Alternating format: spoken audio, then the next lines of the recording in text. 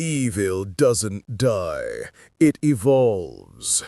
They thought the will of fire could save everyone, that a ninja who never gave up could change the world.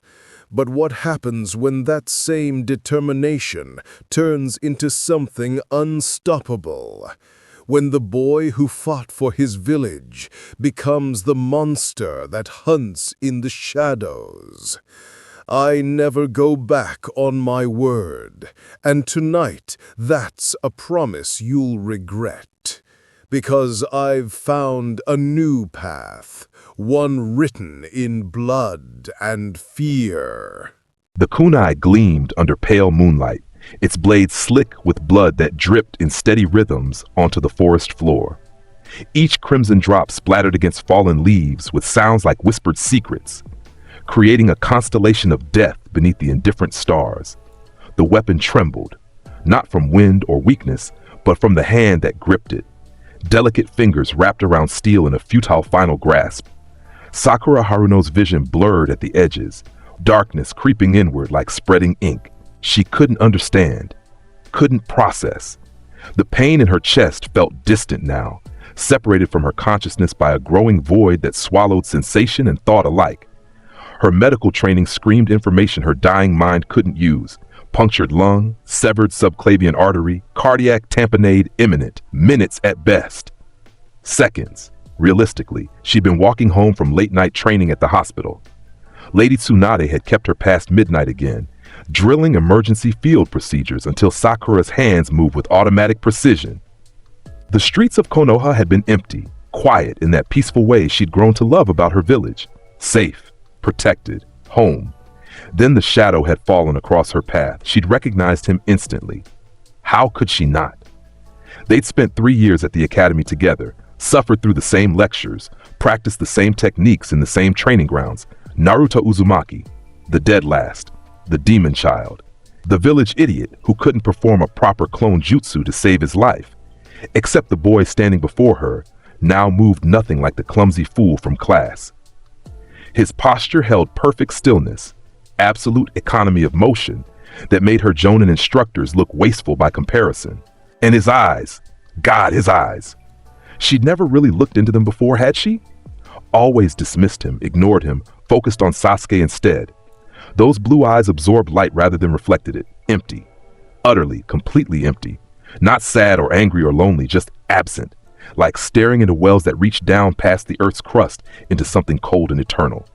In Naruto? Her voice had come out uncertain, confused. What are you doing out here? Curfew was... He'd moved. Sakura was a trained kunoichi, top of her class in theory, excelling in chakra control. She'd learned from Tsunade herself, trained her reflexes, honed her instincts. None of it mattered. One moment Naruto stood 5 feet away. The next, his hand wrapped around her throat with crushing force, lifting her off the ground as easily as picking up a training dummy. She tried to scream. Impossible. His grip collapsed her windpipe, cutting off air and sound simultaneously. Her hands clawed at his arm, chakra-enhanced strength that could shatter boulders completely ineffective against the iron bands of his fingers. He didn't even flinch, didn't acknowledge her desperate struggle. The kunai appeared in his other hand with casual efficiency. No flourish, no spin, just suddenly present like it had always been there. Standard issue, probably taken from her own weapons pouch while she was distracted by the impossibility of being strangled. He'd studied it for a moment, head tilting with curious contemplation, then driven it between her ribs with surgical precision. The pain had been white-hot, explosive, everything her medical knowledge said it would be. Her body jerked, autonomic response beyond conscious control. He'd maintained his grip throughout, holding her suspended while the kunai slid deeper, angled perfectly to pierce her lung and nick the pulmonary artery. Then he'd released her throat and stepped back. Sakura collapsed, legs giving out, hands instinctively going to her chest. The kunai protruded from her ribcage at a 45-degree angle, buried to the hilt. Blood spread across her shirt in an expanding bloom, warm and wet and terrifyingly abundant. She tried to speak, to ask why, to understand, but only managed a wet gurgle as blood filled her punctured lung. Naruto stood above her, silent and motionless.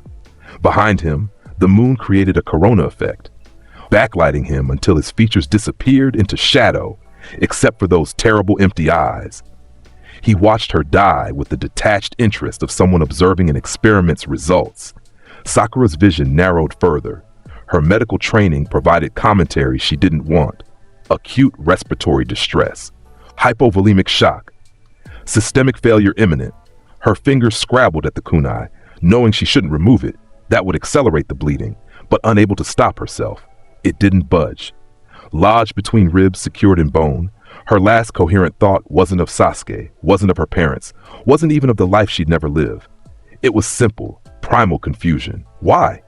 Naruto tilted his head, that same curious angle, studying her final moments with the intensity of someone memorizing details. His expression held no satisfaction, no anger, no pleasure, no regret. Nothing, absolutely nothing human resided behind those eyes. Then Sakura Haruno's world went black. He stood over the body for precisely 4 minutes and 37 seconds, not moving, barely breathing, just observing, watching the blood pool expand across the forest floor, noting how it avoided certain areas due to slight elevations in terrain, how it soaked into her pink hair and turned it dark, how her open eyes reflected moonlight without seeing. Naruto Uzumaki, though that name meant nothing to him beyond a convenient label, cataloged every detail. The precise angle of her neck, bent at an awkward degree from her fall, the way her left hand remained frozen and reaching toward the kunai, fingers curled into a claw, the subtle differences between the pallor of death and her normal skin tone, visible even in moonlight, the exact moment when the final electrical impulses ceased firing in her brain and she became meat. Interesting. He'd watched the light leave eyes before. Stray animals that wandered too close to his apartment. A drunk civilian who'd cornered him in an alley when he was 8, intending violence, not understanding what he'd found. That Anbu trainee who'd been ordered to observe him from the shadows, thinking Naruto remained oblivious to the surveillance. But this was the first person from the academy, the first of his peers. He'd wondered if it would feel different. It didn't. Death was death, regardless of the vessel. Slowly, with deliberate care, Naruto reached down and withdrew the kunai from Sakura's chest. It slid free with a wet sucking sound, bringing fresh blood with it. He examined the weapon, turning it in his hands, studying how the moonlight reflected off the blade through the crimson coating, movement from deeper in the forest. A night patrol, probably. 2-person team based on the chakra signatures he sensed approaching. Not close yet, but converging on this location. Someone might have heard sounds of struggle despite his efficiency. Naruto looked at Sakura's body one more time, then up at the moon. Full tonight. Appropriate. He'd been planning this for weeks, waiting for the right circumstances. Sakura stayed late at the hospital every Tuesday and Thursday. She walked home alone, took the same route and passed through this section of forest where the trees grew dense and the path narrowed. Perfect hunting ground. He should leave. The logical choice. Disappear before the patrol arrived, maintain his cover, continue his careful facade. That's what a smart predator would do. But Naruto had never been particularly interested in hiding. Not really.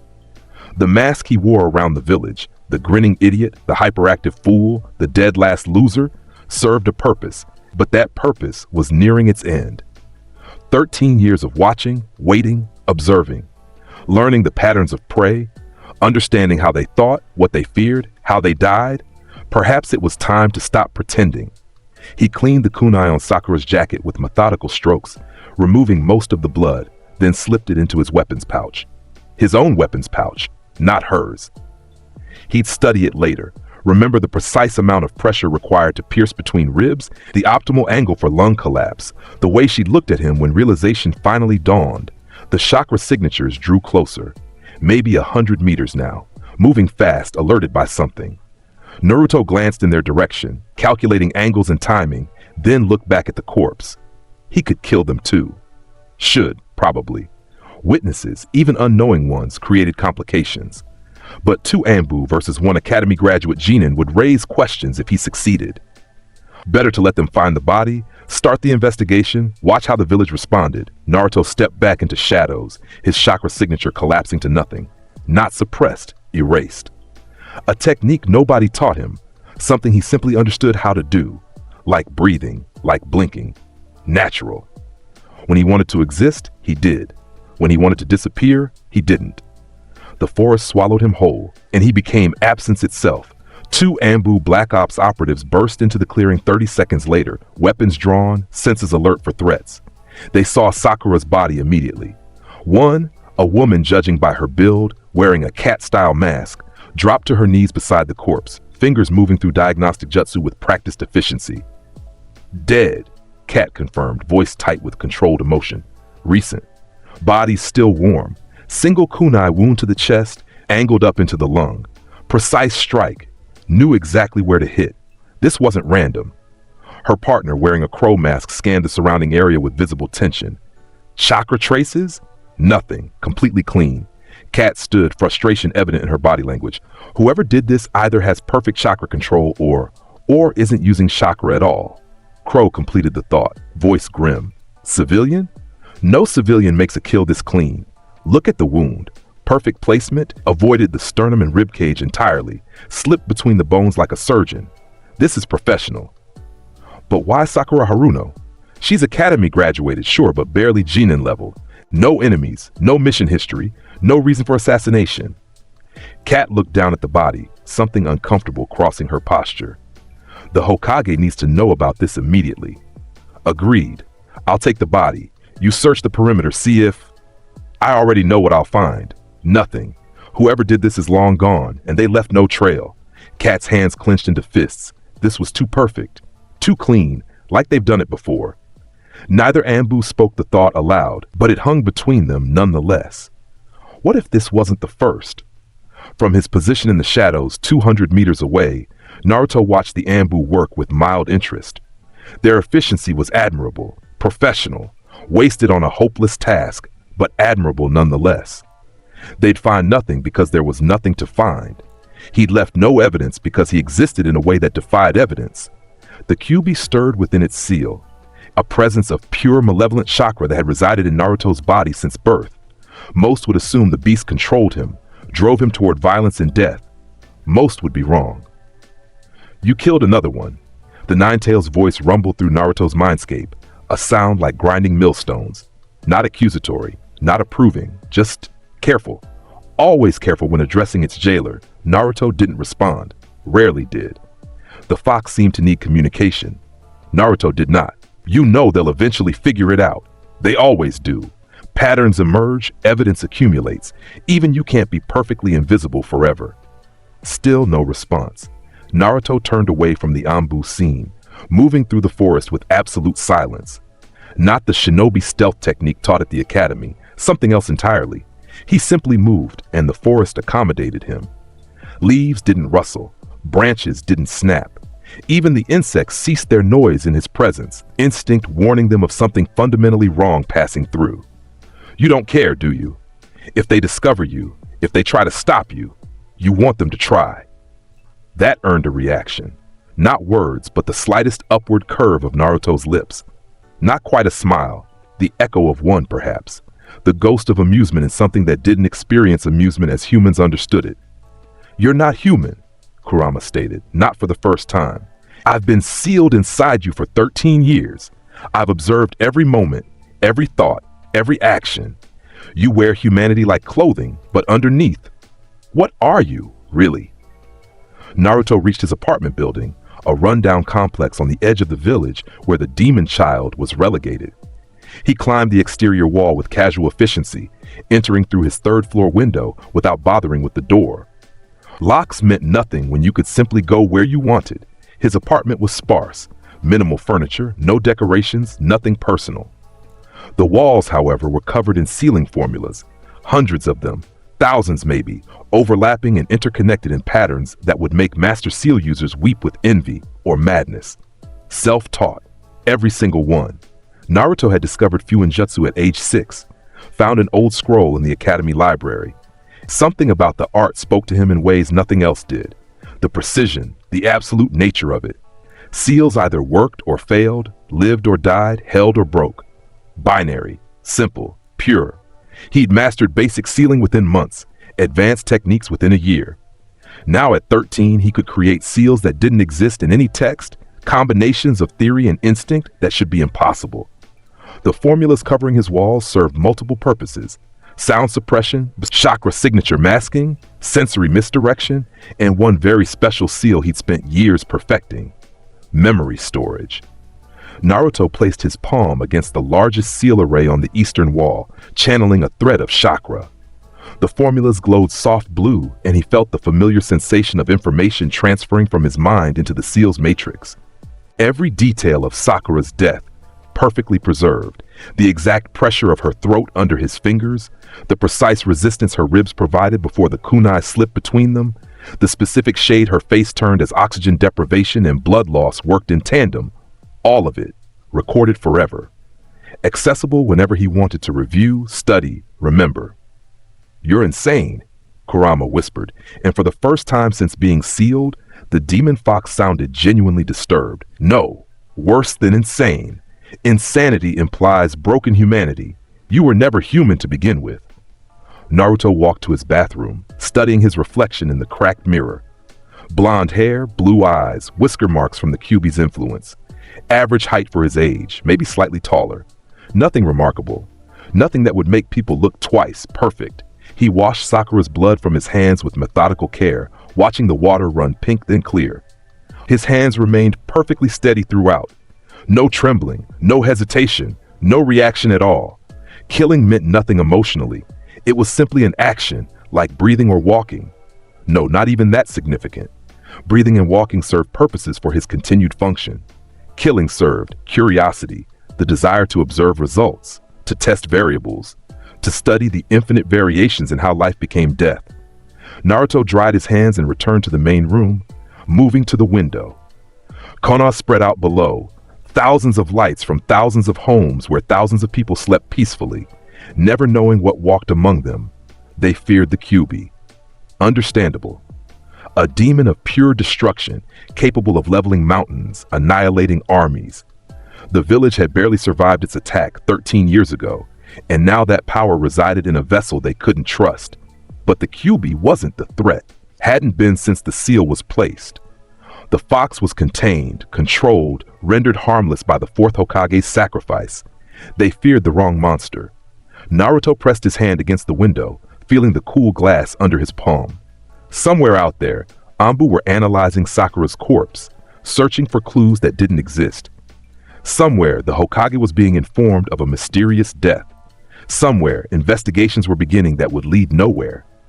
And tomorrow, he'd return to the academy for graduation exams, play the fool one more time, smile and laugh and pretend to be the dead last everyone expected. The mask would go on, fitting perfectly because he'd worn it so long. But the mask was cracking, had been for years. Tonight was just the first obvious fracture. Naruto pulled his hand away from the window, studying the condensation his body heat had created on the glass. His reflection in that condensation looked distorted, wrong, more honest than the clear mirror image. "What happens next?" Kurama asked, genuine uncertainty in the question. Naruto tilted his head, that same curious angle he'd used while watching Sakura die. "Good question. What did happen next? Continue the facade or accelerate the inevitable?" His lips curved again, that not quite smile. The decision was already made, had been made years ago, really. Tonight was simply the beginning of the end. Tomorrow, Konoha would wake to news of Sakura Haruno's death. Shocking, tragic, mysterious. An isolated incident, surely. These things happen sometimes, even in peaceful villages. Next week there would be another body, then another, then more. The pattern would emerge slowly, carefully, building from isolated incidents to unmistakable reality. And when they finally understood, when they finally realized what lived among them, it would be far too late. Naruto turned from the window, moving to his sleeping mat. Not that he needed sleep. His body seemed to function indefinitely without rest when he wanted it to. But maintaining appearances required maintaining all aspects of normal behavior. He lay down, staring at the ceiling covered in seal formulas, and thought about the future. About the village that would burn, about the people who would run, about the fear that would spread like poison through every street and home, about the hunt that was just beginning. "You're going to kill them all, aren't you?" Kurama's voice was barely a whisper now, resigned and horrified. Everyone in this village, maybe everyone beyond it, you won't stop until there's nothing left. Naruto closed his eyes, that not quite smile still present. The fox was wrong. He would stop, eventually. When the curiosity was satisfied, when he'd observed every possible variation, tested every variable, recorded every result. But that would take time, years, probably, maybe decades. So many people, so many different ways they could die. The possibilities seemed endless. Sleep came easily, dreamless and perfect. No nightmares haunted Naruto Uzumaki because nightmares required conscience, required fear, required some fragment of humanity to be disturbed. He possessed none of those things. Dawn broke over Konoha with typical autumn beauty, golden light spilling across the village like liquid fire. The news spread quickly through the morning. Sakura Haruno, promising academy student and apprentice to Lady Tsunade, found dead in the forest. Cause of death, murder. Suspect, unknown. Investigation, ongoing. The Hokage's office became a hurricane of activity. Hiruzen Sarutobi, the third Hokage, stood behind his desk listening to reports from Anbu, from the medical corps, from the intelligence division. Every report said the same thing. No leads, no evidence, no explanation. A ghost, muttered one of the Anbu commanders, a grizzled veteran named Taiga. Whoever did this was a ghost. Perfect kill, zero trace. Nobody's perfect, Hiruzen countered, but his voice lacked conviction. He'd read the reports himself, studied the autopsy findings, reviewed the scene analysis. The kill was indeed flawless, professional far beyond what random violence or crime of passion suggested. Could be an enemy village, suggested Homura Mitokado, one of the Hokage's advisors, trying to destabilize Konoha by targeting civilians and low-level ninja. Then why Sakura Haruno specifically? Koharu Utatane, his fellow advisor, shook her head. She has no strategic value, no important family connections, no crucial skills. If this was an enemy attack, they'd target someone more significant. Danzo Shimura sat in the corner, eye closed, face unreadable. Perhaps that is precisely the point. Target the insignificant to prove capability. Demonstrate they can strike anywhere, anyone, anytime. Psychological warfare. Hiruzen wanted to dismiss the theory but couldn't. It made terrible sense. Increase security protocols, double the patrols. I want sensor ninja covering every entrance and exit of the village. If this was an infiltrator, we catch them before they strike again. And if it wasn't an infiltrator? Taiga asked. If the killer is already inside the village? Silence fell across the office. The implications hung heavy and dark. An internal threat, someone who knew Konoha's patterns and defenses, who could move unseen through familiar territory. Then we find them, Hiruzen said firmly. Whatever it takes, whoever did this will be brought to justice. The academy graduation exam proceeded on schedule despite the previous night's tragedy. Master Iruka Umino stood before his students, face grave, voice heavy with the weight of bad news delivered to young people too innocent to fully comprehend it. As you all know by now, Sakura Haruno was killed last night.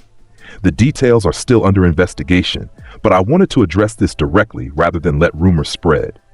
Iruka paused, meeting the eyes of his students. Most looked shocked, some tearful, a few simply confused. Sakura was a bright student with enormous potential. Her death is a tragedy that affects all of us. However, today is still your graduation day, and I know she would want you to proceed. The best way to honor her memory is to become the excellent shinobi she believed you could be.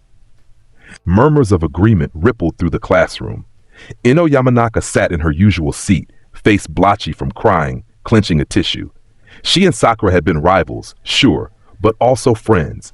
Competitors who pushed each other to improve. Shikamaru Nara slouched in his seat, looking more troubled than usual. His analytical mind was already working through the problem, considering angles and possibilities. A murder in Konoha, especially of an academy student, was troublesome on multiple levels. Choji Akimichi munched nervously on chips, comfort eating his stress. Kiba Inuzuka looked angry, Akamaru whimpering on his head, sensing his partner's mood. Shino Aburame sat motionless, but his insects buzzed with unusual agitation under his coat. Sasuke Uchiha stared out the window, expression unreadable. Death was nothing new to him. He'd experienced more of it than anyone in this room, watching his entire clan get slaughtered. One more corpse didn't register emotionally. His mind was focused on other things. Graduation, training, getting stronger, killing Itachi. And in the back row, slouched in his seat with a slightly vacant expression, sat Naruto Uzumaki. He looked exactly as he always did. Bright orange jacket, blonde hair messy and unkempt, blue eyes that seemed perpetually unfocused. He'd shown up late as usual, making a loud entrance that drew annoyed glares, apologizing profusely while grinning that stupid grin. Nobody looked at him and saw a killer. Nobody looked at him and felt fear. He was just Naruto, the idiot, the dead last, the class clown who couldn't perform a decent jutsu if his life depended on it. Perfect. Naruto listened to Iruka's words with apparent half attention, doodling on his notebook like always. But his ears caught every word, every nuance, every reaction from his classmates. He cataloged their responses, noted who cried and who didn't, observed the subtle social dynamics shifting in Sakura's absence. Interesting how quickly the living adjusted to death. This morning, these students were shocked and grieving. By afternoon, they'd be excited about graduation. By next week, Sakura would be a memory. By next month, barely mentioned. Death was quickly forgotten when it didn't directly affect you. That would change. Eventually. When the bodies accumulated beyond dismissal, when the fear became personal, when everyone realized they could be next, but not yet, not today. Now, Iruka continued, forcing brightness into his voice, let's proceed with the graduation exam. As you know, you'll be tested on the 3 basic academy techniques, clone jutsu, transformation jutsu, and substitution jutsu. Perform them satisfactorily, and you'll receive your headbands and official genin status. Students filed out one by one as their names were called, entering the testing room where Iruka and Mizuki-sensei would evaluate their performance. Most passed easily. These were techniques they'd practiced for years. Naruto waited patiently. Alphabetically, Uzumaki came near the end.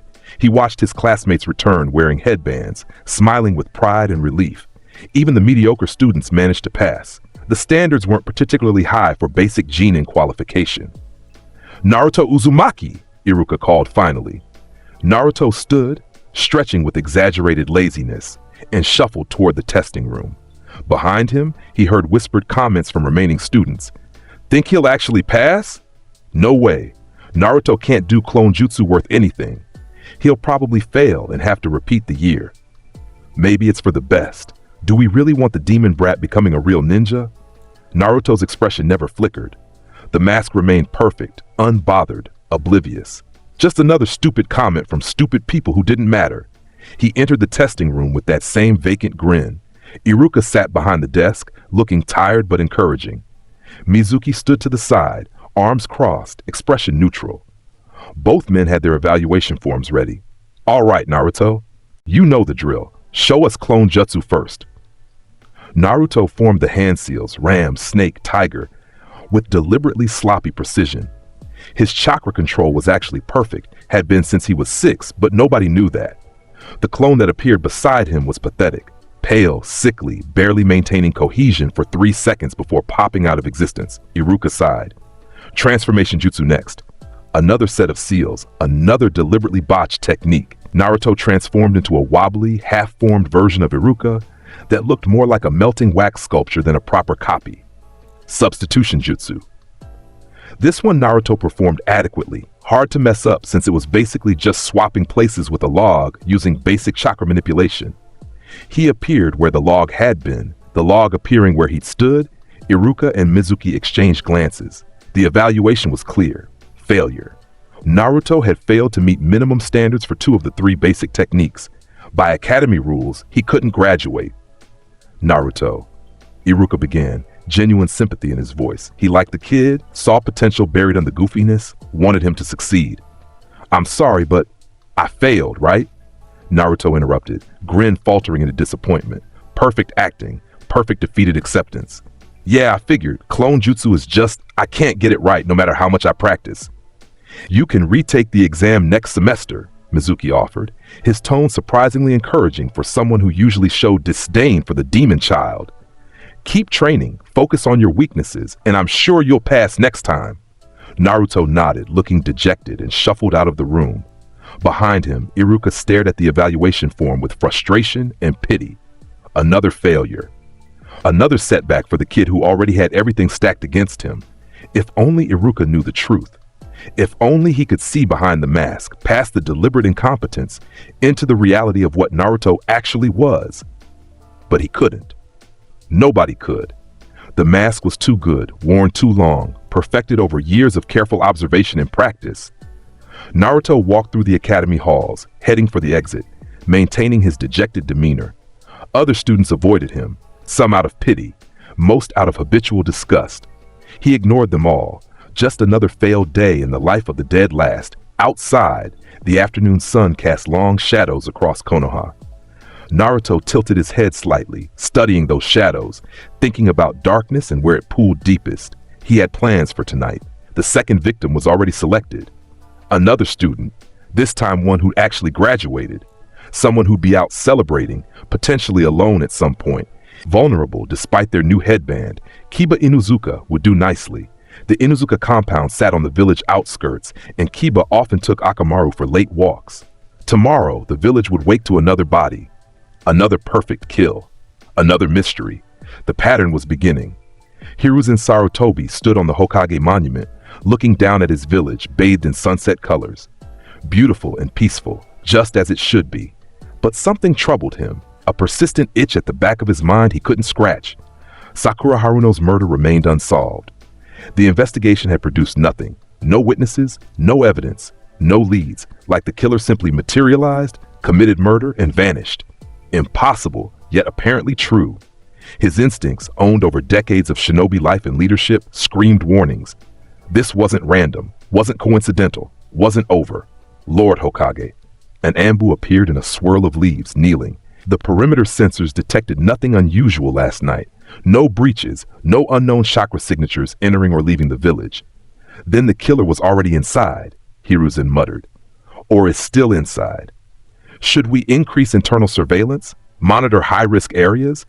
Do it, and Hiruzen paused, considering. Compile a list of anyone with the skills to make that kind of kill. Perfect precision, zero evidence, complete chakra suppression. The suspect pool can't be that large. Understood. The Anbu vanished. Hiruzen turned his gaze back to the village, unease growing. Somewhere down there, among thousands of ninja and civilians, a killer walked free. Someone with extraordinary skill, operating with unknown motive, potentially planning more attacks. The thought chilled him, not just because of the deaths, though those were tragic enough, but because of what it implied. Perfect kills required perfect killers, and perfect killers were never satisfied with just one victim. A serial killer in Konoha. The possibility seemed absurd, almost offensive. This was a ninja village, a military installation, one of the 5 great shinobi nations. Serial killers were civilian problems, psychological aberrations that emerged in normal populations without discipline or training. But ninja could be aberrations too. Psychopaths wore headbands same as heroes. Madness didn't discriminate based on chakra capacity. Hiruzen closed his eyes, suddenly feeling every year of his age. He'd fought wars, faced enemy nations, survived political intrigue, and rebuilt Konoha from devastation. Now in what should have been peacetime, this. Be careful, my village, he whispered to the wind. Be very careful. Night fell across Konoha like a dropped curtain, sudden and complete. The celebration parties for newly graduated genin were in full swing across the village. Restaurants, homes, training grounds converted to gathering spaces. Young ninjas celebrating their achievement, parents proud, friends congratulating. Kiba Inuzuka celebrated louder than most. He'd passed easily, scored high marks, impressed the instructors with his clan techniques. Now he stood surrounded by former classmates at a barbecue restaurant, laughing and boasting and enjoying attention. I'm telling you, I'm gonna be the best tracker Konoha's ever seen, Kiba declared, gesturing enthusiastically with a piece of grilled meat. Me and Akamaru are unstoppable. Akamaru barked agreement from his position on Kiba's head, tail wagging. Shikamaru rolled his eyes. Troublesome. You're already this loud as a genin? What are you gonna be like as a chunin? Even louder, Kiba grinned. Gotta make sure everyone knows who the best is. The celebration continued for hours. Gradually, people departed, some heading home, others to different parties, some simply exhausted. By midnight, only a handful remained, and by 1 a.m, Kiba found himself walking home alone with Akamaru. He wasn't worried. Why would he be? This was Konoha, his home, the safest place in the world for him. Sure, Sakura's death was troubling, but that was probably just a random attack. Wrong place, wrong time. These things happened occasionally. Besides, he was a genin now, official shinobi, trained to fight and defend himself. Whatever killed Sakura wouldn't catch him off guard. Akamaru whimpered. Kiba glanced up at his partner. "What's wrong, boy?" The puppy's ears were flat against his head, tail tucked, body trembling. Kiba had never seen Akamaru like this. The Inuzuka clan's ninkin were fearless, bred for combat and tracking. They didn't scare easily. Seriously, what? Akamaru barked frantically, pointing with his nose toward the shadows between buildings. Kiba followed the direction, hand instinctively going to the kunai pouch on his leg, new jean and headband feeling suddenly very inadequate. Nothing. Just shadows. Empty street. Silent night. "Must have been a cat or something," Kiba muttered, trying to sound confident. "Come on, let's get home." He turned toward the Inuzuka compound, picking up his pace. Akamaru continued whimpering, the sound growing more distressed. Kiba's own instincts started screaming warnings, that primal sense of danger all Inuzuka possessed kicking into overdrive. Something was wrong. Very wrong. He broke into a run, chakra-enhanced speed carrying him faster than civilian capabilities. The Inuzuka compound was only 3 blocks away. 3 blocks, and he'd be safe behind clan walls with dozens of ninja and ninkin for protection. 2 blocks, 1 block. Akamaru shrieked, a sound of pure terror Kiba had never heard from any dog. The puppy leaped from his head, hitting the ground and bolting in the opposite direction, abandoning his partner in panicked flight. Kiba spun, confused and frightened, and saw him. A figure stood in the middle of the street behind him. Tall, significantly taller than any 13-year-old should be, wearing black clothes that seemed to absorb light. And the mask. That horrible white mask, completely featureless except for eye holes, reflecting moonlight like bone. Kiba's breath caught. His body froze, overriding conscious thought. Every instinct, every bit of Inuzuka predator awareness, everything that made him a tracker and fighter, all of it screamed the same message: run. But he couldn't move, literally paralyzed by the killing intent radiating from the masked figure. Not projected, not weaponized, just existing. The natural aura of something that killed as easily as breathing, that viewed life as prey and death as art. The figure tilted its head, curious, observing. Kiba tried to speak, to demand identification, to threaten anything. Only a strangled whimper emerged, humiliating and pathetic. The figure began walking. Not running, not attacking, just walking. Steady, methodical, inevitable. Each step deliberate and precisely measured. Kiba's paralysis broke. Survival instinct overrode everything else, and he turned and ran. Full sprint, chakra flooding his system, pushing his newly graduated genin body to absolute limits. He could see the Inuzuka compound gates ahead, just 50 meters, 40, 30. A hand grabbed the back of his jacket. Impossible. The figure had been 20 meters behind him, just walking. Kiba was sprinting with chakra enhancement. The math didn't work, couldn't work. He was airborne suddenly, jerked backward with terrifying strength, body ragdolling through air. Kiba crashed into the ground hard enough to crack pavement, breath exploding from his lungs, vision whiting out from impact. Hands wrapped around his throat before he could recover. Not squeezing yet, just holding. Feeling his pulse. Studying the rhythm of life through skin and artery. Kiba looked up into the mask and saw death looking back. The eyes behind the mask were wrong, empty. Not angry or cruel or sadistic, just absent. Like nothing human resided behind them. He tried to speak. Please, the hands tightened. Not gradually. Instantly, from gentle touch to crushing grip. Cartilage collapsed, windpipe crumbled, vertebrae popped. Kiba's world exploded into pain and oxygen deprivation, hands clawing at the iron fingers, destroying his throat, legs kicking uselessly. The figure watched with that head tilt, observing Kiba's death throes with detached curiosity. Studying how long consciousness persisted without air, how the body convulsed in desperation, the exact moment when fighting ceased and acceptance began. Kiba's vision tunneled. His struggles weakened. The pain became distant, separated from his fading consciousness by encroaching darkness. His last thought was simple: I never got to be Chunin. Then Kiba Inuzuka's world went black. Naruto held the body for 30 additional seconds after death, ensuring cessation of all life functions. Kiba's heart had stopped, brain activity ceased, muscles gone slack in final relaxation. Complete, he released the corpse, letting it slump to the ground, and stood studying his work. Different from Sakura, that had been kunai penetration and bleeding, this was strangulation and asphyxiation. Both effective, both efficient, both resulting in death, but the processes were distinct. Interesting. From the Inuzuka compound, dogs began howling. The clan's Ninken had sensed something, not Naruto specifically, but death itself. The absence of Kiba's life signature triggering instinctive alarm in animals bred for tracking and war, Naruto looked toward the compound, then back at Kiba's corpse. He could leave it here, let them find it immediately. Or he grabbed the body by the ankle, dragging it into deeper shadows between buildings. His strength made the task trivial despite Kiba's weight. Within the shadows, Naruto arranged the corpse carefully, propped against a wall, sitting position, arms positioned like he was resting. Kiba's new headband secured prominently on his forehead, a message perhaps, or just aesthetics. Naruto wasn't entirely sure himself. He simply felt the arrangement was correct, appropriate, satisfying on a level he didn't articulate even internally. Akamaru's barking echoed from somewhere distant. The puppy had run far, probably still running, a terror overriding all training and loyalty. Naruto tilted his head, considering tracking the Ninken. But no, animals weren't interesting subjects. They died too easily, without the complex awareness that made human death compelling.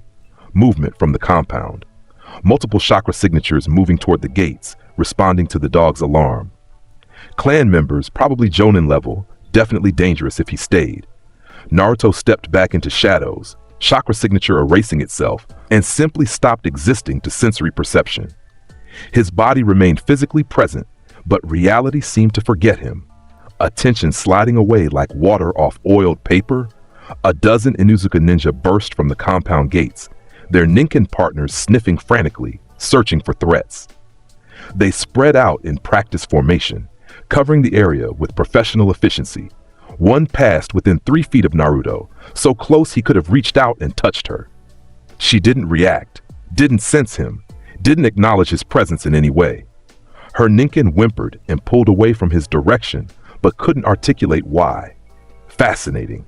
The limits of sensory perception, the gaps in human awareness, the way reality could be exploited simply by understanding its rules and breaking them correctly. Naruto watched the Inuzuka search for several minutes, observing their techniques and patterns. Eventually, one of them found Kiba's body in the shadows.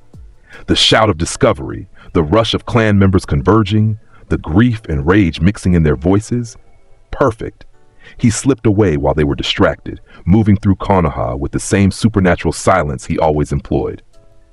Back to his apartment, back to his seal-covered walls, back to the isolation he preferred. 2 in 2 days, Kurama observed, voice heavy with resignation. You're accelerating. Naruto didn't respond, already placing his palm against the memory seal, transferring Kiba's death into permanent storage. The exact pressure required to collapse a windpipe, the specific sounds of cartilage breaking, the way the eyes bulged as oxygen deprivation set in, all recorded, all preserved, all his. They'll connect the deaths soon. 2 academy students, both killed with ninja-level skill, both discovered in similar time frames. The investigation will intensify. Naruto moved to his window, looking out at Konoha. More lights were on now, more activity in the streets, news spreading, alarm growing, the village waking to another nightmare. You want them to know, Kurama realized. You're not trying to hide. You're deliberately creating a pattern they can't ignore. Why? Good question. Why?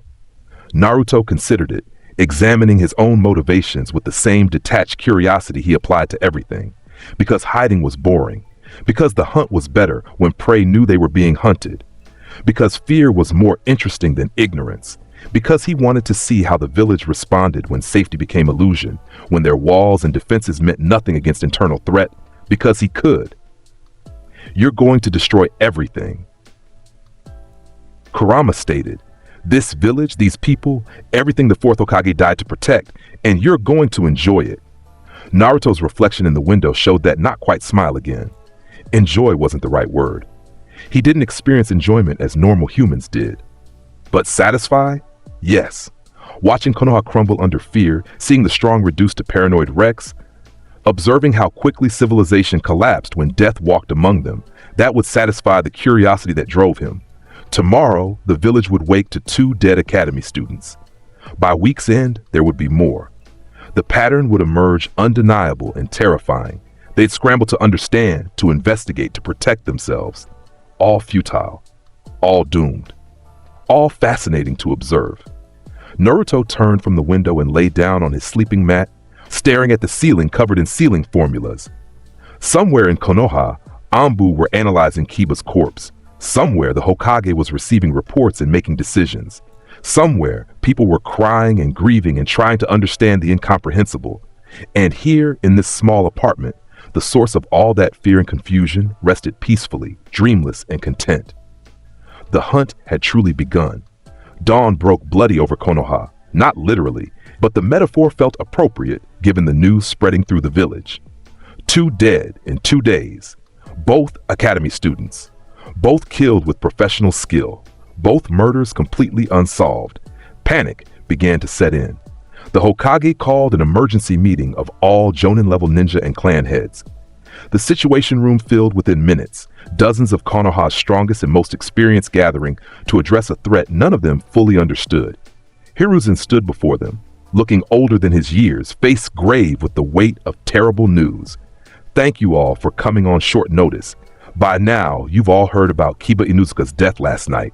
Combined with Sakura Haruno's murder the previous evening, we're facing an unprecedented situation. Tsume Inuzuka stood rigid with barely controlled rage. My nephew was strangled to death within sight of our compound. Whoever did this has strength beyond normal Jinin or even Chunin levels. The force required to crush a windpipe that quickly, we're talking Jonin level, minimum. The same applies to Sakura's death, added a medical nin who'd assisted with her autopsy. The kunai placement was perfect.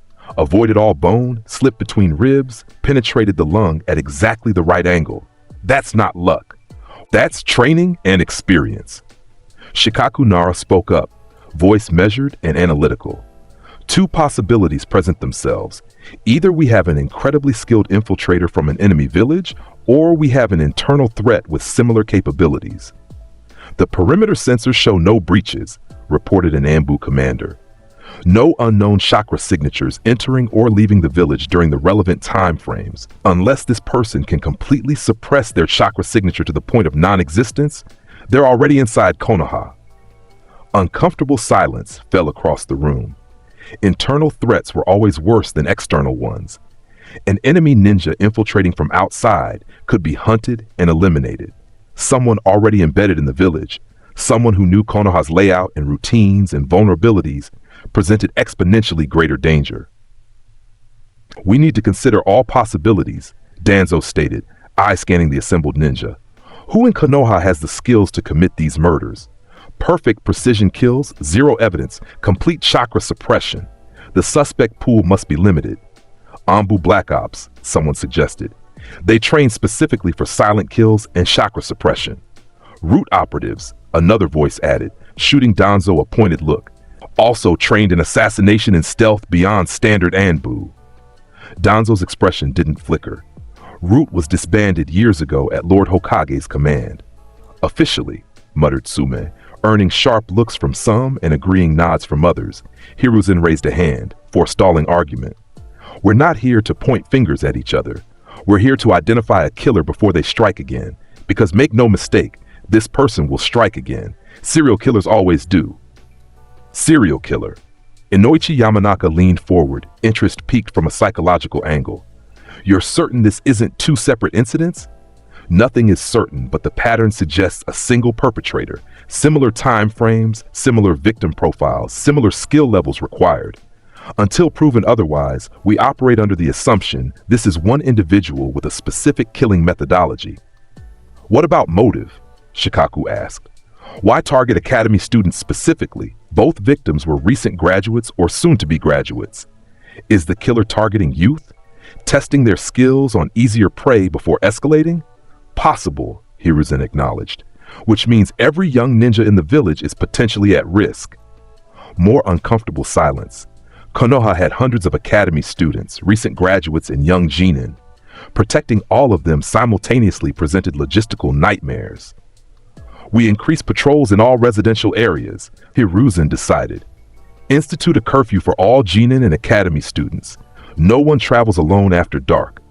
Chunin and above will be assigned protection details in rotating shifts. We turn this village into a fortress until the killer is found. And the investigation? Asked the Anbu commander. Continues with full resources. Torture and interrogation department will compile profiles of anyone with the skills and potential psychological markers. Intelligence division will review all recent missions and activities for suspicious patterns.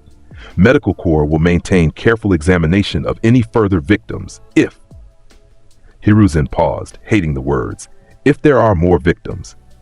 Assignments were distributed, teams organized, plans implemented.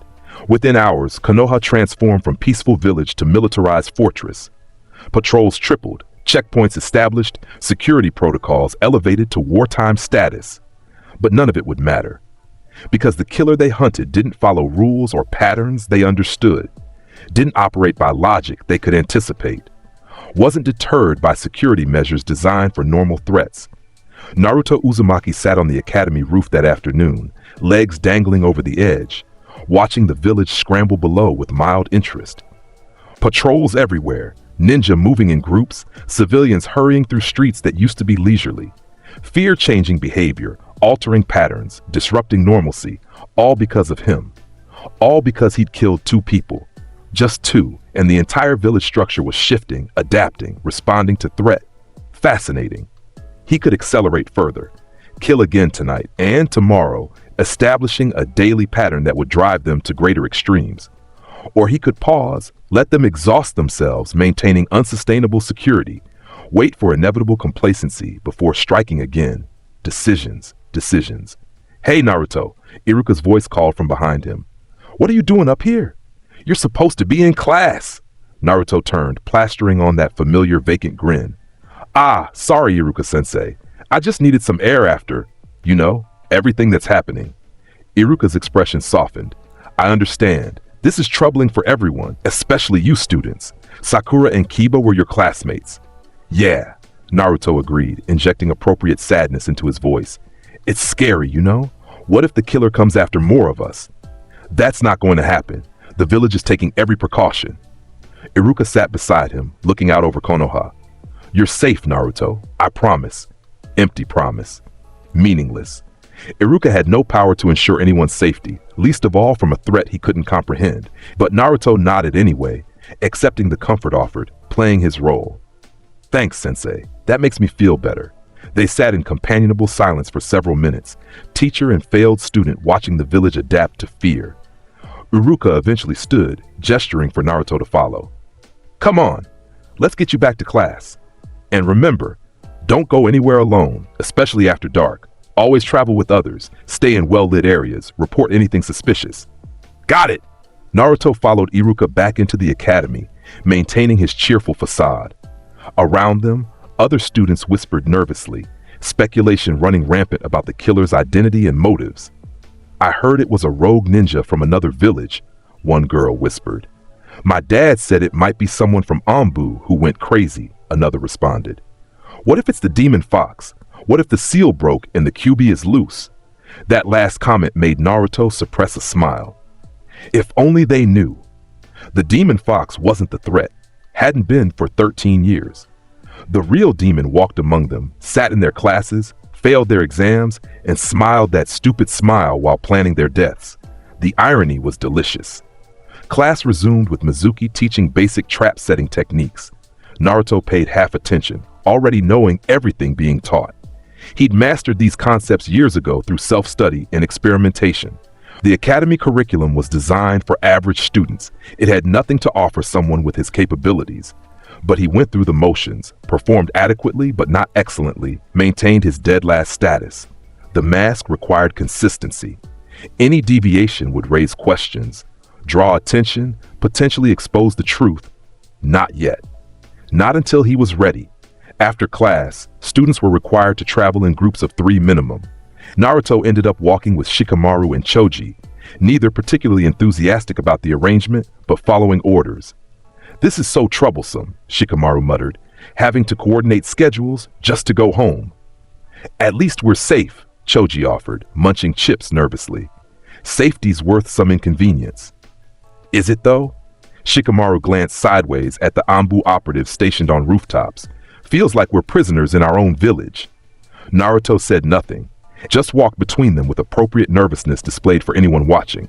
Inside, he was calculating. 3 people complicated matters. Harder to isolate, more witnesses, increased risk, but not impossible. Never impossible, just delayed. They reached Naruto's apartment building, and Shikamaru stopped. "This is you, right?" "Yeah. Thanks for walking me." "No problem. Remember, stay inside once you're home. Don't go out alone." "I won't." Naruto waved cheerfully, watching them continue toward their own homes. Once they were out of sight, Naruto's expression smoothed to neutral. He climbed the exterior wall to his window, entering his apartment and surveying his seal-covered walls. Tonight would be different. Increased security meant increased challenges. Hunting would require more care, more precision, more creativity. Good. He welcomed the challenge. Easy kills became boring quickly. He needed difficulty to maintain interest, complications to solve, obstacles to overcome. Konoha thought their security would protect them. They were wrong.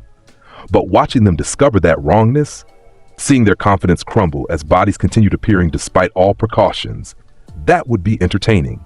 Naruto pressed his palm against the planning seal on his western wall, a complex formula he'd created specifically for strategic analysis. Information flowed into it. Patrol routes, shift changes, security protocols, vulnerable points, high-value targets. His mind worked through scenarios with mechanical efficiency. Who to target next? Where? When? How? Each variable considered, each possibility analyzed, optimal approach calculated. By sunset, he had his answer. Tonight's victim, Hinata Hyuga. High-profile target from prestigious clan. Byakugan user with enhanced perception. Traveling with mandatory security detail. Seemingly impossible to isolate and kill without detection. Perfect. The Hyuga compound had transformed into a fortress within a fortress. The clan's natural paranoia about protecting their bloodline, combined with the current village-wide security crisis, resulted in defensive measures that would make enemy villages envious, guards at every entrance, patrols throughout the grounds, Byakugan users actively scanning for threats every 30 minutes. Hinata herself assigned constant companions, her younger sister Hanabi and 2 branch family bodyguards. On paper, she was the safest person in Konoha. On paper meant nothing to Naruto.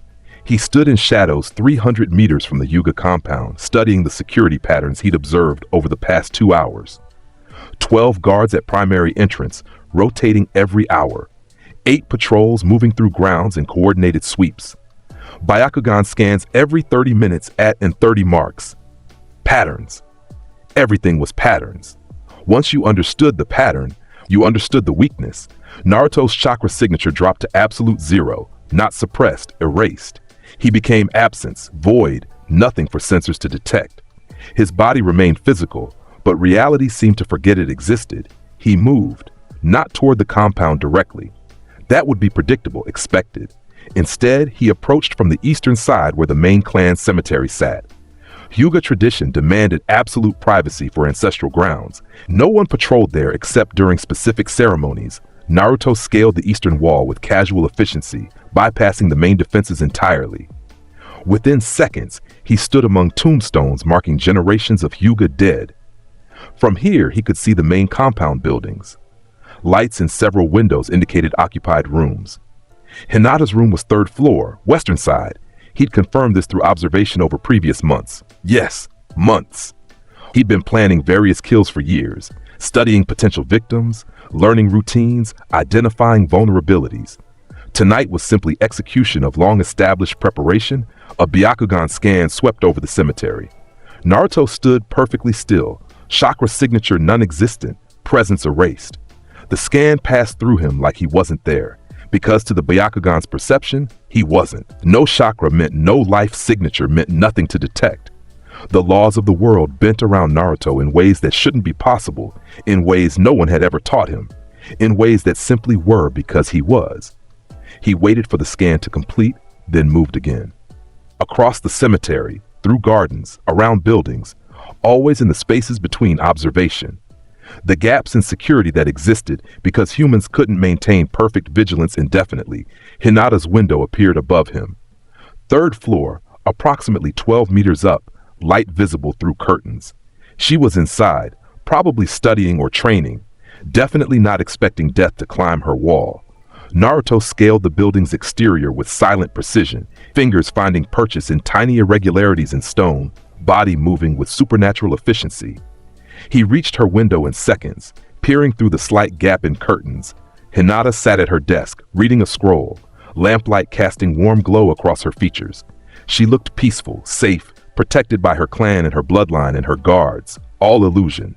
Naruto tested the window, locked, obviously. Simple mechanism, easily bypassed. He placed his palm against the frame, channeling precise thread of chakra into a quick seal formula.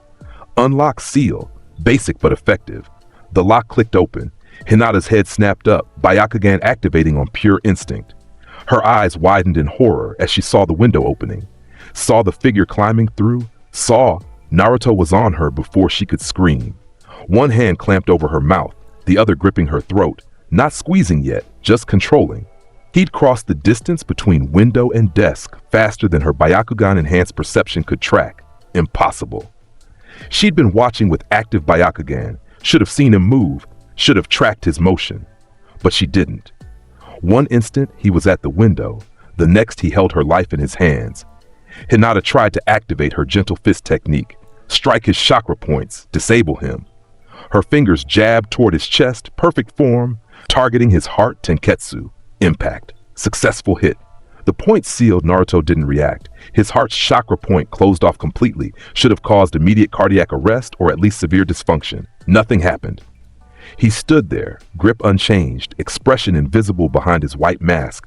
Hinata struck again and again, desperation fueling her attacks, shutting down chakra point after chakra point. Arms, legs, torso, head, every major Tenketsu sealed within seconds. Enough damage to kill most ninja instantly. Naruto tilted his head, studying her panic, and she saw his eyes through the mask's holes. Those terrible empty blue eyes that swallowed light. Her struggles weakened, not from exhaustion or chakra depletion, from pure existential terror. Everything she knew about combat, about the human body, about how chakra systems worked, all of it was wrong. She just sealed dozens of vital chakra points, and he stood there like she'd done nothing at all. What was he? Naruto's hand tightened around her throat. Hinata's Byakugan remained active, seeing with perfect clarity as his fingers crushed her windpipe, as her chakra system collapsed from lack of circulation, as death approached with methodical inevitability. Her last thought was oddly analytical, a product of her clan's emphasis on observation. His chakra points are sealed, but there's no chakra in his system anyway. Like he's operating entirely on something else, something that isn't chakra at all. Then Hinata Hyuga's world went black. Naruto held the body until all life functions ceased, then carefully arranged her back in her chair. Positioned like she'd fallen asleep while studying, head resting on the desk, scroll still under her hand. Peaceful, almost artistic. He studied his work for approximately 90 seconds, noting details. The slight bruising on her throat despite his careful pressure control, the way her Byakugan remained active even in death. Fascinating that. The exact angle of her neck and shoulders, all recorded mentally for transfer to his memory seal later. A shout from downstairs. Someone approaching her room, probably for routine check or with dinner. Time to leave. Naruto moved to the window, pausing at the threshold. He could simply disappear, leave them to discover her body in minutes, maintain his pattern of mysterious vanishings, or he pulled out a kunai and carved 4 symbols into the windowsill with precise strokes. Sisen, death god. Message delivered. Naruto dropped from the window. 3 stories, approximately 12 meters, hitting the ground with perfect silence despite the distance. No chakra enhancement needed, just natural capability that exceeded human norms. Behind him, someone entered Hinata's room. Silence, then a scream. The alarm spreading, clan members rushing toward her room, the security that failed to prevent her death scrambling to understand how. Naruto walked across the Hyuga grounds with steady pace, not hurrying. Guards rushed past him toward the main building, so focused on the emergency they didn't register his presence. His chakra signature remained erased, and their panicked minds simply slid over him. He exited through the main gate, passing between guards who were looking inward at the crisis, not outward for escape. Within 2 minutes of leaving Hinata's room, Naruto stood outside the Hyuga compound completely undetected. Behind him, chaos erupted. More screams, more shouts, the distinctive sound of Hyuga leadership bellowing orders. All of it distant, muffled, increasingly irrelevant as he walked toward home. 3 in 3 days, Kurama observed. You killed the Hyuga heiress inside her own compound, surrounded by Byakugan users and elite guards. You're not even trying to be subtle anymore. No. Subtlety had served its purpose, establishing his capability. Now came escalation, proving that no defense mattered, no security helped, no precaution prevented. He could reach anyone, anywhere, anytime. Fear was only effective when people understood it was justified. They'll figure it out, Kurama warned. Maybe not immediately, but eventually someone will put the pieces together. We'll realize that the common denominator is me, Naruto finished the thought. Yes, eventually. And you want them to know? Yes. The simple certainty in that mental response seemed to disturb even the Nine Tails. Why? What's the point of revealing yourself? You could continue killing indefinitely while maintaining your facade. Stay hidden, stay safe, continue your activities. Why expose yourself? Naruto considered the question while walking through Konoha's darkened streets. Why? Because hidden killing was observation from distance. Revealed killing was participation in the result. He wanted to see their faces when they realized, wanted to watch understanding dawn, wanted to observe how they'd react when the truth became undeniable, because watching them scramble in ignorance was interesting, but watching them scramble in knowledge would be fascinating. You're not human, Kurama stated again, more certainty than ever before. I don't know what you are, but it's not human. Maybe you never were. Naruto didn't disagree. Humanity was a classification he'd never particularly identified with. The label fit his biology, perhaps, but not his nature. What he actually was remained unclear even to himself. Evil incarnate, some might say. The shape. Death walking. Monster wearing human skin. All accurate enough. He reached his apartment, entering through the window as usual, and immediately moved to his memory seal. Palm against the wall. Chakra thread activating the formula. Information transferring. Hinata's death recorded in perfect detail, preserved forever alongside Sakura's and Kiba's. 3 down. Thousands to go. Naruto moved to his planning seal, updating it with new information learned tonight. Byakugan limitations discovered, Hyuga security weaknesses confirmed, Gentle Fist technique ineffectiveness verified, valuable data, useful knowledge, applicable to future hunts. Outside his window, Konoha descended into greater panic. 3 dead in 3 days. 3 different killing methods. 3 security breaches that shouldn't have been possible. The pattern was undeniable now. The serial killer confirmed beyond doubt. How would they respond? Naruto wondered. Increase security further? Lock down the entire village? Start suspecting each other? The possibilities were numerous, and all entertaining to consider. He'd find out tomorrow. For now, rest. Even he needed occasional sleep, though more from routine than physical necessity. Naruto lay on his sleeping mat, staring at the ceiling covered in sealing formulas, and allowed himself that not quite smile. The hunt was accelerating perfectly. Emergency meeting at midnight. Every clan head, every Jonin commander, every Anbu operative, all squeezed into the situation room under harsh lamplight. The mood was beyond tense. It was approaching hysteria. Hiruzen Sarutobi looked like he'd aged 10 years in 3 days. Hinata Hyuga, killed in her own room, in her own compound, surrounded by Byakugan users and elite security. How? Hiyashi Hyuga stood rigid with barely controlled rage. My daughter's chakra system was shut down completely. Dozens of tenketsu sealed with Gentle Fist precision. She fought back. She landed her strikes, and it didn't matter. The killer walked through her attacks like they were nothing. Gentle Fist doesn't work on someone with no chakra system, Shikaku suggested. Maybe the killer has some ability to suppress or eliminate their chakra entirely? Complete chakra suppression is theoretically possible, acknowledged Inoichi, but operating without chakra at all? That shouldn't be survivable. Chakra is life force. Without it, you die. Unless the killer isn't alive in any normal sense, Danzo interjected. Everyone turned to look at him. What? We're already dealing with impossibilities. Why not consider impossible answers? You're suggesting what exactly? Sume demanded. A ghost? A demon? I'm suggesting we stop assuming our enemy operates by rules we understand. 3 perfect kills in 3 days despite increasing security. Victims with different skill levels, different bloodlines, different protections, all killed with equal ease. This isn't a rogue ninja. This is something else. Uncomfortable silence fell across the room. Nobody wanted to acknowledge it, but Danzo had a point. Normal explanations weren't fitting the evidence.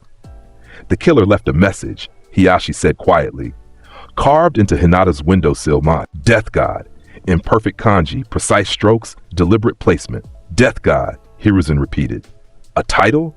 A warning? A signature? All 3, perhaps. Shikaku leaned forward, mind working through analysis. Serial killers often adopt personas, create mythologies around themselves. This could be the beginning of that, establishing an identity beyond just the murderer. We need to identify this person immediately, Sume declared, before they kill again.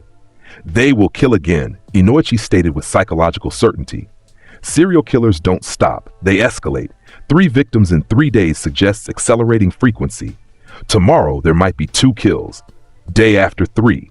The pattern will continue until we stop it or until. He didn't finish, but everyone understood. Or until everyone is dead. We need to consider evacuation, someone suggested. Get the civilians out, at least. Reduce potential victims. Evacuating will cause panic across the elemental nations, Hiruzen countered. Other villages will see it as weakness, possibly attack while we're disorganized. And we don't even know if the killer would let people leave. They might see evacuees as escaping prey and hunt them down. So we're trapped, Sume snarled. Trapped in our own village with a killer we can't find, can't catch, can't even understand. More silence. The weight of helplessness pressing down on Konoha's finest. They'd faced enemy armies, survived wars, rebuilt from devastation. But this? An internal predator that operated by unknown rules? No one had training for this. We adapt, Hiruzen finally said, forcing steel in his voice. We learn, we analyze, we find patterns in the killings. 3 victims, what do they have in common? Academy students, Shikaku noted immediately. All 3 were either current students or recent graduates. Age group, Inoichi added. All young teens, 12 to 13 years old. Skill levels varied though, Hiyashi pointed out. Sakura was civilian-born with basic medical training. Kiba was clan-born with Inuzuka techniques. Hinata had Byakugan and gentle fist mastery. The killer didn't select based on difficulty. Maybe they're selecting based on familiarity, suggested a Yamanaka clan member. All 3 would have been in the same academy classes, same age cohort. The killer might be someone who knows them personally. That thought sparked urgent discussion. If the killer was someone familiar with the victims, someone their age, someone they trusted. We need a list, Hiruzen decided. Every student who attended classes with these 3 victims, every graduate from their year, every instructor who taught them, anyone with regular access to that age group. Shinin, that's hundreds of people, protested a Chunin. Then we investigate hundreds of people. We run psychological evaluations, verify alibis, check everyone until we find our killer. Orders were distributed, teams assigned, the investigation expanding in scope and intensity. Every person, even tangentially connected to the victims, would face scrutiny. They'd never find him that way. Naruto had perfect alibis. He was usually in his apartment during the kills, sometimes even with witnesses to confirm it through chakra sensing or patrol observations. His facade was too good, his mask too practiced, his performance too consistent with 13 years of established behavior, but watching them try would be entertaining. The meeting adjourned at 3 in the morning. Clan heads and commanders dispersed to implement new security protocols, conduct investigations, reassure their people that everything was under control. None of them believed it. Control was an illusion that shattered further with each corpse discovered. Konoha was afraid, and the fear was only beginning. Day 4 dawned with horrible anticipation. Would there be another body? Where? Who? The entire village held its breath, waiting for the next death, knowing it was coming, unable to prevent it. By noon, when no body had been discovered, people began to hope. Maybe the killer had stopped. Maybe they'd left the village. Maybe yesterday's increased security actually worked. By sunset, hope gave way to dread. The killer was just waiting, planning, choosing their next victim with careful deliberation. By midnight, the village was on edge, patrols everywhere, every light burning, nobody sleeping. Watching, waiting, knowing death walked somewhere among them. 3 a.m., the witching hour, the darkest point of night before dawn. The scream that echoed from the academy building brought every nearby patrol running. They found academy instructor Mizuki in the classroom, face pale, body shaking, pointing at the blackboard. Written in fresh blood, still dripping, 7 days, 7 death. The shape is hunting. Below the message, arranged carefully on Iruka's desk, the headbands of Sakura, Kiba, and Hinata, cleaned of blood, polished to shine, positioned like trophies. The killer hadn't struck tonight. Instead, they delivered a promise. 7 deaths total, 3 down, 4 to go. And they were hunting during a specific time frame, counting down like some horrible game, worse than another body. This was psychological warfare. This was the killer announcing their intentions, daring Konoha to stop them, proving they could waltz into the academy itself despite all security. Hiruzen arrived within minutes, staring at the message with mounting horror. 7 days. We're on day 4. 3 more days. 4 more victims. If the pattern holds, Shikaku added grimly, they might accelerate, might decide 7 deaths isn't enough. This could be just the beginning of a longer spree. Who are they? Sume demanded, staring at the bloody message. Who in our village could do this? Could be this? Nobody had answers. Only questions and fear. Naruto stood in the crowd of responding ninja, maintaining his frightened civilian act, wide-eyed and scared like everyone else. Inside he was satisfied? Yes, that worked. Satisfied with the reaction, with the spreading fear, with the perfect execution of his plan. 7 days, 7 deaths, a nice round number, biblically significant, mythologically resonant, and completely arbitrary. He'd chosen it because it sounded good, created structure, gave them false hope of an endpoint. Whether he'd actually stop at 7 remained undecided. Perhaps, perhaps not. Depended on how interesting the hunt stayed. 4 more victims to select. He already had candidates: Ino Yamanaka, Shikamaru Nara, Choji Akimichi, and 1 more. Maybe Shino or Sasuke. Decisions, decisions. This is insane, someone whispered nearby. How is someone doing this? They're not human, another voice responded. Can't be. No human could. They were right, Naruto mused. He wasn't human, never had been. The village just took 13 years to start realizing it. You're enjoying this, Kurama observed, distaste evident even mentally. The fear, the chaos, the helplessness. You're enjoying watching them suffer. Enjoy was still the wrong word, but observe with interest? Absolutely. This was what he'd waited years to see. The illusion of safety crumbling, the reality of vulnerability dawning, the transformation of peaceful village into prey pen. Beautiful in its own way. The crowd dispersed slowly, everyone assigned to groups, nobody allowed to walk alone. Naruto ended up with Shikamaru and Choji again, both looking significantly more nervous than yesterday. This is really bad, Choji muttered, stress eating chips at triple his normal pace. Beyond troublesome, Shikamaru agreed. 7 deaths, 4 more to go. We're all potential victims. Do you think they'll catch whoever's doing this? Choji asked. Shikamaru was quiet for a long moment. Honestly, no, I don't think they can. Whoever this is, they're operating on a level our security isn't designed to handle. Prescient observation. Naruto almost smiled but caught himself. They reached Naruto's apartment building.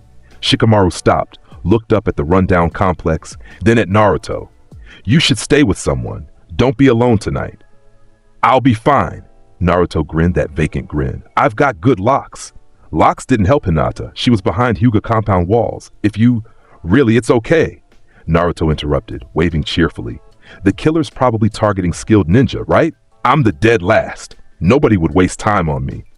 The logic was intentionally flawed, but Shikamaru seemed too exhausted to argue.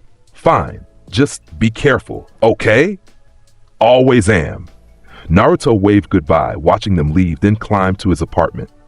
Inside, he moved immediately to his planning seal, studying the updated information he'd been collecting. 4 more victims, 3 more days. Tight timeline. He'd need to accelerate from 1 kill per night to multiple kills to meet his announced schedule. Challenge accepted. Tonight, Ino Yamanaka and Shikamaru Nara. 2 birds, 1 stone. Best friends since childhood, often together, which actually made them easier targets than separated individuals. Tomorrow night, Choji Akimichi and Shino Aburame, completing the academy peer group, sending clear message that no one from that generation was safe. Final night, someone special, someone whose death would break Konoha's spirit completely. Naruto hadn't decided who yet. Saving that choice for maximum impact, he spent the next hour preparing, checking weapons, reviewing patrol patterns, analyzing security vulnerabilities. Everything needed to be perfect. 2 kills in one night required precision timing and flawless execution. By midnight, he was ready. The white mask went on, his chakra signature erased. The shape emerged from human disguise, and death walked the streets of Konoha. Ino Yamanaka and Shikamaru Nara were walking home together, following security protocols, staying in well-lit areas. They'd been at the Nara compound discussing the crisis, trying to make sense of senseless horror. "It's someone we know," Ino said quietly. "Has to be. Someone familiar with academy students, someone who knows our routines and habits." "Maybe," Shikamaru acknowledged. "Or maybe they've just been watching long enough to learn everything they need, stalking before striking." Ino shuddered. That's worse somehow, knowing someone's been watching, planning, waiting. They turned onto a residential street, houses dark except for occasional lights. Halfway down the block, Ino stopped suddenly. "What?" Shikamaru asked. "I forgot my kunai pouch at your house. I need to go back." "I'll go. You wait here." "We're not supposed to split up." "It's 1 block. I'll be 2 minutes maximum." "Shikamaru, 2 minutes. Stay in the light. Stay alert. I'll be right back." Before Ino could argue further, Shikamaru turned and jogged back toward the Nara compound. Ino watched him go, feeling uneasy despite his reassurances. 2 minutes. She could handle 2 minutes alone. She turned to scan the street, looking for threats, seeing nothing. Empty sidewalks, dark windows, distant sounds of patrol teams in other districts. Everything seemed fine. Then she felt it. That presence.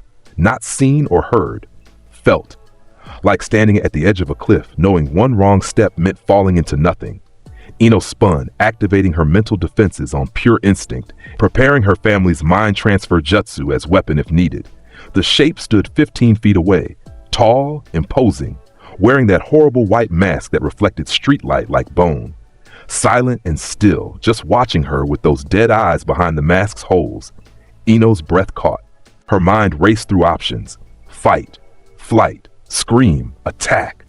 Her hands moved through seals for mind transfer jutsu, preparing to invade his consciousness, take control, end this. The shape tilted its head. Curious thought, Ino's jutsu activated. Her consciousness launched toward the masked figure, seeking to overwhelm his mind and possess his body.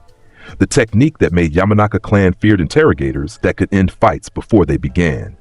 Contact. Ino's consciousness touched the killer's mind and immediately recoiled in horror. Not because his mind resisted, because there was no mind to invade. No thoughts, no memories, no consciousness to overwhelm. Just void. Empty space where a person should be. Like trying to possess a corpse or a rock or pure absence. Her jutsu failed catastrophically, feedback slamming into her own mind like physical blow. Ino gasped, dropping to her knees, blood trickling from her nose from the psychic backlash. Impossible. Mind transfer worked on anyone conscious, anyone alive. What was he? The shape walked forward. Not rushing, not attacking, just walking. That same steady methodical pace she'd heard about in whispered descriptions from witnesses who'd seen glimpses of the killer. Ino tried to stand, to run, to do anything. Her body wouldn't respond, still recovering from jutsu backlash. She could only watch as death approached on 2 legs. "Please," she whispered. "Why? Why are you doing this?" The shape tilted its head again, considering her question. Then it reached down almost gently and wrapped both hands around her throat. Ino's world collapsed into pressure and pain and oxygen deprivation. Her hands clawed at his wrists uselessly, her chakra-enhanced strength meaningless against his supernatural durability. She tried to scream, but no sound emerged, tried to activate another jutsu, but couldn't form seals, tried to resist, but her body betrayed her. Through fading vision, she saw those eyes. Empty blue eyes that held nothing human, nothing alive, nothing except cold observation. Her last thought was of her father, wondering if he'd catch her killer. Then Ino Yamanaka's world went black. Shikamaru grabbed Ino's kunai pouch from his family's sitting room and turned to head back. Total time elapsed, 90 seconds. Under 2 minutes like he'd promised. He exited the Nara compound gates at a jog, moving toward where he'd left Ino waiting. 1 block distance. Should be visible from here.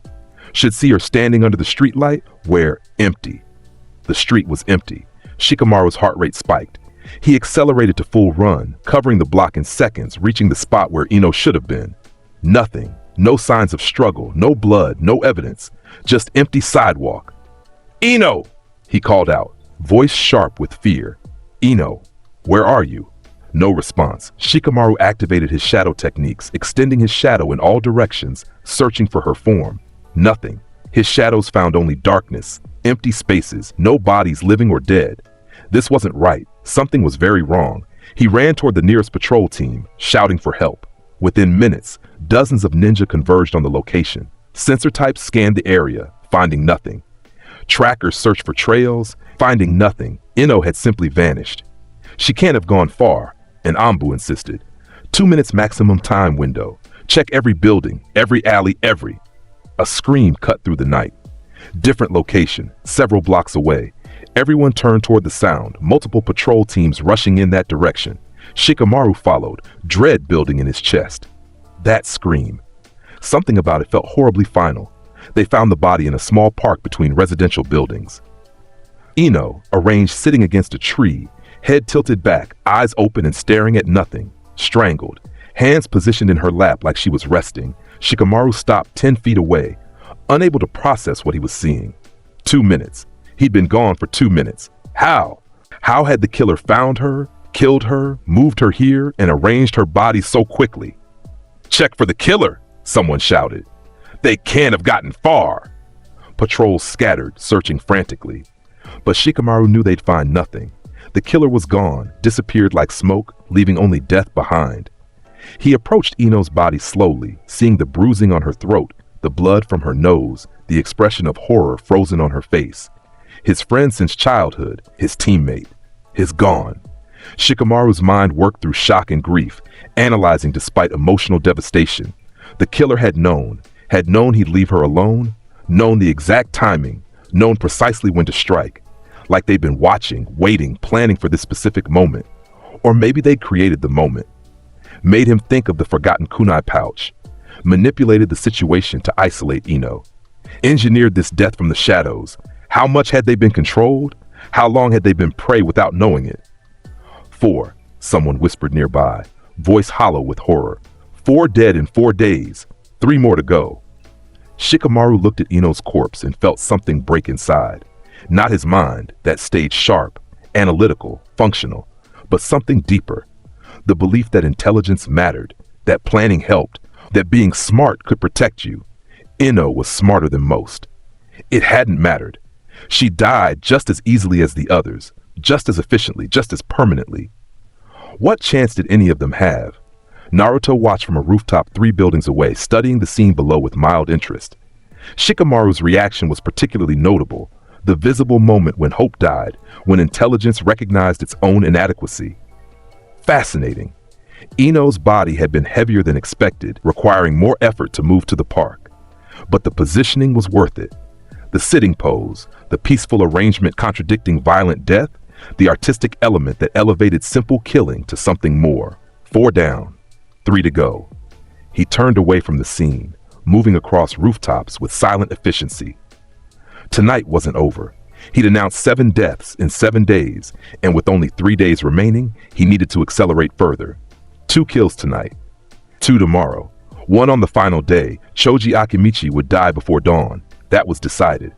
Where and how remained flexible, depending on opportunity. Naruto tracked Choji's chakra signature across the village.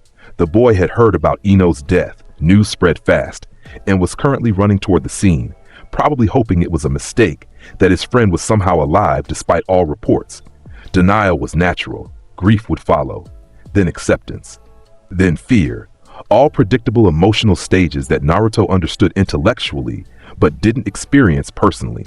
He knew what emotions were supposed to happen, knew their patterns and progressions, but felt none of them himself. Useful knowledge, though. Understanding prey psychology made hunting easier.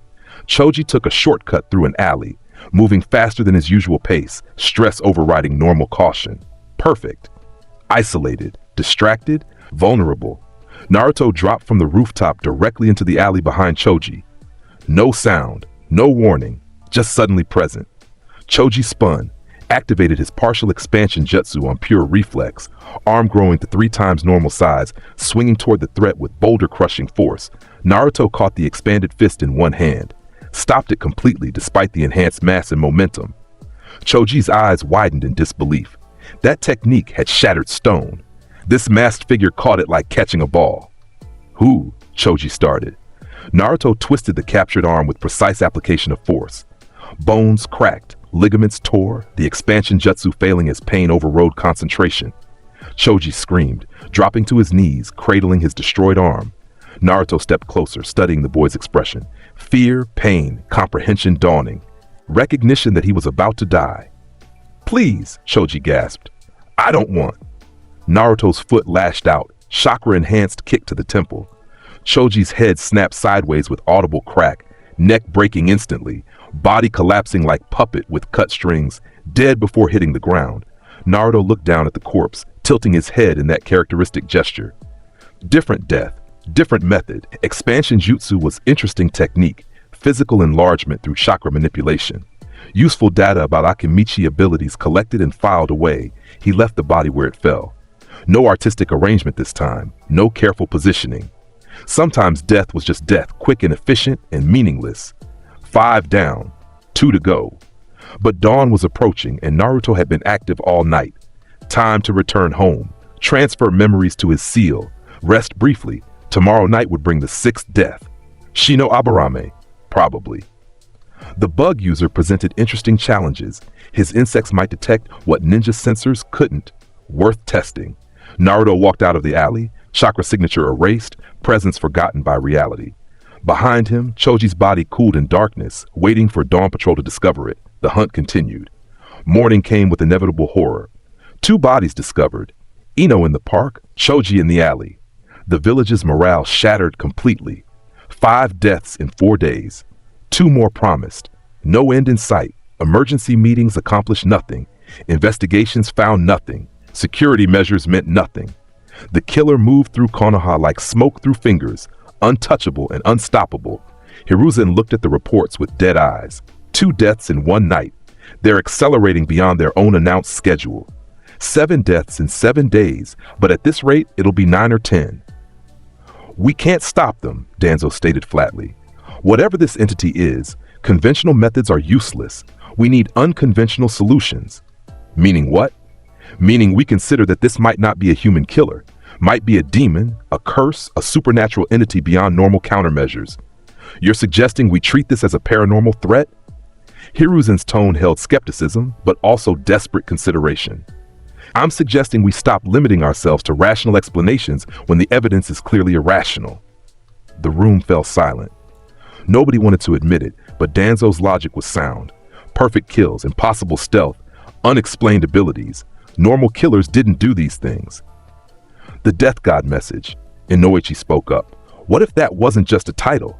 What if the killer believes they are Death God, or actually are some manifestation of death itself? That's insane. Someone protested. This entire situation is insane, Sume snarled. 5 of our children are dead, killed in ways that should be impossible. Maybe insane answers are what we need. More arguments erupted, theories spinning, desperation mounting. Naruto sat through it all. He'd been summoned along with all Academy students for protection and questioning, maintaining his frightened civilian act while internally amused by their spiral into supernatural explanations. They weren't wrong, exactly. He was something beyond normal human, but he wasn't death god or demon or curse. He was simply himself. Naruto, the shape.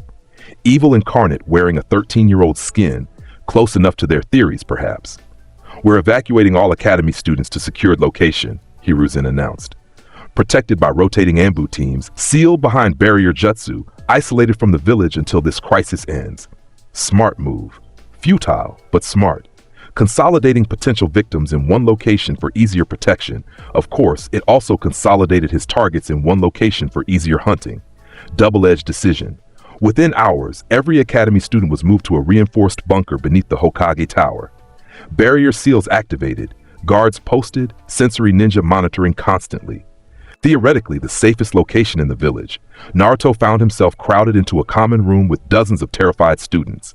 Some cried, some prayed, some simply stared at nothing with shell-shocked expressions. Their friends were dead. More would die. Everyone knew it. Everyone feared being next. "We're trapped down here," someone muttered. "What if the killer gets in? We can't escape." "The barriers will hold," an Anbu guard insisted, trying to sound confident. "Nothing's getting through these seals." Naruto studied the seals with professional interest. Well-constructed, properly anchored, multiple redundancies. Impressive work, probably took hours to set up, and completely useless against him. Seals worked by manipulating chakra flow. His existence operated independent of normal chakra mechanics. The barriers literally wouldn't detect him as something to block. He could walk through them like they weren't there. But not yet. Not immediately. Let them feel safe for a few hours. Let hope build that maybe the barriers would work. Maybe they were finally protected. Then shatter that hope with the sixth death occurring despite all precautions. Psychological warfare required timing and patience. Naruto settled into a corner, pretending to sleep like several other exhausted students. Keeping his chakra signature suppressed but present, just another frightened kid hiding underground. Tomorrow night, Shino Aburame would die. Then one more. Then his announced 7 would be complete. And then, what happened after 7? Naruto considered while fake sleeping. He could stop, fulfill his promise, let the village believe the nightmare was over. Or he could continue, prove the 7-day limit was arbitrary, show them the killing would never end. Decisions. He'd know when the moment came. Instinct would guide him. That same inexplicable certainty that had guided him for 13 years. For now, rest. Conserve energy. Prepare for tomorrow's hunt. The shape was patient. Death could wait. Day 5 passed in tense silence. No new bodies appeared. No attacks occurred. The killer seemed to have gone quiet. Maybe deterred by the bunker's defenses, false hope spread through the secured location. Maybe they'd actually succeeded. Maybe the barriers worked. Maybe everyone would survive until the threat passed. By midnight, some students were actually sleeping peacefully, exhaustion overriding fear. Shino Aburame was not among them. His insects were agitated, buzzing under his coat with unusual intensity. They sensed something his human perception couldn't. A disturbance, a wrongness, a presence that shouldn't exist. Shino stood, moving quietly toward the barrier wall, trying to understand what his insects detected. They were never wrong. If they sensed threat, threat existed. But the Anbu guard showed no alarm. The sensory ninja reported nothing unusual. The barriers remained intact and strong. Yet his insect's agitation grew worse. Shino activated his techniques, thus sending a small swarm to investigate. The bugs flew toward the barrier wall, passing through the chakra membrane without resistance. Barriers were designed to stop people, not insects, and spread through the area beyond. Most returned normally, but 3 bugs simply disappeared. Not died, not destroyed, vanished. Like something consumed them utterly. Shino's analytical mind processed this information with growing dread. Something outside the barrier was eating his insects without trace. Something the barriers didn't detect. Something that existed in a way the seals weren't designed to block. He turned to alert the guards. The shape stood behind him. Inside the bunker. Inside the barriers. Just suddenly there, like it had always been there. Like reality forgot it shouldn't be possible. Shino's insects exploded into frantic swarm, attacking on pure instinct. Thousands of chakra-eating bugs descended on the masked figure, covering it completely, beginning their feeding process that could drain a jonin in minutes. The shape stood motionless, allowing the bugs to cover it entirely. Shino watched, hoping desperately this would work, that his family technique would finally stop the unstoppable killer. The insects began dying. Not drained, not fought off. Dying, like touching poison, like consuming something toxic, like feeding on death itself. They fell away in waves, dead before hitting the ground, thousands dying in seconds. Shino's connection to his insects meant he felt each death, thousands of small pains stabbing through his consciousness simultaneously. He gasped, dropping to his knees, unable to maintain the swarm as they died en masse. The shape stepped forward, completely unharmed, now visible without insect coverage. It looked down at Shino with those terrible empty eyes. "What are you?" Shino whispered. The question that had plagued Konoha for 5 days finally voiced directly to the killer's face. The shape tilted its head, considering the question. Then it reached out with both hands, gripping Shino's head from sides, thumbs positioned over his eyes. Shino understood what was coming and tried to scream, to alert the guards, to warn everyone. Pressure. Crushing force. Skull fracturing between iron hands, thumbs piercing eye sockets, brain matter compressing. Shino's world became pain and horror and impossible pressure, consciousness fragmenting as his skull collapsed inward. Death came quickly, mercifully.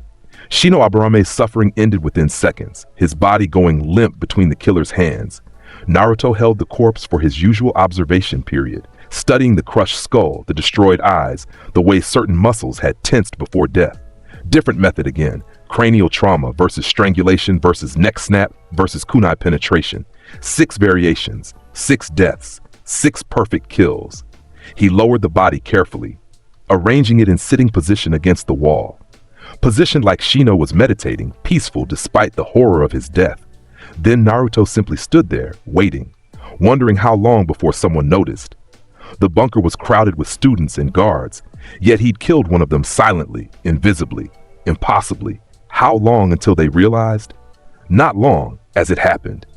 One of Shino's teammates, Kiba's death had split up Team 8 before they'd even properly formed, noticed the sitting figure and approached to wake him. Then saw the face, the crushed skull, the dead eyes, the impossible presence of death inside their secured bunker. The scream brought everyone running. Chaos erupted instantly. Students panicking, guards scrambling, sensory ninja desperately scanning for threats they couldn't detect. Naruto stood among them, maintaining his terrified civilian act, screaming and crying with everyone else. Perfect camouflage through perfect mimicry. Nobody looked at him twice. Why would they? He was just Naruto, the idiot. The dead last. The demon container, sure, but that made him a victim if anything, not a suspect. The investigation began immediately. How did the killer get in? The barrier showed no breach, no damage, no signs of passage. The guards saw nothing. The sensory nun detected nothing. Impossible. Yet here was Shino's corpse, proving impossibility had occurred. Evacuate everyone, an Anbu commander ordered. Get them out of here, split them into smaller groups, separate locations. Students were ushered out quickly, divided into groups of 5, sent to different secured houses across the village. Maximum dispersion, minimum concentration, hoping that spreading targets would make them harder to hunt. Naruto ended up grouped with 3 younger students and 1 older, a ragtag collection thrown together randomly. They were taken to a house in the civilian quarter, supposedly protected by rotation of Chunin guards, as if guards mattered, as if location mattered, as if anything mattered against what hunted them. 6 down, 1 to go. Tomorrow night, the 7th death, the final kill of his announced schedule. The question remained, who? Naruto considered his options while sitting in the secured house, surrounded by frightened students and nervous guards. Who deserved to be the 7th, the crescendo death, the finale of this particular movement? Sasuke Uchiha had symbolic weight. Last Uchiha, considered strongest genin, pride of Konoha. His death would devastate morale, but also predictable, expected. Everyone would assume the killer would target Sasuke eventually. What about someone else? Someone unexpected? Someone whose death would prove a different point? An instructor? A guard? Someone powerful, demonstrating that strength meant nothing? Or Iruka, the academy teacher who'd shown Naruto kindness, who believed in him despite everything, who represented hope and compassion in a dark world, killing the symbol of hope. Poetic, perhaps. Naruto filed the thought away. He had time to decide. Tomorrow night was still hours away. For now, he waited with the others, playing his role, maintaining his mask. Just another frightened kid waiting for dawn. Day 6 arrived with village-wide lockdown. No one moved without Anbu escort. Every building secured, every person accounted for. Konoha had transformed into military prison, protecting inmates from invisible killer. But prisons had guards. Guards had shifts. Shifts had transitions. Transitions had gaps. And gaps were where Naruto operated. He decided on the 7th victim, Iruka Umino. The symbolism was too perfect. The teacher who believed in him, who saw potential in the dead last, who represented everything good about Konoha. His death would send clear message. Goodness doesn't matter, hope doesn't matter, belief doesn't matter, only death matters. Iruka was currently at the academy, coordinating student protection efforts. He'd probably be there all night, working tirelessly to keep his students safe from the killer walking among them. Naruto waited until sunset, then simply walked out of the secured house. The guards were watching the exterior for threats approaching, not watching the students supposedly secured inside. He slipped past them with trivial ease, chakra signature erased, presence forgotten. Within minutes, he was moving through empty streets toward the academy. Patrols passed within meters without detecting him. Barriers did nothing. Sensors found nothing. The academy building loomed ahead, dark except for lights in the main office where Iruka worked. Alone. Everyone else had gone to sleep or to guard posts. Just Iruka, doing paperwork, trying to make sense of senseless tragedy. Naruto entered through the front door. Unlocked. They weren't expecting threats from inside the village, still focused on external infiltration. He walked down familiar hallways, passing classrooms where he'd spent years pretending to be stupid. All those wasted hours learning things he already knew, maintaining facade, playing the fool. But necessary. The mask required commitment. He reached the office. Iruka sat at his desk, surrounded by files and reports, looking exhausted and defeated. 6 students dead. 6 children he'd taught, had tried to help, had wanted to see succeed, all gone. The door opened silently. Iruka didn't look up, too focused on paperwork, assuming it was another instructor or Ambu with updates. Just leave it on the side table, Iruka said without raising his head. I'll get to it when... He looked up. The shape stood in the doorway. Tall, masked, impossible, the killer everyone feared, standing in the academy as casually as a student. Iruka's hand went to his kunai pouch, but he knew it was futile.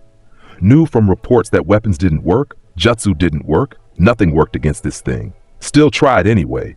Duty and desperation overriding logic. He launched 3 kunai with practiced precision, following with clone jutsu to confuse and surround, preparing fire release technique to... The shape caught all 3 kunai mid-flight with one hand. Didn't deflect them, didn't dodge, just plucked them from air like picking flowers. The clones it walked through like they didn't exist, which they didn't. The fire release died in Iruka's throat as hands wrapped around his neck from behind. Impossible. The shape was in front of him. Unless... Shadow clone. The figure in the doorway was a clone. The real one had circled around, entered through window maybe, positioned itself behind while Iruka was distracted. Tactics, strategy, intelligence. The killer wasn't just powerful, it was smart. Iruka tried to speak, to ask why, to understand.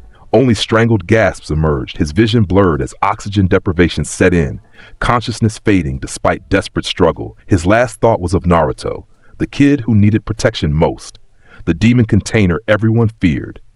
Iruka hoped someone would look after him when this was over. Then Iruka Umino's world went black. Naruto held the body long after death, longer than usual. Not from sentiment, he experienced none, but from contemplation. Iruka had genuinely cared about him, had shown kindness without expectation of return, had believed in potential that didn't exist, wasted effort, misplaced faith. But interesting. The human capacity for hope despite evidence was fascinating. Iruka had known Naruto was dead last, knew he failed every test, knew he showed no promise, yet believed anyway. Bizarre behavior, irrational, counterproductive, very human. Naruto lowered the corpse into Iruka's desk chair, positioning him like he'd fallen asleep while working. Peaceful, almost like he was still alive, just resting. 7 deaths, mission accomplished, promise fulfilled, except... Naruto looked at Iruka's corpse and felt nothing. No satisfaction, no completion, no sense of finality. Just the same emptiness that always existed, the void where emotions should be. 7 wasn't enough, wouldn't ever be enough. The curiosity wasn't satisfied, the questions weren't answered, the observations weren't complete. He needed more data, more variations, more deaths. So the killing wouldn't stop at 7. Couldn't stop. Wouldn't stop until he'd explored every possibility, tested every variable, recorded every result, or until someone stopped him. That was theoretically possible. Unlikely given current evidence, but possible. Naruto pulled out a kunai and carved new message into Iruka's desk. 7 complete, but the shape still hunts. Everyone dies eventually, some sooner than others. Message delivered. Naruto walked out of the academy. No stealth needed anymore. His chakra signature expanded to full presence, killing intent radiating outward like physical pressure. Every sensor in the village felt it simultaneously. Every patrol turned toward its source. Every ninja mobilized toward the academy. They found Iruka's body within minutes. Found the message. Found the terrible truth. The killer wasn't stopping. The 7-day deadline was arbitrary. The murders would continue indefinitely. And standing on the academy roof, fully visible in moonlight, wearing his white mask and radiating death itself, stood the shape. Dozens of ninjas surrounded the building within seconds. Hundreds more converged from across the village. Anbu, Jonin, Chunin, clan heads, everyone with combat ability. They had him surrounded, trapped, nowhere to run. This was it. Finally, they had the killer cornered. Hiruzen arrived, looking up at the masked figure with mixture of horror and determination. "Surrender," he commanded, voice amplified by chakra. "You're surrounded. There's no escape." The shape tilted its head, studying the assembled force. Hundreds of ninja, all focused on one target. Overwhelming numerical superiority. Tactical impossibility of escape. Then the shape reached up and removed its mask. Collective gasp rippled through the assembled force. Because the face revealed wasn't some unknown monster or foreign agent or root operative. It was Naruto Uzumaki, 13 years old, dead last of the academy, the demon container, the idiot kid everyone dismissed, standing on the roof, holding the white mask, smiling that not quite smile that was somehow more terrifying than the mask itself. "No," someone whispered. That's not possible. Naruto's just a failure?" Naruto's voice cut through the stunned silence. First words he'd spoken as himself in days. Flat, emotionless, wrong. A weakling? A joke? He dropped the mask. It tumbled off the roof, shattering on impact, symbolic of facade breaking completely. "You were afraid of the wrong monster," Naruto continued, still smiling. Focused on the fox, never noticed what lived outside the seal. "Naruto, what?" Hiruzen started. "I've been killing for years," Naruto interrupted. "You just didn't notice. A drunk here, a stray there, an Anbu trainee who followed me once. All practice, all preparation for this week. The implications crashed through the assembled ninja like tsunami. Years, plural. How many deaths? How long had he been hunting while they remained oblivious? Why? Hiruzen asked the question that haunted everyone. Why do this? Naruto's smile widened slightly. Why not? Then he jumped, not down toward the crowd, up, impossibly up, launching himself 50 feet into the air through chakra manipulation they hadn't known he possessed. Every ninja reacted simultaneously. Jutsu flew from hundreds of hands, fire, water, earth, wind, lightning, combinations thereof. Enough concentrated firepower to level mountains, all of it hit empty air. Naruto was gone, vanished between one instant and the next, displaced through space itself via technique nobody recognized. Body flicker? No, that left signatures. This was something else. Spatial manipulation, dimensional transfer, pure impossibility. Whatever it was, he'd escaped despite total surrounding. And worse, now they knew who. Now they knew what. Now they knew the truth. The demon container wasn't possessed or influenced or controlled by the Nine Tails. He was the monster. Always had been. Always would be. Konoha's fear reached new heights. Because how do you fight what you can't catch? How do you stop what you can't understand? How do you kill what won't die? Meanwhile, Naruto materialized in his apartment, standing among his seal-covered walls. The technique he'd used, spatial movement seal, was one of his masterpiece creations. Instantaneous teleportation between marked locations, no chakra signature, no warning. He'd placed marks throughout Konoha over the years. Could move anywhere, anytime, instantly. All those years they thought him talentless. All those years they dismissed his potential. All those years he'd been preparing, planning, positioning himself for this exact moment. The reveal. The truth. The horror. They know now, Kurama stated. They know what you are. What happens next? Good question. Naruto considered while examining his walls of seals. What had happened next? He couldn't maintain normal life. That facade was destroyed. Couldn't stay in Konoha. They'd hunt him relentlessly now. Had to leave. Disappear. Continue his work elsewhere. Other villages, other targets, other opportunities to study death. The elemental nations was large, plenty of prey. "I leave at dawn," Naruto said aloud, first words spoken in his apartment since ever? Maybe. He rarely spoke even alone. "And go where?" "Everywhere. Nowhere. Does it matter?" Naruto began methodically destroying his seals, removing evidence, erasing his work. No need to leave information for investigators. "What about the Nine Tails? What about me? You're my jailer. If you die, I go free. Shouldn't I want Konoha to catch you?" "You won't be freed if I die. The seal isn't connected to my life force. It's absolute, permanent, perfect. When I die, you die with me." Naruto had studied the seal for years, knew its every nuance. The fourth Hokage's work was masterful. The Nine Tails was trapped permanently regardless of host survival. "Then we're bound together, forever, you and me in this horrible existence." "Yes, I've been sealed in 2 Jinchuriki, Mita Uzumaki, Kushina Uzumaki. Both were human, flawed, emotional, alive in ways that mattered." Kurama paused. "You're not human. I don't know what you are, but you're not human." "No," Naruto agreed simply. "I'm not." He finished destroying the seals, leaving walls blank, evidence erased. By dawn, this apartment would reveal nothing about its occupant. Naruto packed minimal supplies, weapons, money, travel necessities. Everything else stayed behind. No sentimental items because he had none. No mementos because he made none. No personal effects because he was no person. Just the shape. Just death walking. Just evil incarnate beginning its journey across the world. Konoha would hunt him. Other villages would eventually learn. Armies might mobilize. Didn't matter. He'd evade, adapt, survive.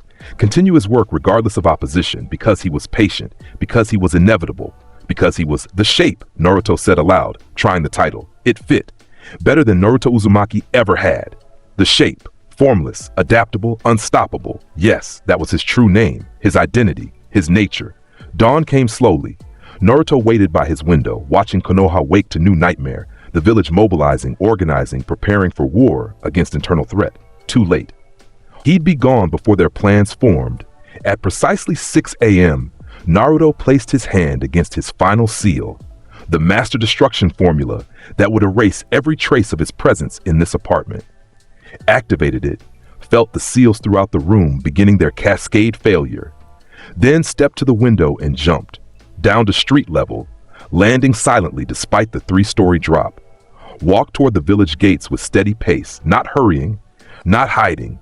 Guards saw him coming, recognized him, shouted warnings, drew weapons. Naruto kept walking. "Halt," commanded the gate guard, terror visible despite the order.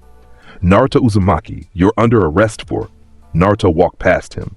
Simply walked past, ignoring the command, ignoring the weapons, ignoring the chakra techniques preparing to launch. The guard tried to grab him. His hand passed through empty air where Naruto's shoulder should have been, like grabbing smoke or shadow or nothing.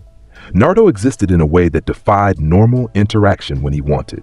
He walked through the gate, out of Konoha, into the forest beyond.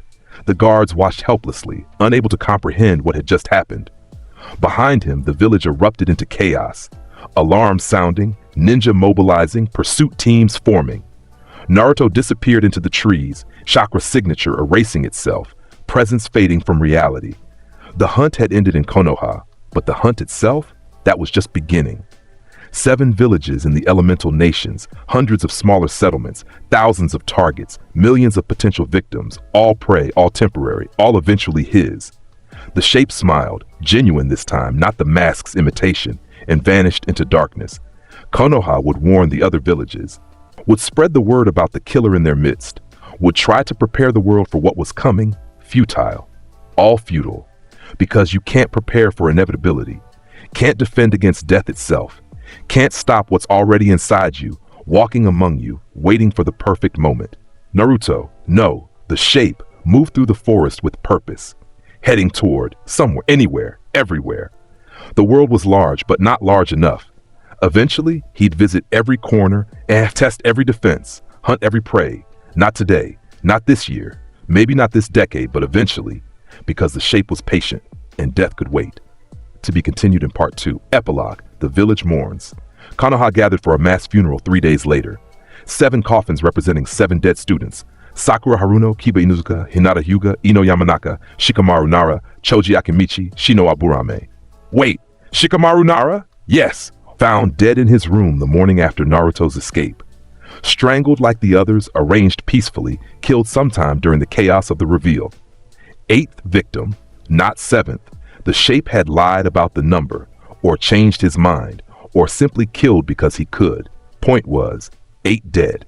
8 children who'd never become the ninja they were meant to be. 8 futures erased by a monster who walked among them for 13 years. Iruka's coffin sat separately. Teacher's funeral, different ceremony. But his death was connected, part of the same horror. 9 total. 9 lives ended by someone they trusted, someone they dismissed, someone they'd never suspected. Hiruzen stood before the assembled mourners, looking older than his considerable years. "We failed them," he said simply. "Failed to see the threat. Failed to protect them. Failed as a village."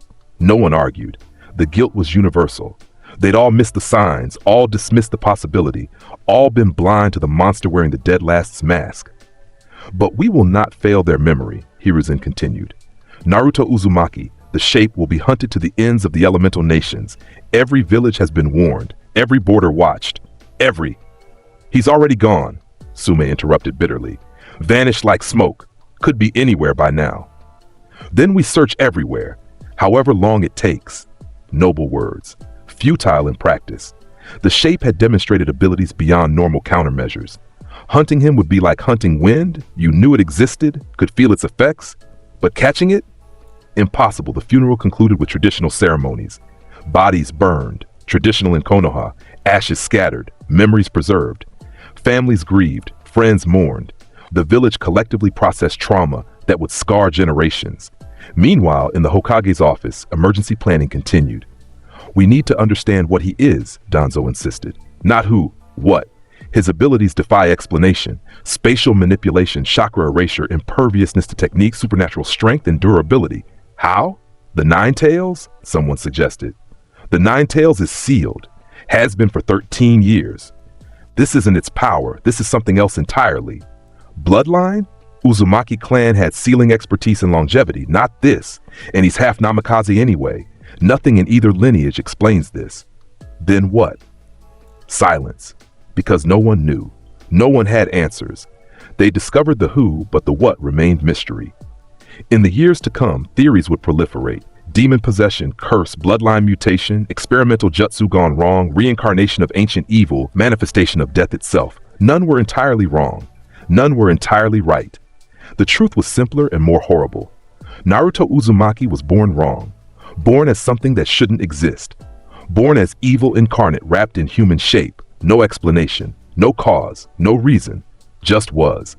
And that was had now escaped into the world, carrying with it the promise of death wherever it walked. Other villages received Konoha's warnings with skepticism. Sure, a serial killer was bad, but how dangerous could one person really be? They had defenses, they had protocols, they had thousands of ninja.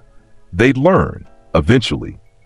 When bodies started appearing in their villages, when their security failed, when their people died and the killer vanished without trace, they'd learn what Konoha learned too late.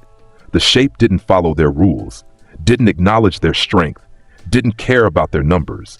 It simply hunted, killed, disappeared, repeated, forever, potentially, until caught or stopped, or most terrifying possibility, until everyone was dead and there was no one left to hunt. The elemental nations had faced many threats, wars, missing 9, tailed beasts, ambitious dictators. All had been defeated eventually through strength, strategy, sacrifice. But the shape was different, unique, unprecedented, and unstoppable. Somewhere in the forest, moving away from Konoha, the shape paused, looked back toward the village hidden in leaves, tilted its head in that characteristic gesture, then smiled and continued walking. The hunt was endless. The world was vast. The possibilities were infinite, and death was patient. The forest swallowed him whole. Naruto, no, the shape, moved through darkness with purpose that transcended human understanding. Behind him, Konoha burned with panic and fear. Ahead, the world waited, unknowing and unprepared. 3 hours had passed since his revelation. 3 hours since he'd stood on the academy roof and dropped his mask, both literal and metaphorical. 3 hours since Konoha learned that their monster wore a dead last face. The pursuit teams hadn't caught up yet. They would try, eventually. Anbu would track him, Sensor Ninja would search, Maybe even legendary Sanin would be recalled if Hiruzen got desperate enough. None of it mattered. The shape paused at a stream, crouching to examine his reflection in moonlit water. Blue eyes stared back, empty as ever, reflecting nothing. His face showed no emotion, no triumph, no satisfaction, just neutral observation of reality. "You're really leaving," Kurama stated, not questioning. "After 13 years in that village, you're just walking away." "Yes." "Where will you go?" Naruto considered while watching water flow past. "Everywhere. Eventually. That's not a plan. That's chaos. Chaos has structure, patterns, predictability." Naruto stood, turning away from the stream. "I'll go where observation leads me, where curiosity directs, where prey exists. The whole world is prey to you." "Yes." Kurama's presence in his mind rippled with something approximating concern. Not for Naruto. The demon had long since accepted its host was beyond saving. But for what Naruto represented. A force of nature wearing human skin, unleashed on an unprepared world. "They'll warn everyone," Kurama pointed out. "Every village, every nation. Your face will be in every bingo book. Bounty hunters will come. Assassins, armies." Good. That single word contained volumes. Good meant challenge. Good meant observation of how different fighters approach the problem. Good meant variety in prey. Good meant the hunt would stay interesting. Naruto activated his spatial movement seal, palm pressed against a tree marked years ago during one of his wanderings outside Konoha. The formula glowed briefly, chakra threading through precise patterns. The world shifted. One instant he stood in forest outside Konoha. The next, he materialized in completely different location, a cave system he discovered 2 years prior, 50 miles south. No travel time, no chakra signature trail, no evidence of passage. He'd placed markers across the elemental nations over the years. Dozens of them, hidden in trees and rocks and forgotten places. A network of escape routes and ambush points that only he knew existed. The Ambu tracking him would reach the stream eventually, find his trail ending at the water. Assume he'd waded downstream to mask his scent, follow false leads for hours, maybe days. By then, he'd be somewhere else entirely. Starting fresh, beginning the next phase, the cave stretched deep into hillside, natural formation that humans rarely visited. Perfect temporary shelter. Naruto settled against the wall, pulling supplies from his pack, dried food, water, basic necessities. He didn't need much, never had. His body operated on different rules than normal humans, required less sustenance, less sleep, less everything except the hunt itself. "What now?" Kurama asked. Naruto ate mechanically while considering. What now? Good question. He had freedom, had mobility, had the entire world as potential hunting ground. Choices required methodology. Random wandering was inefficient. He needed structure, needed purpose, needed observable goals. "I'll visit the other villages," Naruto decided. "One by one, test their defenses, study their ninja, collect data." "You mean kill their ninja?" "Yes, that's how I collect data." "And when every village knows what you are, when they unite against you, when the entire shinobi world hunts you," Naruto's not quite smile manifested briefly. "Then observation becomes even more interesting." He finished eating, then moved to the cave wall, pulled out a brush and ink from his pack, supplies he'd grabbed before leaving Konoha, began drawing sealing formulas on smooth stone, memory preservation seal first. Same type he'd used in his apartment, modified for portable use. He'd record everything from Konoha before details faded, every kill, every reaction, every data point. The brush moved with practiced precision, each stroke exact. Sealing work required absolute accuracy. One wrong line could cause catastrophic failure or worse. Within an hour, he'd created a complete sealing array across the cave wall. Memory preservation, information storage, and chakra shielding all integrated into single formula. Masterwork of Fuinjutsu that would make even Uzumaki clan ancestors proud. Naruto placed his palm against the completed seal, activating it with chakra pulse. Information flowed from his mind into the formula. 13 years of observations, 8 recent kills, countless details about Konoha's layout, security, personnel, weaknesses, all preserved perfectly, accessible whenever needed. "You're documenting your murders," Kurama observed with distaste, "creating an archive of atrocity." "Creating a research database," Naruto corrected. "Every kill teaches something, every defense reveals weakness, every reaction provides insight. Data must be preserved for analysis." "You're insane." "No, insanity implies broken mental function. My mind works perfectly. Too perfectly, perhaps. Naruto withdrew his hand from the seal, watching it fade into the stone. I simply don't have the emotional limiters that make humans hesitate. Limiters like empathy, like conscience, like basic humanity. Yes, those. Kurama fell silent, unable to argue with the simple truth. Naruto lacked fundamental aspects that defined humans as social creatures. He understood intellectually what those emotions should be, could mimic them perfectly when needed, but never felt them genuinely. Born wrong. Always had been. Always would be. Naruto settled against the opposite wall, closing his eyes. Not sleeping exactly, his mind never truly rested, but entering a state of reduced awareness. Body recovery while thoughts process data, plan next moves, analyze possibilities. Tomorrow he'd move again. Head toward? Sound Village was closest. Small, relatively new, still establishing itself. Good starting point for testing other villages' defenses. Or maybe Sand Village? Desert environment would present different challenges. Heat, visibility, different combat styles. Variable change could yield interesting data. Decisions could wait until morning. For now, rest. Even the shape needed occasional stillness. Outside the cave, night deepened. Stars wheeled overhead, indifferent to the monster sheltering below. The world continued its normal patterns, unaware that death walked among them wearing teenage skin. Somewhere, Konoha scrambled to respond to catastrophe. Somewhere, warnings were being sent to other villages. Somewhere, plans were forming to hunt him down. None of it would work. But watching them try would be fascinating. The shape rested, patient and inevitable, and the hunt was only beginning. Konoha mobilizes. Dawn broke over Konoha with the subtlety of a funeral dirge. Hiruzen Sarutobi stood at his office window, looking out over the village he'd protected for decades. Smoke rose from several districts. Fires started during last night's panic. Streets remained mostly empty despite the morning hour. Civilians too terrified to resume normal routines. 9 coffins awaited burial. 9 children dead by one of their own. And the killer had escaped into the world. The council is assembled. An Anbu announced from the doorway. They're waiting for you. Hiruzen nodded without turning. Give me 1 minute. The Anbu vanished silently. Hiruzen remained at the window, gathering himself for what came next. He'd led this village through wars, through invasion, through countless crises. None had been quite like this.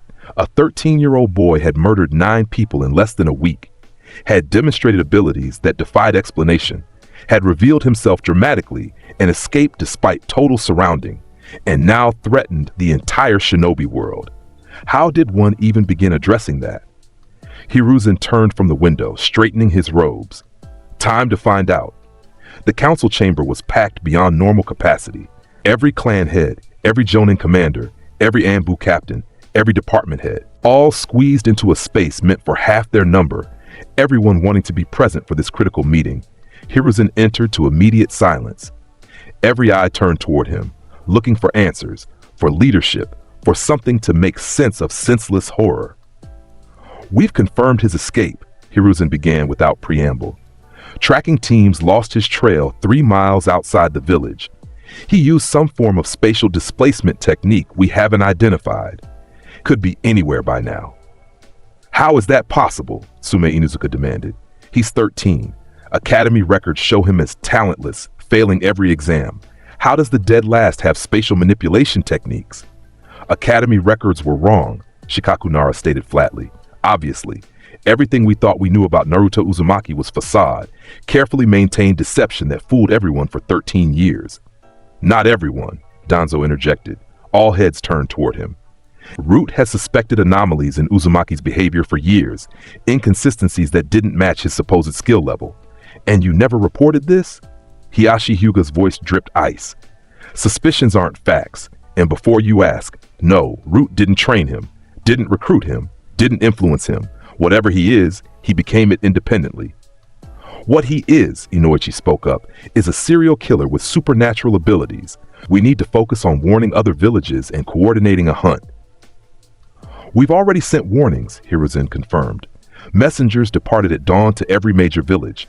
They'll know about Naruto Uzumaki by tomorrow. Will they believe it? Someone asked. A 13-year-old mass murderer with abilities beyond elite jonin? Sounds like exaggeration or excuse for our security failures. We're including documentation, Hiruzen said. Autopsy reports, witness statements, crime scene analysis, everything we have. Whether they believe it or not, they've been warned.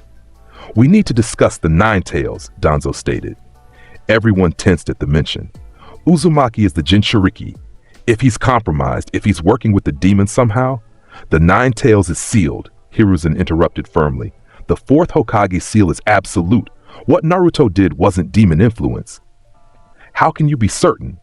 Because I've studied that seal for 13 years. It hasn't weakened, hasn't been tampered with, shows no signs of corruption.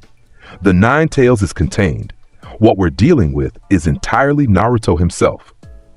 Somehow that was worse. If it had been demon influence, they could have blamed external forces, could have hoped exorcism or resealing would fix the problem. But this was just a boy, just a human, or something human-shaped, who killed because he chose to, because he wanted to, because he was fundamentally wrong in ways that couldn't be fixed. We need to prioritize village security, Shikaku stated. Even with Naruto gone, panic is spreading. Civilians are terrified, ninja morale is shattered. We need to restore order. Agreed, Hiruzen said. Increase patrols, mandatory check-ins, curfew until further notice. Show the village we're still in control. Are we? Suma challenged. In control? Because it doesn't feel like it. He waltzed through our defenses for years. Killed at will. Escaped impossibly. What control do we actually have? Uncomfortable silence met the question. Because she was right. They've been proven utterly helpless against one teenage killer. We adapt, Hiruzen said with forced confidence. Learn from this, improve our security, develop countermeasures. He may have escaped, but we'll be ready if he returns. If? Danzo's tone suggested skepticism. You mean when? Serial killers don't stop. They escalate. He'll come back eventually, and when he does, the door burst open. An Anbu operative stumbled in, breathing hard, face pale behind his mask. Report, Hiruzen ordered sharply. The tracking team, sir. The one following Uzumaki's trail. They found The Anbu struggled for words. What did they find? Bodies, sir. All 6 members. Arranged in a circle around the stream where the trail ended. Killed sometime during the night. He came back and killed the trackers before leaving again. The room erupted into chaos. Shouts, accusations, panic. Naruto had doubled back, hunted his hunters, added 6 more bodies to his count. 9 became 15. And he was still out there. Hiruzen's hands clenched into fists. The message was clear. You can't track me. Can't catch me. Can't stop me. I come and go as I please. Recall all pursuit teams immediately, Hiruzen ordered. No more tracking attempts. We can't afford more losses. We're just giving up? Someone protested. We're being realistic. Solo teams can't stop him. We need coordinated response, overwhelming numbers, perfect intelligence, none of which we currently have. The meeting devolved into argument and recrimination. Whose fault was this? Who failed to see the signs? What should have been done differently? All pointless. The past couldn't be changed. They could only move forward. Eventually, Hiruzen dismissed the council, sending them to their various responsibilities. Village security, civilian reassurance, defensive preparations. Keep everyone busy, maintain illusion of control. Alone in his office afterward, Hiruzen allowed himself a moment of honest despair. 15 dead. A monster unleashed on the world. His village traumatized beyond measure. And it was going to get worse. He knew it with absolute certainty. Because the shape had tasted freedom, had proven itself unstoppable, had the entire elemental nations as hunting ground. This was only the beginning. The hunter becomes legend. 3 days after leaving Konoha, Naruto killed again. Small trading village called Tanzaku Gai, known primarily for casinos and entertainment. Population mixed, civilian merchants, traveling ninja, gambling addicts, ordinary people living ordinary lives. None of them knew death walked their streets. Naruto observed from a rooftop, studying movement patterns below. Late evening, streets still busy with casino traffic. People laughing, drinking, pretending tomorrow's problems didn't exist. Blissful ignorance. Temporary paradise before inevitable fall. His first target appeared, a chunin from an unknown village, probably here for gambling rather than mission. Walking alone, slightly drunk, careless. Perfect. Naruto dropped from the rooftop silently, landing behind the chunin in an alley. The man didn't hear, didn't sense, didn't react until hands gripped his head from behind. Quick twist. Neck snapped with precise force. Body dropped. Silent kill. Cervical fracture. Naruto dragged the corpse deeper into the alley, positioning it sitting against a wall. Arranged the arms naturally, closed the eyes. Made it look like the man had sat down drunk and fallen asleep. First kill in a new location. Data point established. Tanzaku Guy's security was lax, their ninja careless. Easy hunting ground. He moved to the next target. Second victim, a merchant's guard, civilian with basic combat training. Patrolling between warehouses, bored and inattentive. Naruto approached from shadows. The guard turned at the last second, saw him, opened his mouth to shout, kunai through the throat. Precise angle, severing vocal cords and carotid simultaneously. No sound except wet gurgling as the man collapsed. Silent kill. Tracheal pierce. Naruto cleaned his kunai on the guard's clothes, then moved the body into a storage room. Left it where morning shift would find it, but not before he left the town entirely. Third target, a jonin. Female, 40s, from Cloud Village based on her headband. Sitting alone at a bar, drinking expensive sake, looking melancholic, challenging target. Jonin had experience, training, threat awareness. Killing her in public would be difficult. Naruto settled in to watch, waited, patient. The hunt required timing. Hours passed. The jonin drank steadily, coordination degrading. Eventually, she paid her tab and stumbled toward the inn where she presumably rented a room. Naruto followed at distance, silent shadow in darkness. She never noticed, never looked back, never sensed pursuit. The inn was 3 stories, her room on the 2nd floor. She entered through the main entrance. Naruto went up the exterior wall, chakra-enhanced grip allowing him to climb smooth wood like a spider. 2nd floor window, unlocked. People were careless in supposedly safe towns. He slipped inside. Empty hallway. Her room was 3rd door on the left, based on the sound of her fumbling with keys. Naruto waited outside her door, listened to her enter, closed the door, begin removing her equipment. Heard the jonin vest hit the floor, heard her collapse onto the bed with a satisfied sigh. He gave her 10 minutes to fall asleep. Alcohol plus exhaustion would render her unconscious quickly. Then he opened her door, unlocked from inside. She'd forgotten to secure it, and entered silently. The jonin was sprawled on the bed, snoring softly, completely vulnerable. Her weapons lay discarded on the floor, her guard utterly dropped. Naruto stood over her, studying. She'd lived 40-some years, survived probably hundreds of missions, fought in wars, killed enemies, protected her village. All meaningless now. He wrapped both hands around her throat and squeezed. The jonin's eyes snapped open immediately, combat instincts triggering even through alcohol. Her hands went to his wrists, chakra flaring, enhanced strength trying to break his grip. Not enough.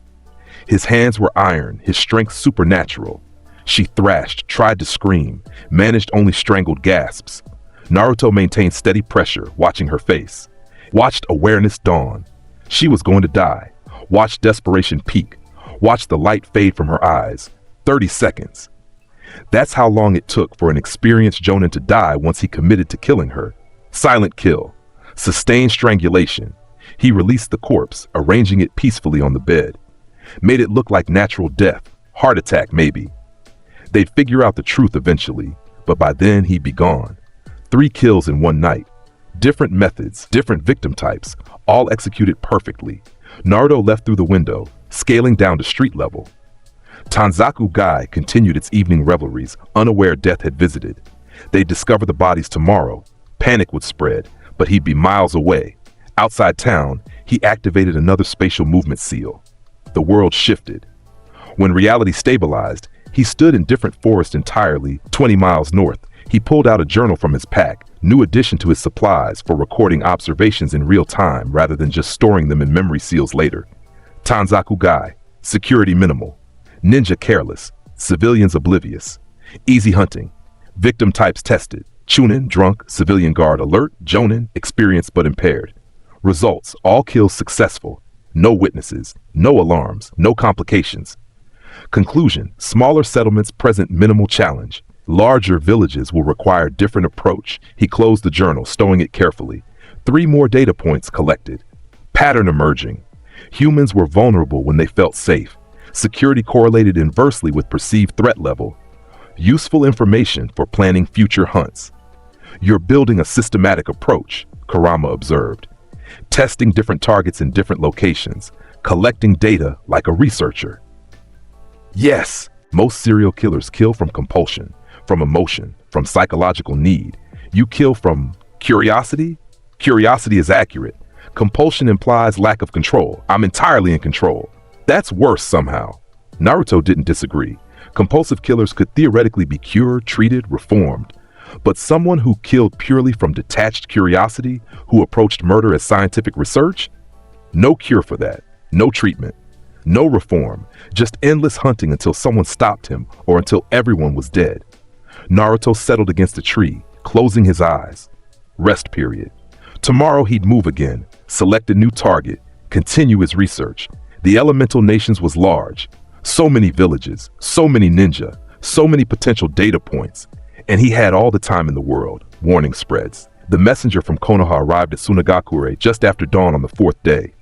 Baki received him personally, noting the man's exhausted state and the urgent mission designation on his papers.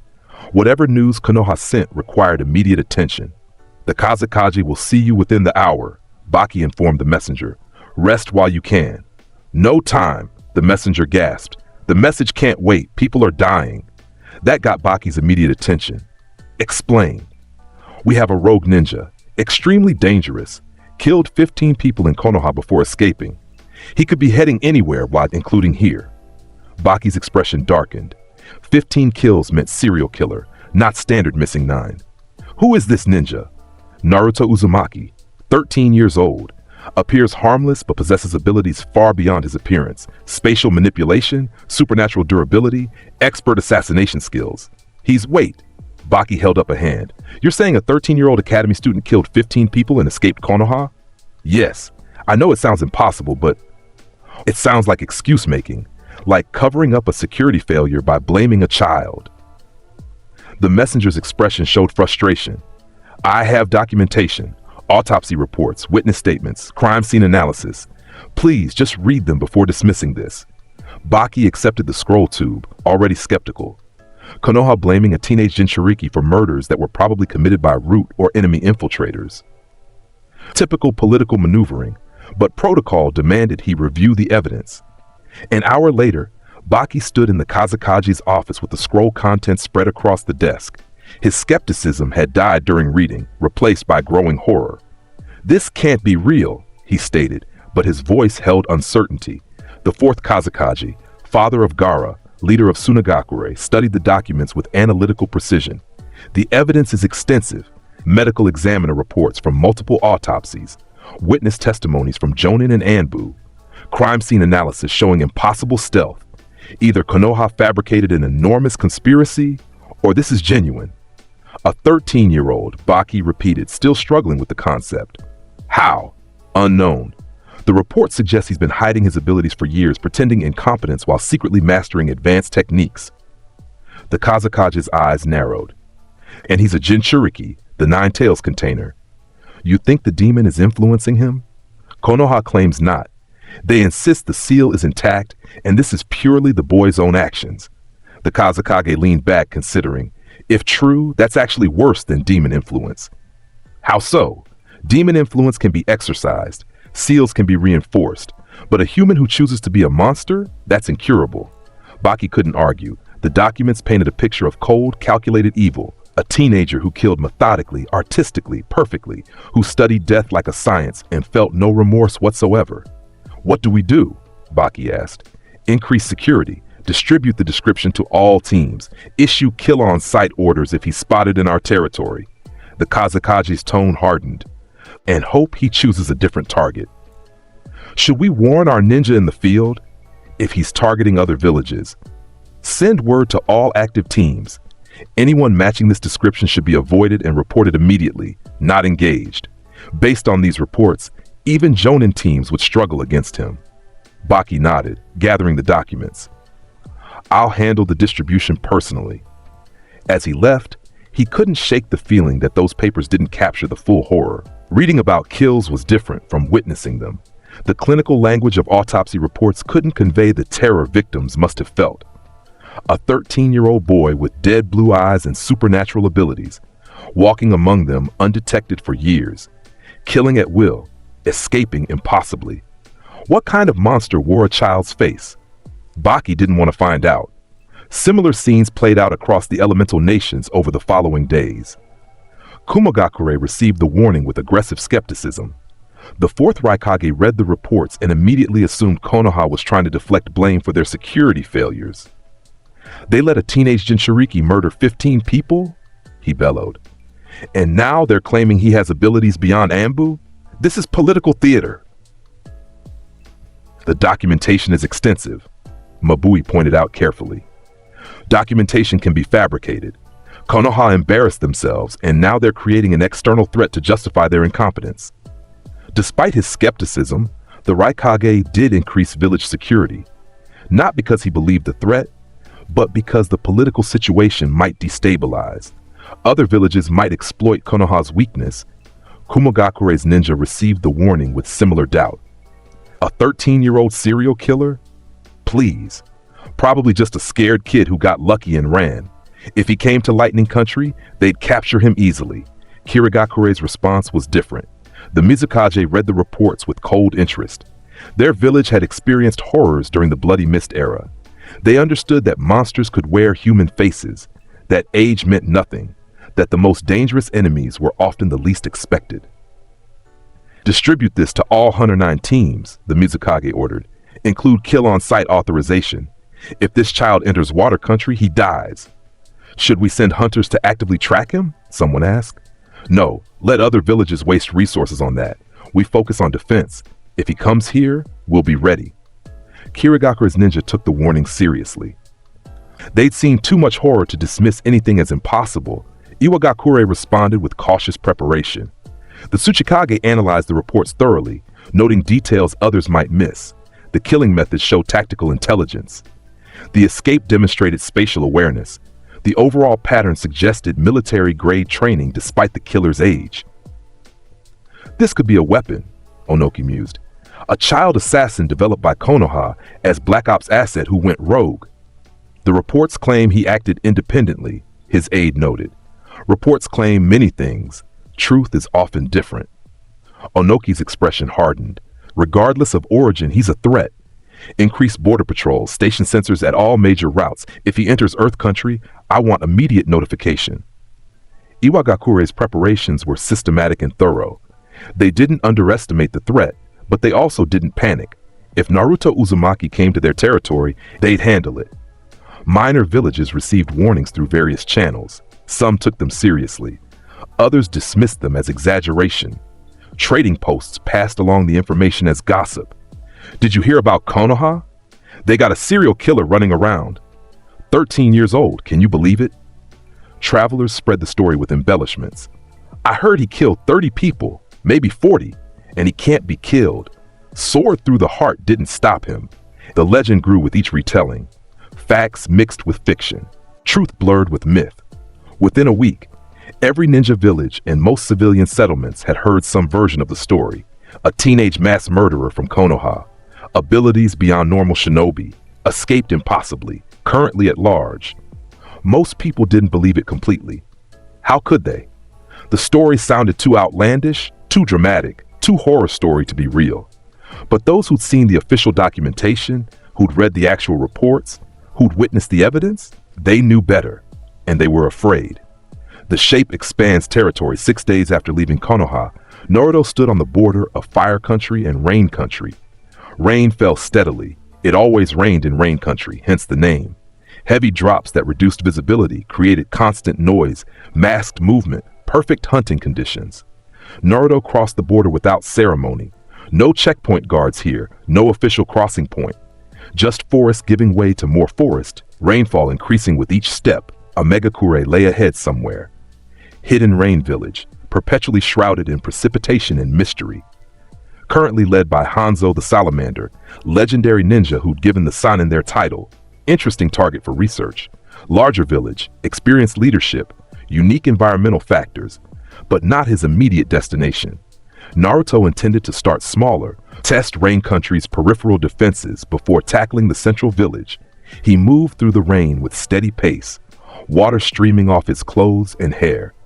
His chakra signature remained suppressed, presence minimized. Just another traveler in the endless downpour.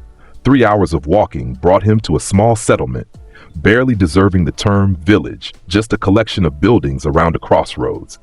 Maybe 50 people total, mixed civilian and low-rank ninja, Naruto observed from the tree line. The settlement had minimal defenses, no barrier, only 2 visible guards. Easy target, but easy meant fewer data points. He needed challenge, needed variation, needed targets that would test his capabilities.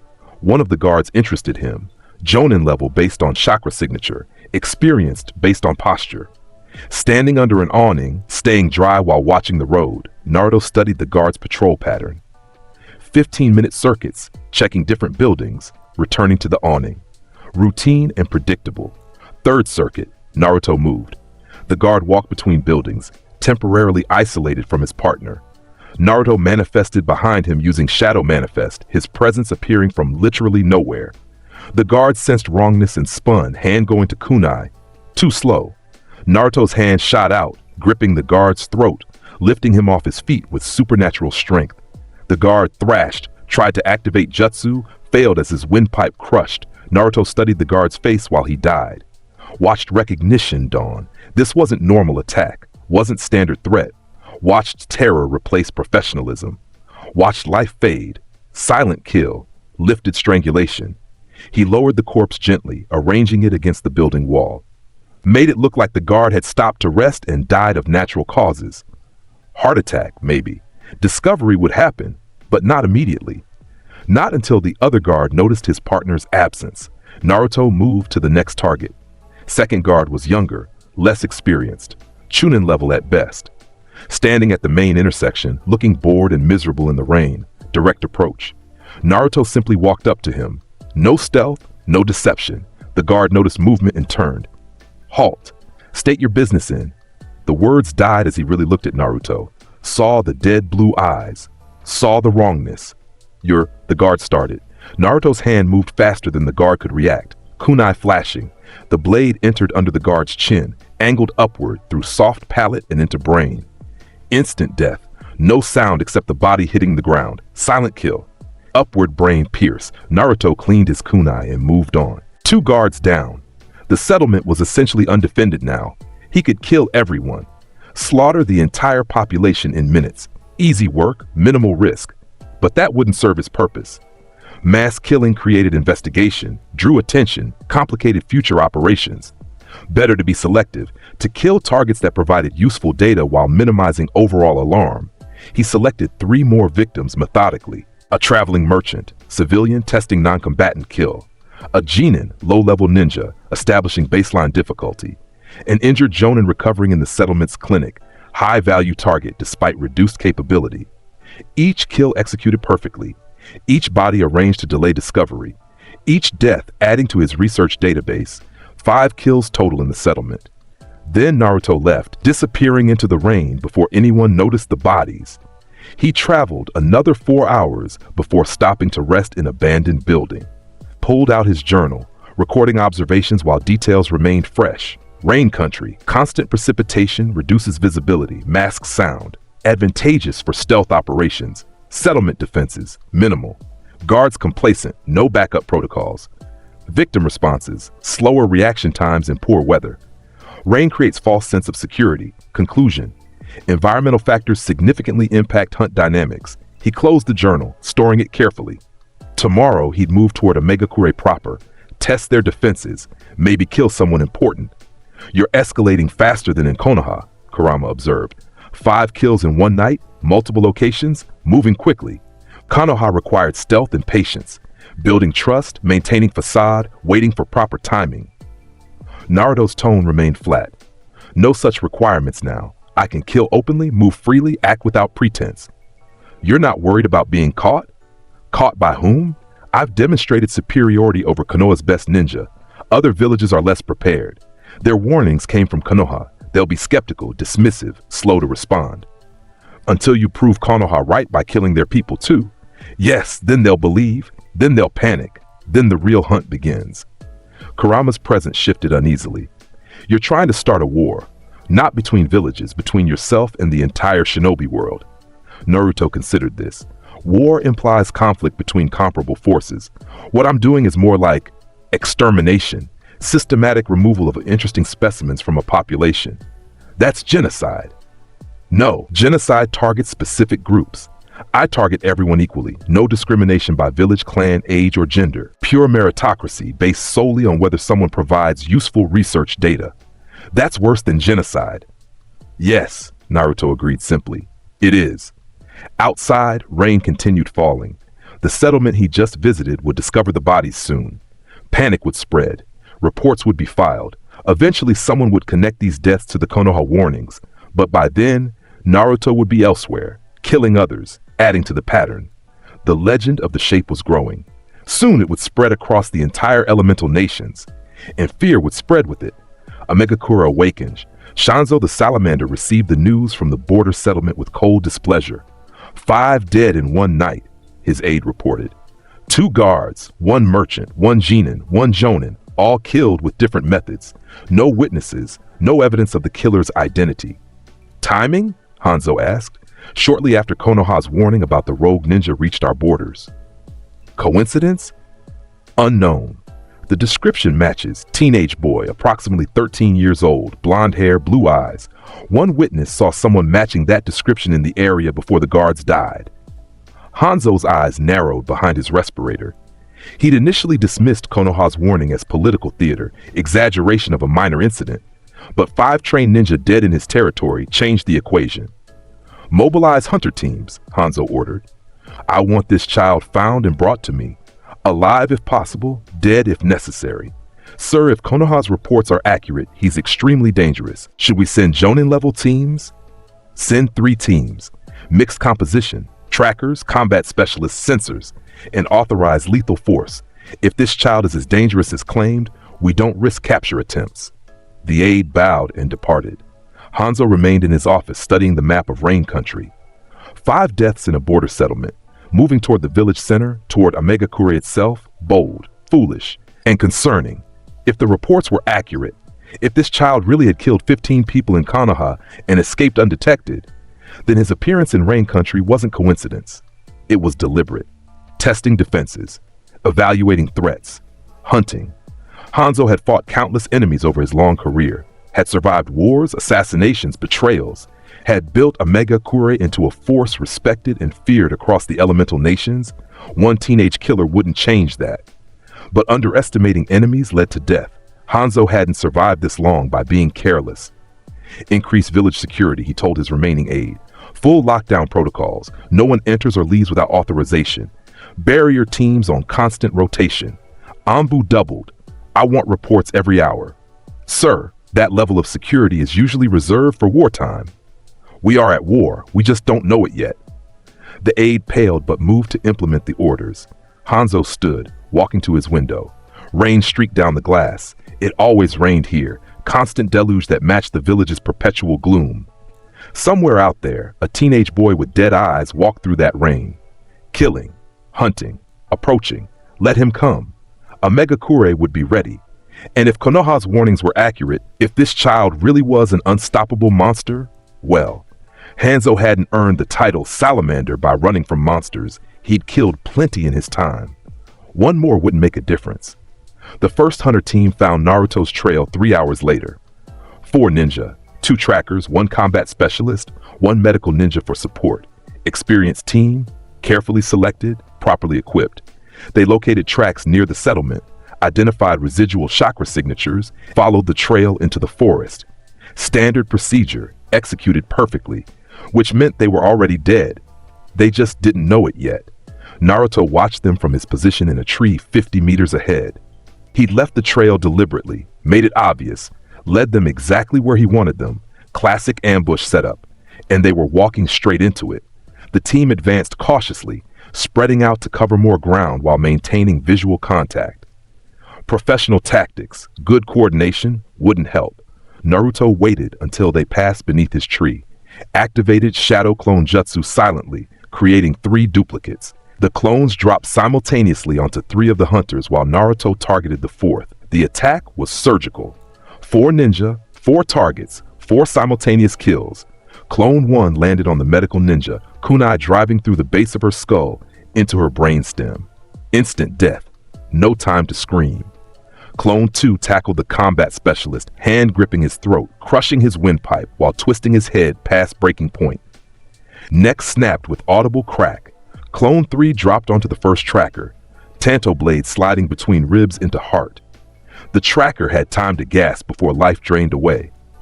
Naruto himself killed the second tracker, the team leader, based on how the others had positioned around him.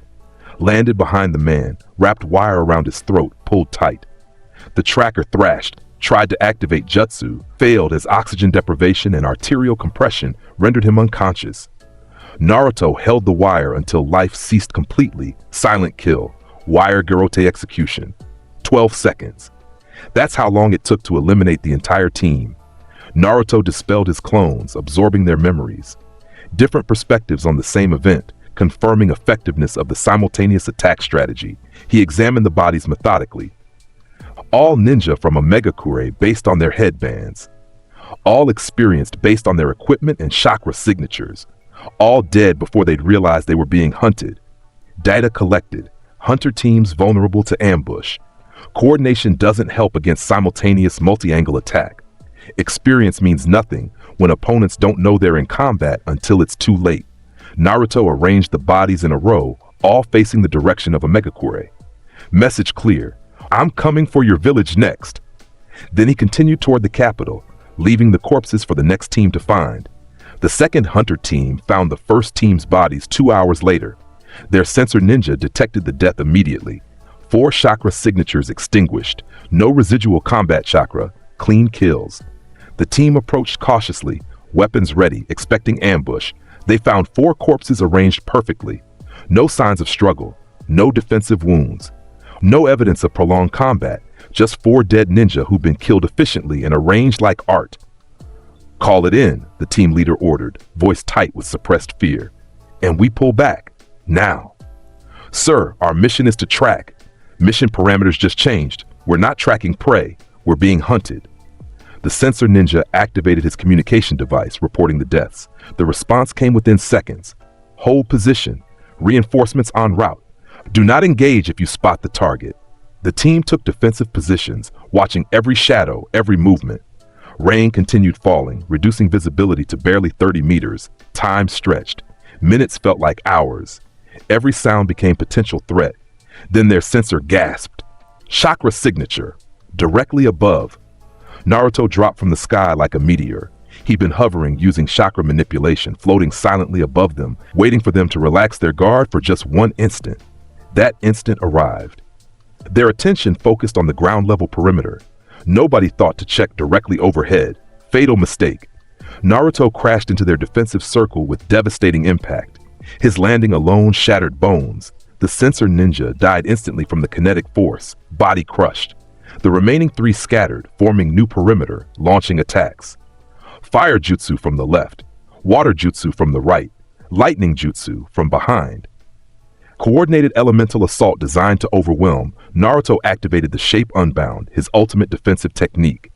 His chakra exploded outward in wave of pure force, dispersing all 3 jutsu simultaneously.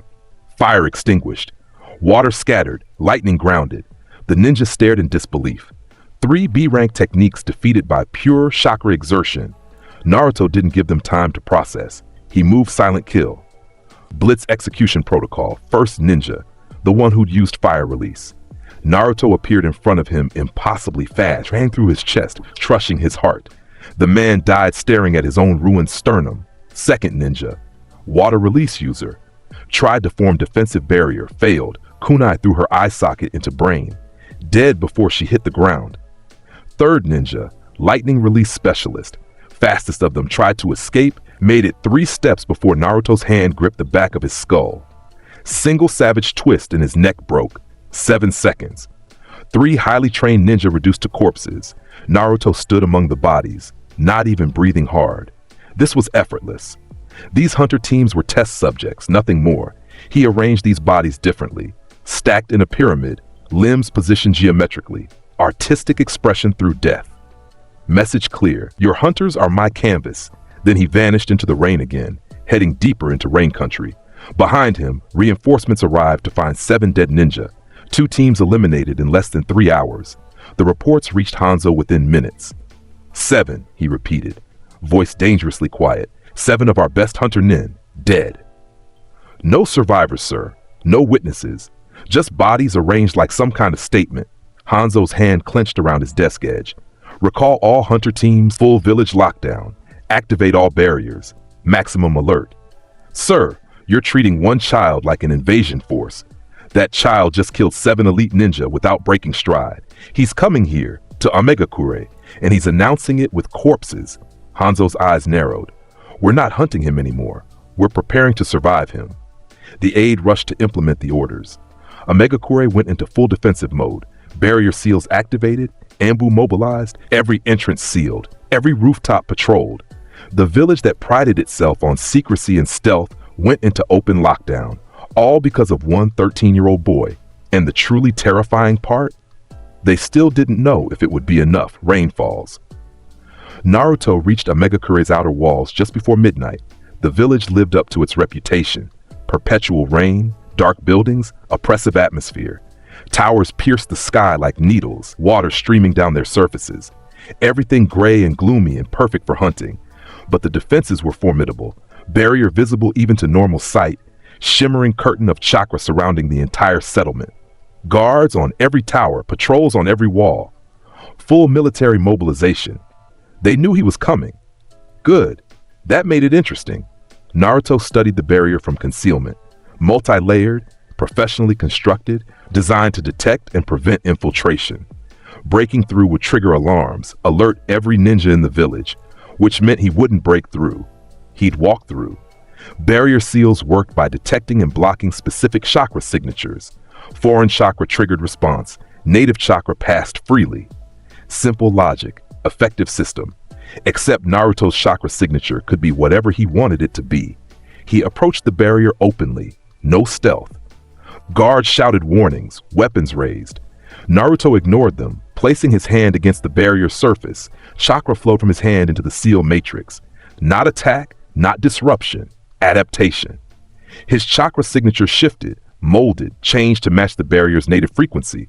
The guards watched in disbelief as the barrier accepted him.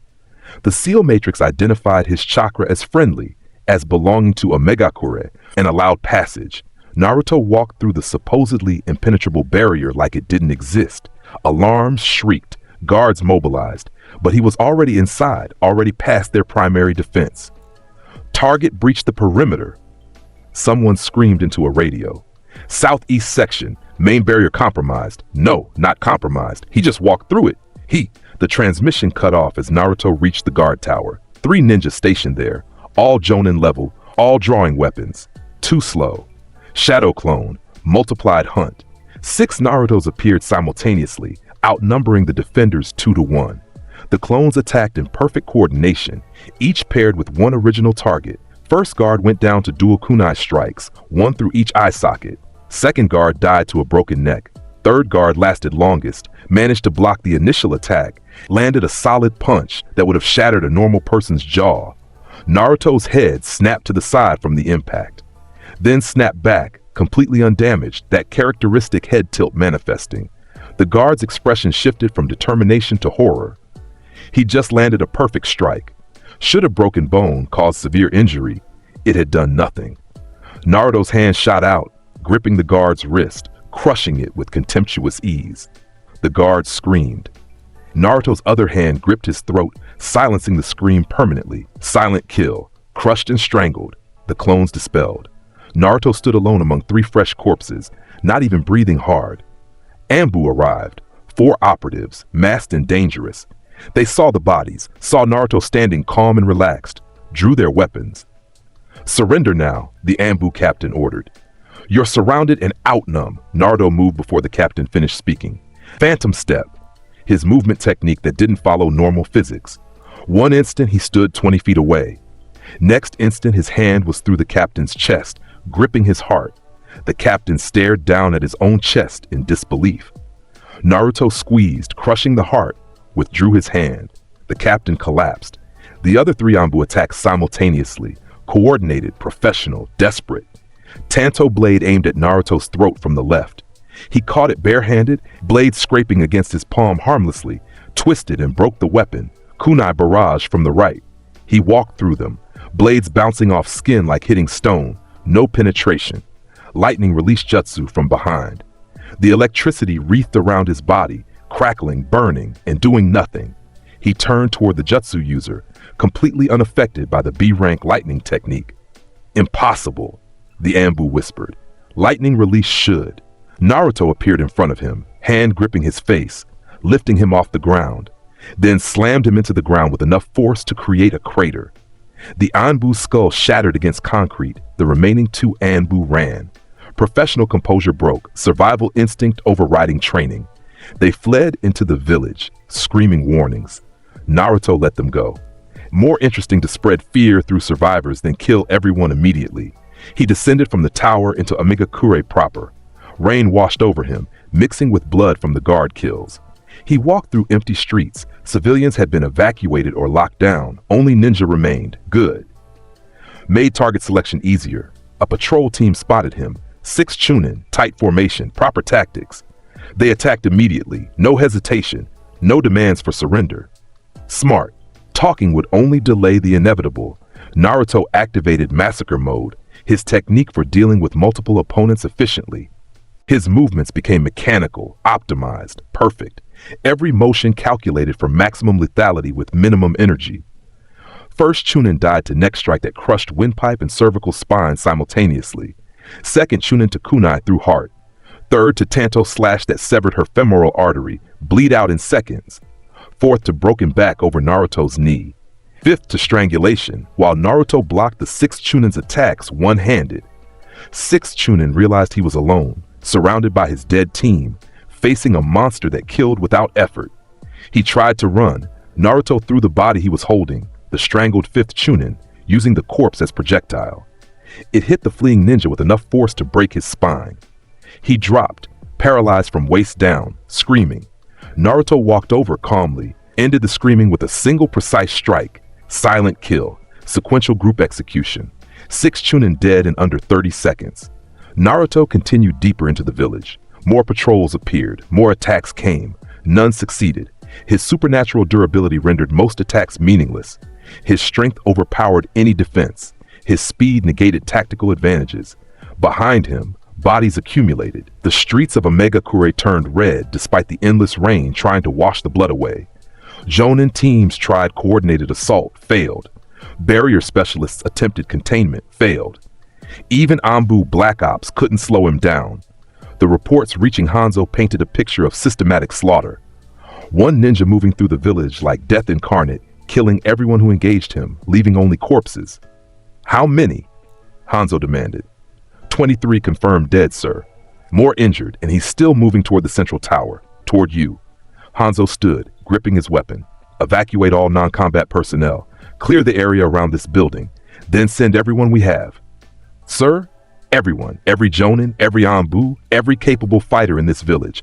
We stop him here, together, or we don't stop him at all. Orders flew. Within minutes, 50 of Omegakure's finest ninja assembled around the central tower. Jonin, Anbu, specialists from every division. The cream of Rain Village's military might, all facing one teenage boy who walked out of the darkness with dead blue eyes and blood-soaked clothes. Naruto stopped 50 feet away, studying the assembled force. 50 ninja, all experienced, all dangerous, all coordinated. Interesting challenge. He tilted his head in that characteristic gesture. Then activated Final Hunt Protocol, his ultimate combat technique for overwhelming numbers. Shadow clones erupted from his position. Not 6 or 10 or 20. 100. 100 Narutos filled the street, all moving simultaneously, all targeting different enemies. The battle lasted 3 minutes. It was a massacre. Coordinated tactics meant nothing when every defender faced 2 Naruto clones in personal combat. Experience didn't help against opponents who felt no pain, showed no hesitation, possessed supernatural strength and durability. Jutsu failed. Weapons broke. Defenses crumbled. Bodies fell like rain. The original Naruto walked through the chaos calmly, observing his clones work. Data collection continued even mid-slaughter. Each kill method tested against different opponents. each defensive technique evaluated for effectiveness. Knowledge was power, and he was learning so much. A Jonin managed to destroy one of his clones, the only success any defender achieved. The clone dispelled in a puff of smoke, 99 remained. The Jonin realized his mistake. Killing one clone had accomplished nothing.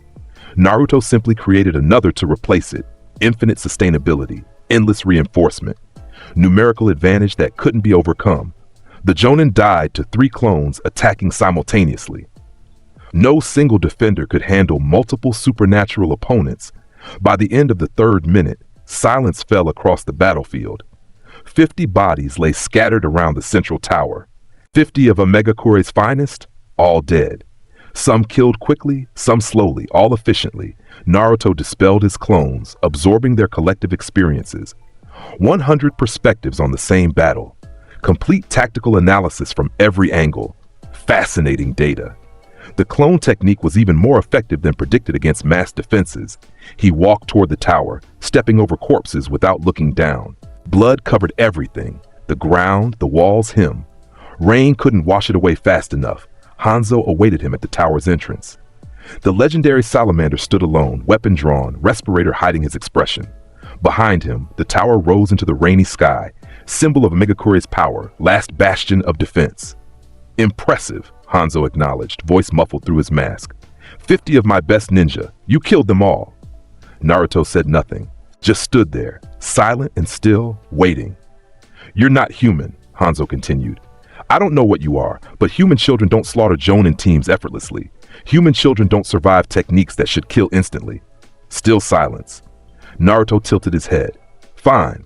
No conversation. Suits me. Hanzo settled into combat stance. I've fought monsters before, killed demons, survived wars. You're just another enemy. Naruto's not quite smile manifested. Let's find out if legends can die, Hanzo said and attacked. The fight was brief. Hanzo was legendary for a reason. His speed, strength, and skill exceeded every opponent Naruto had faced so far. His poison techniques could kill with a scratch. His summons, the giant salamander Ibus, could level buildings. None of it mattered. Naruto dodged the poison attacks with minimal movement, blocked the physical strikes without visible effort, ignored the salamander's acid spray completely. It burned his skin but caused no permanent damage, regeneration activating instantly. Hanzo recognized futility after 30 seconds of combat. Nothing worked. Every technique failed. This wasn't a fight. It was an inevitability. What are you? Hanzo asked again, genuine curiosity in his voice. Naruto spoke for the first time since arriving in Omegankure. Death. That single word, spoken in completely flat tone, somehow conveyed more horror than any threat or boast could have. Hanzo laughed. Bitter, defeated sound. Well then, better to die fighting than running. He activated his ultimate technique, full poison release, area saturation, lethal to everything within 50 meters. Suicide move that would kill him along with his enemy. Honorable last stand from a legendary ninja. The poison cloud engulfed them both. Hanzo died within seconds, his own technique consuming him. Noble sacrifice to take his enemy with him. Except Naruto didn't die. The poison that could kill anything organic washed over him harmlessly. His body didn't process it like normal physiology, didn't absorb it, didn't react to it, simply rejected it on fundamental level. When the poison dissipated, Naruto stood unchanged among the devastation. Hanzo's corpse lay at his feet, the legendary salamander finally defeated. Silence fell across Omegankure. The rain continued, indifferent to tragedy. Somewhere surviving ninja hid and trembled, waiting for death to find them. Naruto looked at Hanzo's body one last time, tilted his head, then walked away. He'd proven his point, demonstrated capability, collected data, tested limitations. Time to leave. As he departed through the breach he'd made in the barrier, fires began spreading through the village despite the rain. Chaos and death left in his wake. Omegankure would survive, eventually. But they'd remember. Remember the night a 13-year-old boy killed 73 ninja, including their legendary leader. Remember the shape that walked through their defenses like they didn't exist. Remember the horror of facing something unstoppable. The legend was growing, and the hunt continued. Aftermath and evolution, news of Omegakure's devastation spread across the elemental nations within days. 73 dead, including Hanzo the Salamander. One teenage killer. 3 hours of systematic slaughter. The reports were initially dismissed as impossible. Propaganda, exaggeration, some kind of political maneuver or cover-up for internal conflict, until survivors started talking. Rain Ninja, who'd hidden during the attack, gave consistent testimonies. A blonde boy, 13 years old, dead blue eyes, walked through their barrier, killed everything that opposed him, moved like death itself, couldn't be hurt, couldn't be stopped, couldn't be reasoned with. The descriptions matched Konoha's warning perfectly. Suddenly, nobody was skeptical anymore. Emergency meetings occurred in every major village.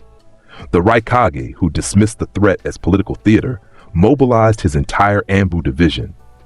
The Mizukage reinforced Water Country's borders with full military presence. The Tsuchikage activated defensive seals that hadn't been used since the last war. Small villages evacuated population centers. Trading posts hired extra guards. Civilian settlements created emergency protocols. Fear spread like wildfire. The Shape, that's what people called him now, the name spreading through rumor and legend, had demonstrated capability that defied understanding. Not just killing ability, but supernatural durability, immunity to poison, resistance to chakra techniques, strength beyond human limits. And he was still out there, still hunting, still killing. Bounty hunters mobilized, drawn by massive rewards offered for his capture or death. Some genuinely believed they could succeed where entire villages failed. Others simply needed money badly enough to try impossible tasks. All of them were already dead. They just didn't know it yet. Missing 9 networks spread warnings. Avoid the Shape at all costs. No contract, no target, no amount of money was worth encountering him. Criminal organizations that normally operated fearlessly began restricting movements, avoiding areas where sightings had been reported. Even tailed beasts stirred uneasily. The ones with Jinchuriki hosts reported to their containers that something wrong existed in the world. Something that shouldn't be. Something that made even demon chakra feel threatened. The elemental nations had faced many threats over its long history. Wars, disasters, ambitious warlords, rogue S-rank ninja, but none quite like this, because the Shape wasn't trying to conquer territory, wasn't seeking power or wealth or revenge, had no political agenda, no strategic goals, no comprehensible motivation. He simply killed. Everywhere he went, death followed, and nobody knew how to stop him. Naruto rested in a cave 20 miles from Amegakure's ruins, recording observations in his journal. Rain Country complete. Major settlement eliminated. Leader eliminated. 73 confirmed kills. Observations.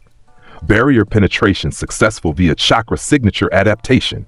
Mass combat highly effective with shadow clone multiplication. Poison immunity confirmed against legendary class techniques. Supernatural durability adequate against Jonin level assaults. Legend status achieved. Fear spreading independently conclusion. Large-scale operations viable. Can assault major settlements without unacceptable risk. Fear multiplication exceeds predictions. Next target, undecided. Continue random targeting or focus on specific villages? He closed the journal, considering options. Random targeting maintained unpredictability, kept enemies unable to anticipate his movements. But also limited data collection. Couldn't study specific responses if targets never knew he was coming. Focus targeting allowed for controlled observation of how villages prepared against known threats. Could test different defensive strategies. More valuable research data, decision, hybrid approach. Announce next target to create preparation time, then attack and document response patterns. You're turning into a scientific methodology, Kurama observed with disturbed fascination. This isn't hunting anymore. It's systematic research using murder as primary tool. Accurate description, Naruto confirmed. What's the end goal? What are you researching toward? Understanding. Understanding what? Everything. Human behavior under threat. Defense mechanism effectiveness. Psychological response patterns. Organizational breakdown dynamics. Death itself. Naruto's tone remained flat despite the breadth of topics. Knowledge is power. Power is survival. Survival is continuation. Continuation enables more research. That's circular logic. Yes, perfect loop. Self-sustaining purpose. Kurama lapsed into silence, recognizing the futility of arguing. Naruto's mind operated on alien principles that normal psychology couldn't address. Trying to convince him murder was wrong would be like trying to convince water not to flow downhill. Some things simply were.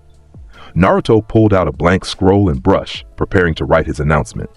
The message would be delivered to multiple villages simultaneously. Quick travel via his spatial seals ensured no single location received advance warning. To the 5 great nations, I am coming to Kumogakure in 7 days. You have 1 week to prepare your defenses. All efforts will fail. The shape simple, direct. Terrifying in its certainty, Naruto created several shadow clones, giving each a copy of the message. Deliver these to Konoha, Suna, Iwa, Kiri. Leave them where they'll be found quickly. Don't engage if discovered.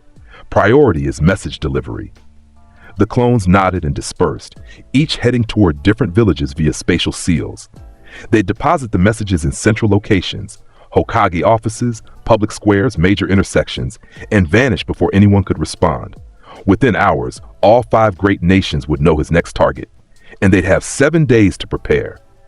Naruto smiled his not-quite smile. This would be the ultimate test. Kumogakure was one of the strongest military powers in the world. The Raikage was arguably the most powerful individual combatant alive. Their Anbu were legendary. Their defenses were state-of-the-art. If anyone could stop him, it would be them.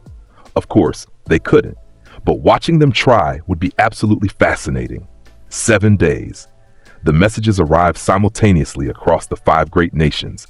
In Konoha, a shadow clone deposited the scroll in the Hokage's office while Hiruzen was at lunch. He returned to find it sitting on his desk, sealed with unfamiliar wax. The moment he read it, his blood ran cold. "Anbu," he shouted. "Emergency council, now!" Within the hour, every leader in Konoha gathered in the war room. Hiruzen read the message aloud. "He's announcing his next target," Shikaku said immediately, giving them a week to prepare. "Why? What does he gain from that?" "Observation," as Danzo stated. He wants to see how Kumo responds, how their defenses adapt. He's treating this like an experiment. An experiment that will kill hundreds if Amegakure is any indication, Suma added grimly. "We have to warn Kumogakure," Hiruzen decided. "Send our fastest messenger. Include everything we know about him, every tactic he's used, every ability we've documented." "Will they listen?" Hiashi asked. "Will they believe us this time?" "They'd better, because in 7 days they're going to find out if they don't." In Kumogakure, the Raikage received the message with fury that manifested as lightning crackling around his body. "He dares?" A thundered. "He threatens my village?" "Sir," Mabui interjected carefully, "Amegakure's destruction was verified. 73 dead, including Hanzo. This isn't an empty threat." "I know it's not empty." A's voice shook the walls. "Which is why we're going to mobilize every ninja in this village. Full military deployment. Barrier teams, Anbu, Hunter Nin, Jonin Corps, everything. When this shape arrives, we'll be ready. Should we evacuate civilians? Absolutely. Start immediately. Women, children, elderly, anyone without combat capability goes to secure locations outside the village. We turned Kumogakure into a fortress." Orders flew. The village that had dismissed Konoha's initial warning now treated the threat with deadly seriousness, because the alternative was becoming another Amegakure. In Sunagakure, the Kazekage read the message with cold analysis. "He's not targeting us this time," someone noted with relief. "This time," the Kazekage repeated, "which means eventually he will. We need to observe Kumogakure's response, learn from their tactics, prepare for when our turn comes." "You think he'll attack every village?" "I think he'll keep attacking until someone stops him, and based on current evidence, nobody can." In Kirigakure, the Mizukage studied the message with interest. 7 days advance notice. Bold strategy. Arrogant, even. Or confident, an advisor suggested. He believes he can announce his target and still succeed despite preparation. Then let's see if his confidence is justified. Send observers to Lightning Country. I want detailed reports on the battle. If Kumogakure falls, we need to know how. In Iwagakure, Onoki read the message and immediately began fortifying his own village. He may have announced Kumo, but that could be misdirection. We prepare anyway. Triple our defenses. Assume he's coming here instead. Sir, that's paranoid. Paranoia keeps you alive. Complacency gets you killed. Which would you prefer? Across the elemental nations, the announcement spread through official and unofficial channels. The Shape had chosen his next target. Kumogakure had 7 days to prepare. Betting pools opened in neutral territories. Would the Shape succeed? How many would die? Would the Raikage survive? Most bets favored the Shape. Recent history suggested nothing could stop him, but some held hope. Kumogakure was strong, the Raikage was legendary. Maybe, just maybe, this would be the battle where the monster finally met his match. The optimists didn't understand what they were dealing with. The realists knew better. And the Shape himself simply waited, patient and inevitable, counting down the days, 7, 6, 5. Each day brought Kumogure closer to its reckoning. Preparations, day 6 before the announced attack. Kumogakure transformed into a military fortress with ruthless efficiency. Civilians evacuated in organized waves, transported to secure locations 20 miles outside the village. Only combat-capable ninja remained, approximately 800 active-duty warriors, the full strength of Cloud Village's military might. The Raikage personally supervised defensive preparations. Barrier teams erected multi-layered seals around the village perimeter, not just detection barriers like a Megakure used, but offensive barriers designed to actively repel intruders. Electricity-based traps hidden throughout the streets, sensor networks covering every approach vector. No subtle infiltration this time, declared. He wants to announce himself? Fine, we'll be ready for frontal assault. Sir, Mabui pointed out, he walked through a Megakure's barrier. Ours might not stop him either. That's why we have 800 ninja as backup. Layers of defense. Even if he breaches the barrier, he'll face overwhelming numbers. Anbu, Captain Samui organized strike teams. 15 squads of elite operatives, each squad self-contained and mobile. When he breaches perimeter, all 15 squads converge on his position simultaneously. Overwhelming force from all angles. Assuming we can track him, someone noted, reports suggest he can suppress his chakra signature completely. Then we use sight, sound, heat sensors, vibration detection. If he exists physically, we can track him. Darui, A's right hand, coordinated the Jonin Corps. 4 defensive lines. First line engages and delays. Second line reinforces and contains. Third line provides range support. Fourth line protects critical infrastructure. Everyone knows their role. Everyone has backup. The preparations continued around the clock. Every ninja trained specifically against lone high-value targets. Tactics refined for facing a single extremely dangerous opponent rather than armies. Day 5. Messengers arrived from Konoha. Hiruzen had sent detailed intelligence on Naruto's abilities and tactics. The information circulated among Kumogakure's leadership. Immune to poison, a read from the report. Resistant to physical damage, unlimited stamina, doesn't require food or rest, can create hundreds of shadow clones, spatial displacement technique allowing instant teleportation, chakra signature adaptation. That's impossible, someone protested. No human has that combination of abilities. Which is why Konoha's report concludes he isn't human, Mabui noted. They theorize he's something else wearing human shape, some form of incarnate evil or death entity. Doesn't matter what he is, A stated. Anything that bleeds can die. We just have to hit him hard enough. But doubt crept into even the Raikage's confidence. The reports from Megakure were damning. Hanzo had hit the Shape with legendary class poison techniques. They'd done nothing. Day 4. Additional forces arrived from Cloud Village's satellite outpost, specialized hunter teams, sealing experts, medical ninja to handle casualties, every resource mobilized. The village's sealing specialists worked with frantic energy, creating custom barriers designed specifically against the Shape's known abilities. Anti-teleportation seals that would lock down space. Chakra disruption fields that would prevent shadow clone creation. Sensory enhancement arrays that could detect even fully suppressed signatures, theoretical counters based on limited information. Nobody knew if they'd work. Best case scenario, the head sealing expert reported, our barriers slow him down, force him to fight rather than teleport, limit his clone numbers, give our forces fighting chance. And worst case? A asked. He walks through everything like Amigakure and we all die. The Raikage's lightning aura crackled with barely suppressed power. Unacceptable. Failure is not an option. Sir, with respect, this isn't about options. This is about reality. We can prepare perfectly and still lose. Then we die fighting. Better that than cowering. Day 3. The village's atmosphere shifted from determined preparation to grim acceptance. Everyone knew the stakes. Everyone understood the odds. Many wrote final letters to family, made arrangements, prepared for death, but none fled.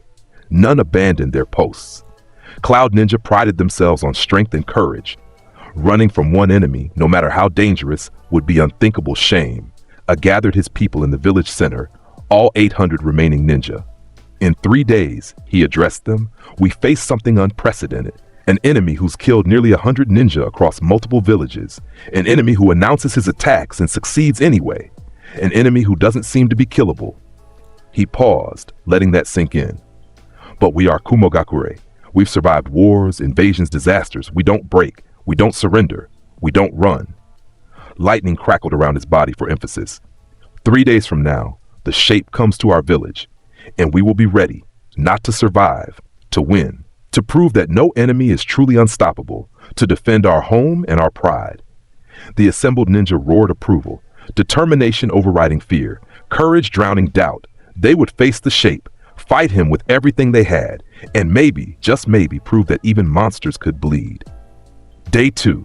Final preparations completed, barriers tested and reinforced. Strike teams drilled their coordination until timing became perfect. Defensive positions optimized for maximum coverage. The village waited, silent, ready, watching the horizon. Observers from other villages positioned themselves safely distant, ready to witness and record the coming battle. News crews from neutral nations set up equipment, prepared to document what many believed would be the defining conflict of the generation. The entire shinobi world held its breath. Would Kumogakure succeed where Konoha and Amegakure failed? Would 800 of the world's finest warriors be enough to stop one teenage killer? Would the shape finally meet his match? Day 1. Stood atop the Raikage Tower, looking out over his village.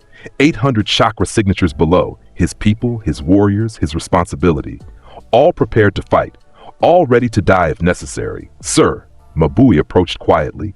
It's time. Tomorrow he comes. Let him. A's voice held iron certainty. We'll be waiting. Are you afraid? Considered the question honestly. Yes, I'd be a fool not to be. But fear doesn't mean surrender. It means we fight smarter, harder, with everything we have. And if that's not enough, then we make our death so costly he never forgets Kumogakure. Every ninja he faces, we make him work for it. Every meter of ground, we make him pay. If we fall as warriors. Mabui nodded, accepting the grim reality. I'll inform the squads. Final preparations for dawn. She departed. Remained on the tower, watching the sunset. Tomorrow would bring death. The only question was whose. Below, in the streets of Kumogakure, 800 ninjas settled into positions. Barriers hummed with power. Traps lay ready. Sensors scanned constantly. Everything prepared. Everyone ready. The calm before the storm. And somewhere, 20 miles outside the village, Naruto stood on a hillside watching Kumogakure's lights in the distance. Tomorrow, he tilted his head, that characteristic gesture of observation, then smiled his not-quite smile. The hunt was about to reach new heights. The storm arrives. Dawn broke over Kumogakure with false serenity. Clear sky, cool air, peaceful atmosphere that belied the coming violence. The sensors detected him at 6:47 a.m. Target approaching from the northeast, the detection team reported. Single chakra signature, moving at standard walking pace, range 2 kilometers and closing. Stood in the command center, surrounded by his advisors and strike team leaders. Activate all barriers, alert all teams. Nobody engages until he reaches the outer perimeter. The village mobilized instantly. 800 ninja took positions, barriers flared to life, layered curtains of chakra forming concentric shells around the settlement. The trap was set. Naruto walked toward Kumogakure without stealth or subterfuge. His chakra signature blazed openly, announcing his presence, his location, his approach. No hiding, no deception, pure confidence. The outer barrier loomed ahead. First layer of Kumogakure's defense. Thick curtain of lightning aspected chakra designed to electrocute anyone attempting passage. Sensors embedded throughout to detect infiltration attempts. Offensive seals that would attack intruders automatically.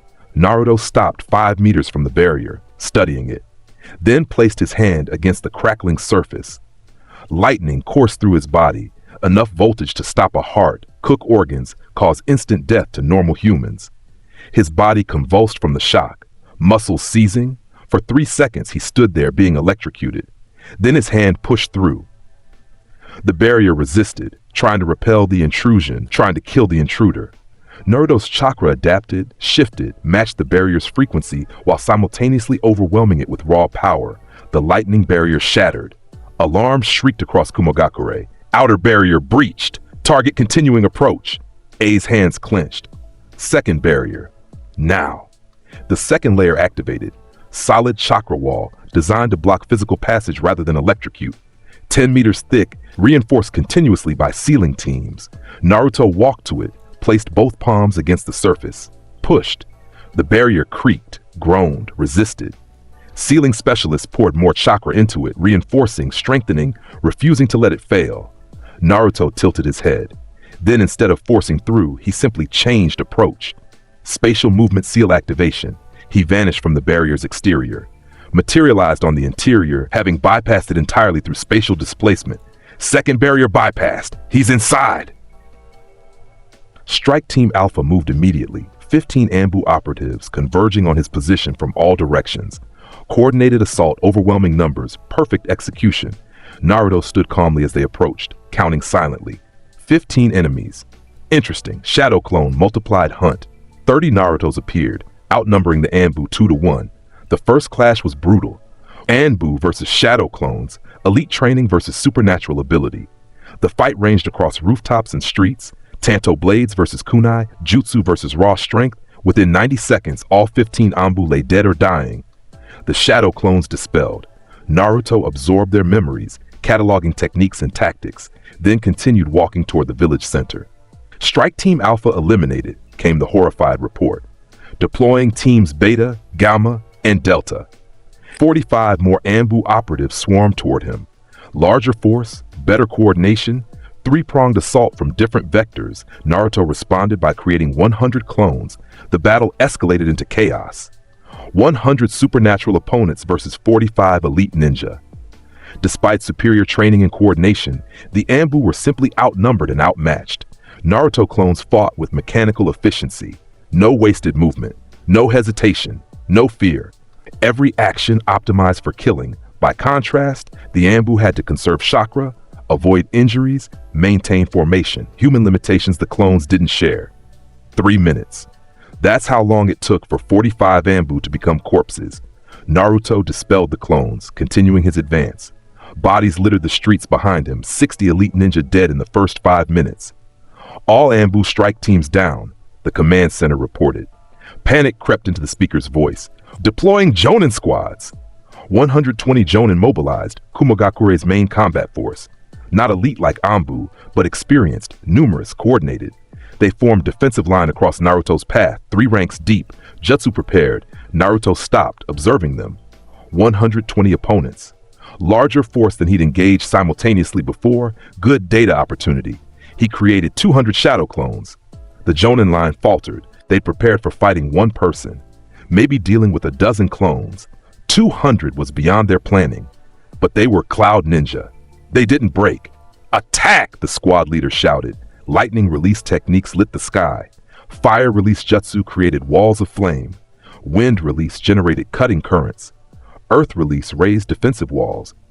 Water release provided support and suppression. 200 Naruto clones charged through it all. The resulting battle was catastrophic. Bodies flew, blood sprayed, screams echoed. Explosions rocked buildings. The entire northern district became war zone. The Jonin fought well, using terrain, coordinating techniques, supporting each other. But they were fighting an enemy that didn't tire, didn't stop, didn't fear death. Every fallen clone was replaced instantly. Every defensive position was overwhelmed through sheer numbers. Every tactic was countered by supernatural durability and strength. 10 minutes of brutal combat later, silence fell. 120 Jonin corpses. 0 surviving defenders. Naruto standing alone amid the carnage. He dispelled his clones, absorbing tactical data. Then continued walking toward the Raikage Tower. 200 ninja dead. The village's frontline forces eliminated. Only the reserve forces and the Raikage himself remained. In the command center, a watched the reports with growing horror. 200 of his people, dead, in 15 minutes.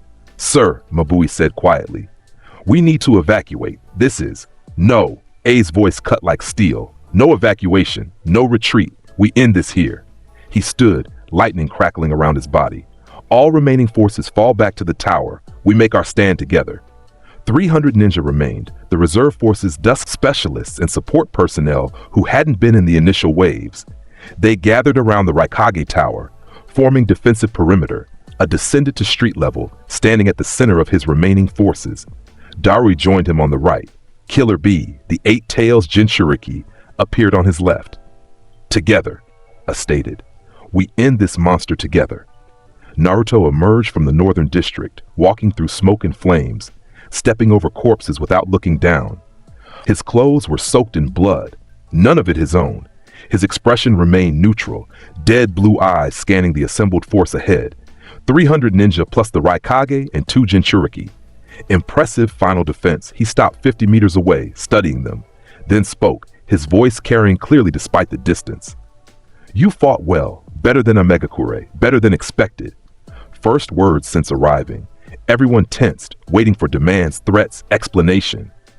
But effort doesn't matter. Skill doesn't matter. Numbers don't matter. Naruto tilted his head. You cannot win, you can only die. Big talk from a brat B-rap trying to maintain his usual humor despite the horror surrounding them. But yo, we'll see who falls when the Raikage brawls. Simply cracked his knuckles, lightning intensifying. Enough words, show us if you're truly unstoppable. Naruto's not quite smile manifested. Yes, let's observe. He activated Final Hunt Protocol. 500 shadow clones erupted into existence. The assembled defenders stared in shock. 500! 500! More than their entire remaining force. An army of supernatural warriors all wearing the same dead-eyed expression. Impossible, someone whispered. That much chakra shouldn't. The clones attacked as one. What followed was less a battle than an execution. 300 ninja, no matter how skilled, couldn't match 500 opponents with supernatural abilities. The fight devolved into dozens of isolated combats. Small groups trying desperately to survive against overwhelming numbers. A charge directly at the original Naruto, leaving his forces to handle the clones. Lightning armor activated to maximum, his ultimate defense and offense combined.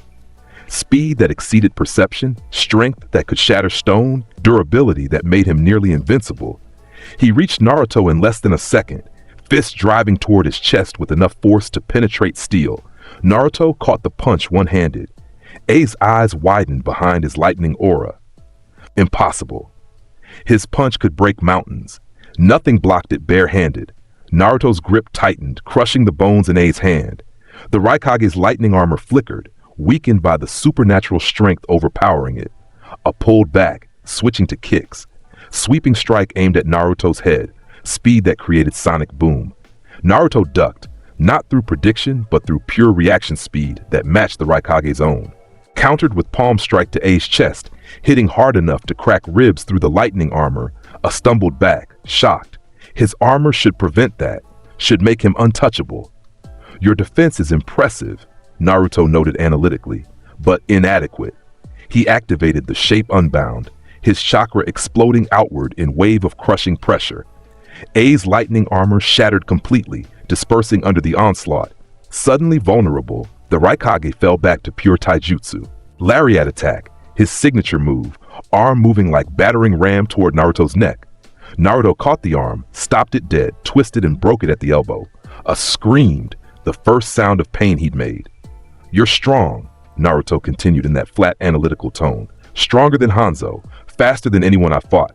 Better trained, better experienced, better equipped. He gripped A's head with both hands. And still inferior. Pressure. Crushing force. A's skull beginning to fracture between iron hands. Brother! B's voice roared. The Eight Tails Jinchuriki charged, partially transformed, octopus tentacles writhing. He crashed into Naruto with the force of a tailed beast, sending both of them through a building. A collapsed, hands going to his fractured skull, bleeding from multiple head wounds. Alive, but barely. Inside the ruined building, B stood over Naruto's body, or what should have been his broken body. That attack should have pulverized bones, ruptured organs. Naruto stood up, dusting himself off, completely unharmed. Tailed beast chakra, Naruto observed. Interesting. More data. B stared. Yo, that's not right. You should be dead tonight. Should I? Naruto tilted his head. Explain your reasoning. Instead of answering, B fully transformed into the Eight Tails. Massive octopus form, filling the street, tentacles each the size of tree trunks, power that could fight Biju. Naruto looked up at the transformed Jinchuriki without visible concern. Then created 1,000 shadow clones. They swarmed the 8 tails like ants on a giant. Each clone individually wasn't strong enough to seriously harm it, but 1,000 working together, tentacles were severed. Ink sprayed everywhere. The beast roared in pain and rage, thrashing wildly. But every tentacle it destroyed, 10 clones grabbed another. Every area it cleared, 20 more filled the gap. Numbers, infinite sustainability, relentless assault. Within 5 minutes, the 8 tails collapsed, reverting B back to human form. He lay broken and bloody among the ruins, barely conscious.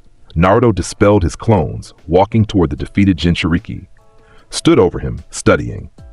Tailed beast transformation provides significant power increase, Naruto noted clinically, but ultimately insufficient against numerical superiority and supernatural durability.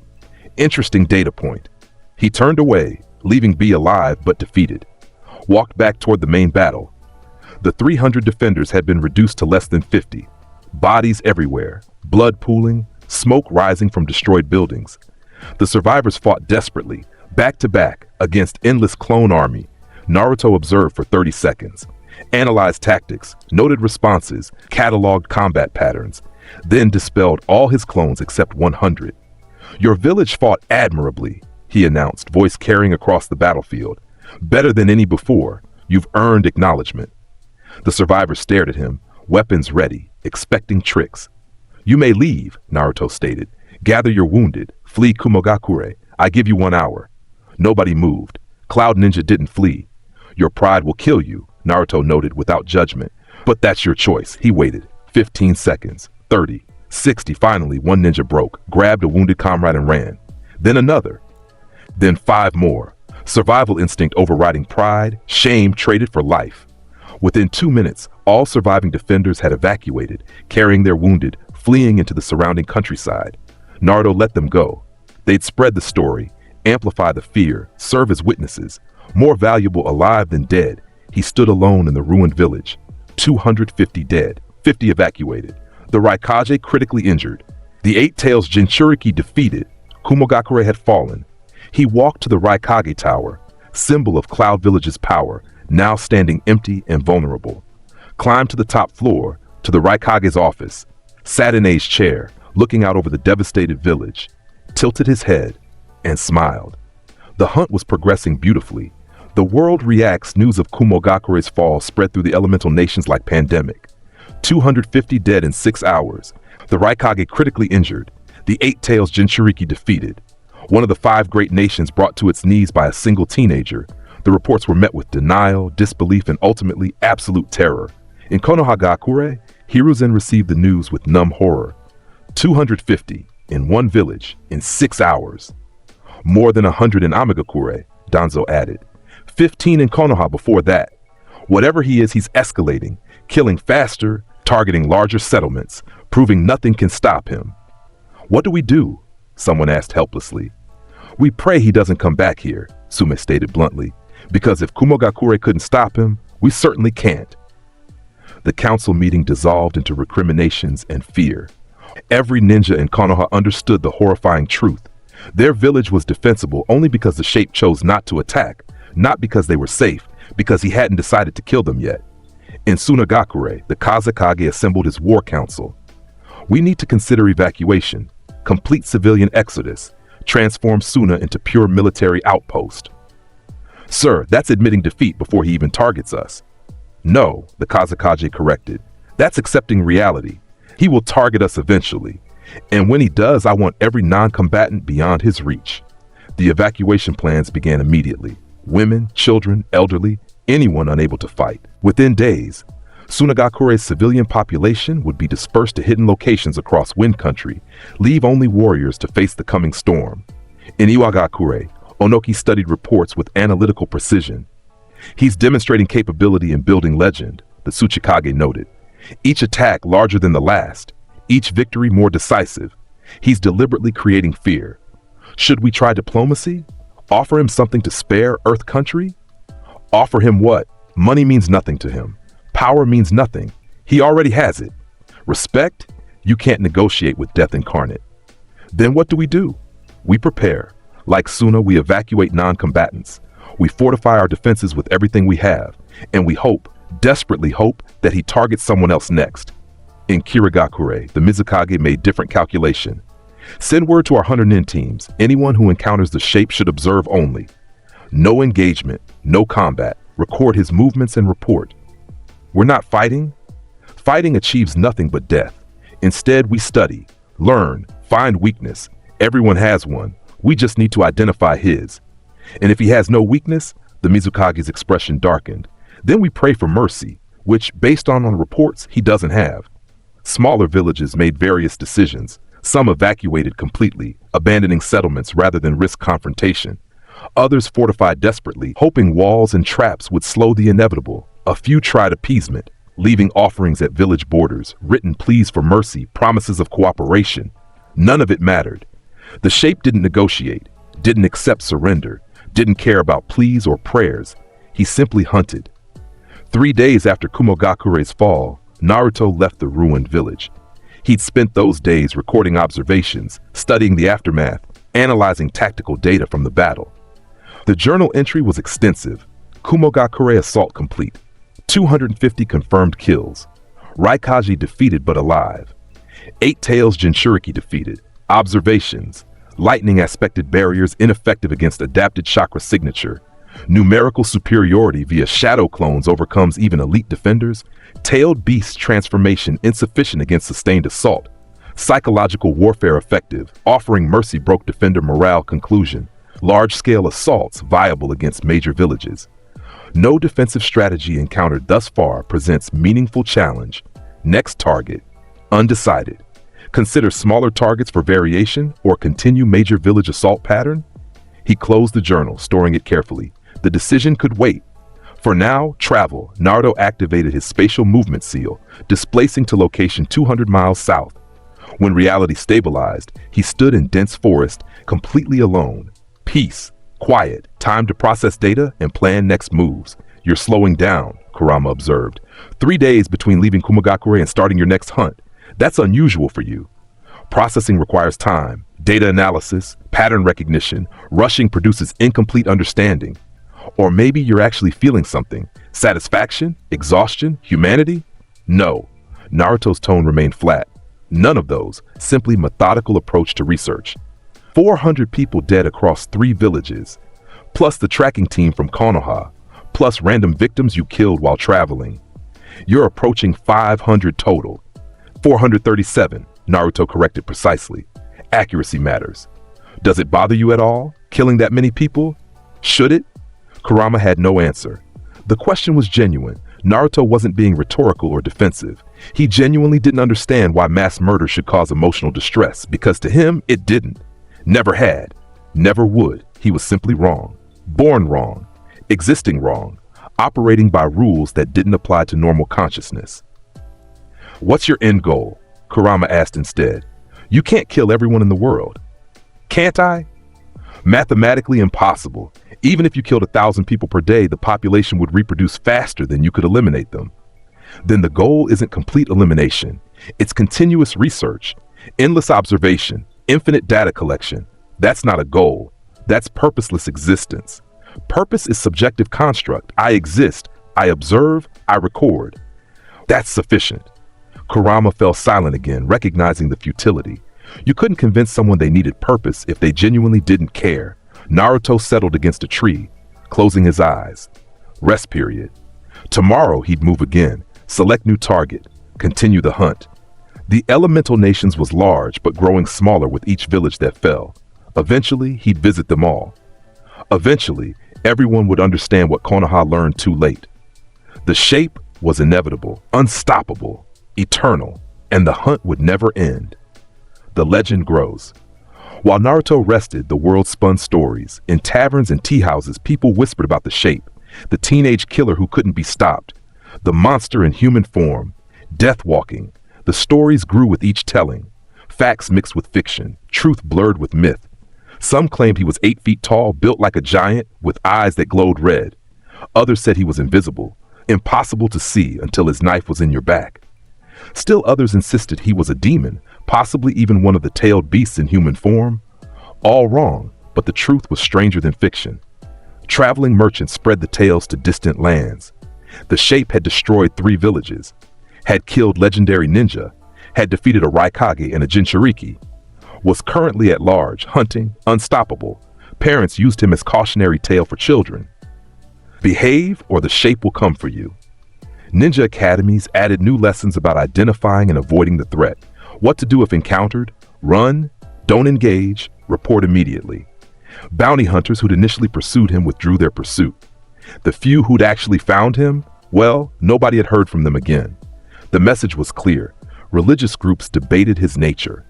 Was he divine punishment, demon invasion, test from the gods, harbinger of apocalypse? Some villages built shrines trying to appease what they didn't understand, offered sacrifices, animal, never human, prayed for protection, begged for mercy. It accomplished nothing because the shape didn't care about prayers or offerings, didn't respond to fear or worship, simply existed, hunted, killed, inevitable as death itself. 2 weeks after Kumogakure's fall, Naruto decided on his next target, not another major village. Those had served their purpose, demonstrating capability, building legend, collecting tactical data on large-scale assault. Time for something different, something smaller, more personal, more experimental. He selected a minor ninja village in the Land of Rivers. Small settlement, maybe 50 active ninja, civilian population of a few hundred. Peaceful, relatively isolated, no major defensive capabilities, perfect testing ground for new approaches. Naruto arrived at dawn, walking openly down the main street. No stealth, no hiding, no pretense, just walking like any traveler. The village guards noticed him, but didn't immediately react. Why would they? Just a teenage boy, probably a wandering apprentice or messenger. They didn't recognize him, hadn't connected the legendary shape with this ordinary-looking child. Fatal mistake. Naruto walked to the village center, stopped in the exact middle of the main square, and simply stood there, waiting, observing. People passed by, going about morning routines, merchants setting up stalls, ninja heading to training, civilians starting daily work, normal life, temporary peace, ignorant bliss. Naruto pulled out a kunai, held it casually, not threatening, just visible, then spoke, voice carrying clearly despite his young appearance. I am the shape. You have 1 hour to evacuate this village. Leave or die. Silence fell across the square. People stared, processing the words. Then panic erupted. Some ran immediately, believing the threat. Others stood frozen, unable to process. A few laughed, thinking it was a prank or madness. The ninja guards approached, weapons drawn but uncertain. This kid was claiming to be the legendary killer? Impossible. Had to be confused or mentally ill. Kid, one guard said carefully, you need to leave. Stop making threats and... Naruto threw the kunai. It flew faster than the guard could track, penetrating his eye socket, driving deep into his brain. The guard dropped instantly, dead before hitting the ground. Silent kill, precision throw. The laughter stopped. The uncertainty evaporated. Terror replaced it. 59 minutes remaining, Naruto stated calmly. I recommend you use them. The evacuation became chaos. Civilians fled in all directions. Ninja gathered their families and ran. Merchants abandoned stalls. Everyone scrambling toward village exits. Naruto stood motionless in the square, watching them flee, counting silently, observing panic patterns, recording behavioral data. 30 minutes later, the village was essentially empty. Most civilians had evacuated. Only a handful of ninja remained, either too proud to run or too duty-bound to abandon their village. Naruto counted them. 12 ninjas scattered throughout the settlement, hiding in buildings, preparing ambushes, planning desperate defense. Interesting. He'd given them opportunity to leave, yet they chose to stay and fight. Loyalty? Pride? Stupidity? All three, probably. He began hunting them methodically. First victim was in a storage building, hiding behind crates, waiting to ambush. Naruto entered through the window, landed silently behind him, and slit his throat before he could react. Second and third were together, barricaded in a house, watching the street. Naruto created Shadow Clone to distract them at the front, while Original entered through back. Both died to kunai through their spines. 4th through 7th were attempting coordinated ambush at the village gate. Naruto approached openly, triggering their trap. Explosive tags detonated, creating massive blasts that should have vaporized him. He walked through the smoke completely unharmed, regeneration already healing minor burns. The four ninjas stared in horror as their perfect trap failed. They died to a combination of taijutsu and kunai work, fast, efficient, merciless. 8 through 11 tried to flee at the last moment, abandoning their posts, running for the forest. Naruto hunted them down one by one, methodical chase through the trees. None escaped. The 12th, the last defender, was the village's jonin commander. He stood in front of the village's small administrative building, weapon drawn, waiting. I could have run, the jonin stated, could have evacuated with the others, but someone had to make a stand. Someone had to try. Naruto tilted his head. Why? You know you cannot win. Doesn't matter. Sometimes fighting is the only choice, even knowing you'll lose. Illogical. Maybe. But it's human. Naruto considered this. Human. The trait he lacked, the quality he couldn't understand. This jonin chose certain death for abstract principle. Fascinating. Your death will be quick, Naruto offered.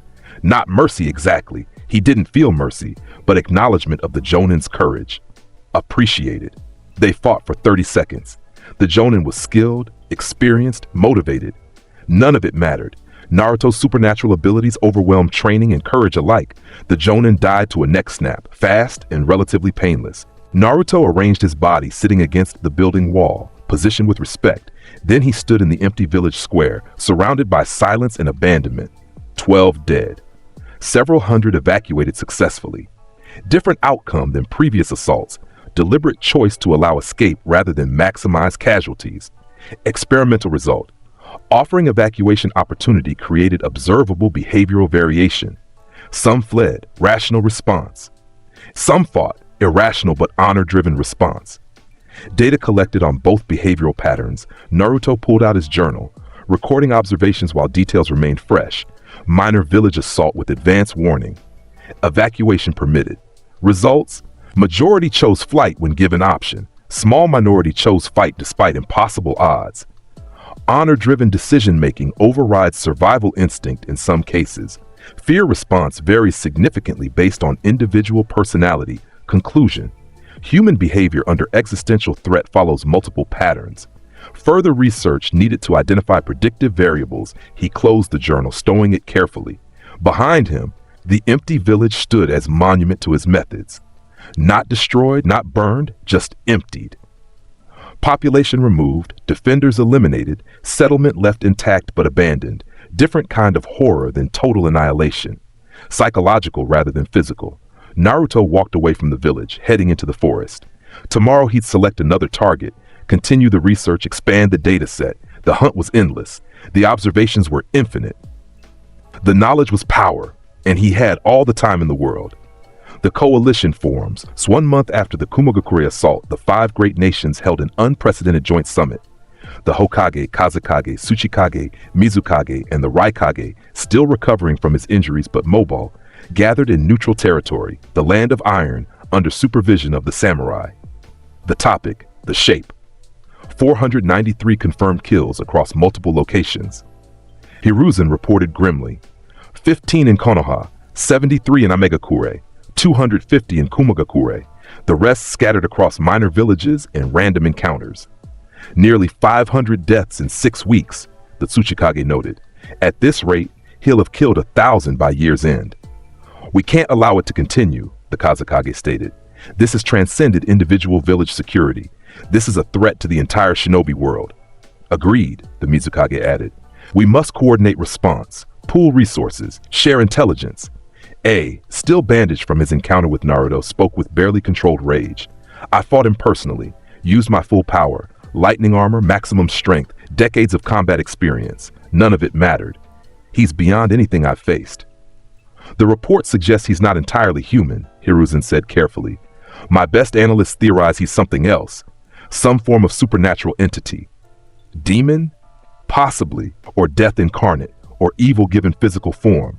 We don't have definitive answers, only speculation. Then we stop speculating and start planning, the Tsuchikage declared. 5 nations, combined resources, coordinated assault. We corner him, contain him, eliminate him. How? The Kazekage asked. Every village that tried was destroyed, every trap failed, every defense proved inadequate. Because they fought alone, the Tsuchikage countered. We fight together, overwhelming force from all angles simultaneously. Even he must have limits. The debate continued for hours. Tactics discussed, strategies proposed, resources allocated. Slowly, a plan emerged. The coalition forces would be formed, joint military task force drawing elite ninja from all 5 nations. Combined total of 500 ninja, all Jonin level or higher. Specialized teams for tracking, containment, combat, sealing. They would hunt the shape, find him, corner him, and end the threat through overwhelming coordinated assault. We'll need bait, they noted. Something to draw him to specific location where we can prepare perfect trap. The Jinchuriki, Danzo suggested. He's the 9 tails container. Perhaps he has interest in other Jinchuriki, other tailed beasts. We can't use Jinchuriki as bait, Hiruzen objected. Too valuable, too risky. Then what do we use? The Mizukage challenged. What could possibly draw him to specific location at specific time? Silence fell as the Kages considered. Finally, the Tsuchikage spoke. Challenge. He's demonstrated pattern of accepting announced combat. He gave Kumogakure advance warning, arrived exactly as promised. He responds to direct confrontation. So we challenge him directly, the Kazekage said. Announce a location and time, dare him to appear? Exactly. Appeal to his arrogance, his confidence, his seeming desire for open conflict. If he believes we're offering him fair fight, he might accept. And when he arrives, I continued, following the logic, 500 elite ninja emerge from concealment. Ultimate ambush. No escape routes, no advance warning of actual numbers, perfect trap. The plan solidified. The coalition forces would assemble in secret. A challenge would be issued to the shape. Meet us at specific location at specific time for final confrontation. When he arrived expecting manageable opposition, 500 ninja would attack simultaneously. Overwhelming force. Perfect coordination. Every village's best techniques. Combined sealing knowledge. Ultimate containment measures. Surely that would be enough. Surely even the shape couldn't survive 500 elite ninja attacking as one. When do we issue the challenge? Hiruzen asked. 1 week, the Tsuchikage decided. Gives us time to assemble forces, prepare the battleground, coordinate tactics, then we send the message and wait. And if he doesn't accept the challenge, then we revert to hunting him. But I suspect he will accept. His pattern suggests he enjoys these confrontations, probably sees them as research opportunities. The summit concluded with grim determination. The 5 great nations would unite against common threat, set aside rivalries and politics, face evil together. History would remember this moment. The day the shinobi world stood as one. Against death incarnate, Naruto received the challenge 3 days later.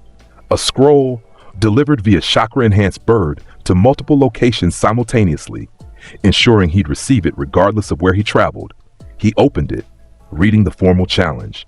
To the one called the Shape, the 5 great nations issued this challenge. Meet us at the Valley of the End in 7 days at noon. Come alone. Face the combined might of the shinobi world in fair combat. If you possess the courage you claim, if you truly believe yourself unstoppable, prove it against our best warriors in open battle. We await your arrival.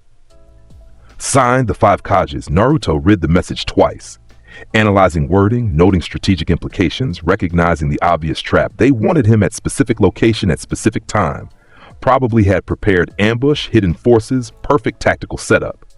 The fair combat claim was deliberate lie to lure him, transparent strategy, predictable response. Textbook ambush setup, interesting. He tilted his head, considering. Option 1, ignore the challenge.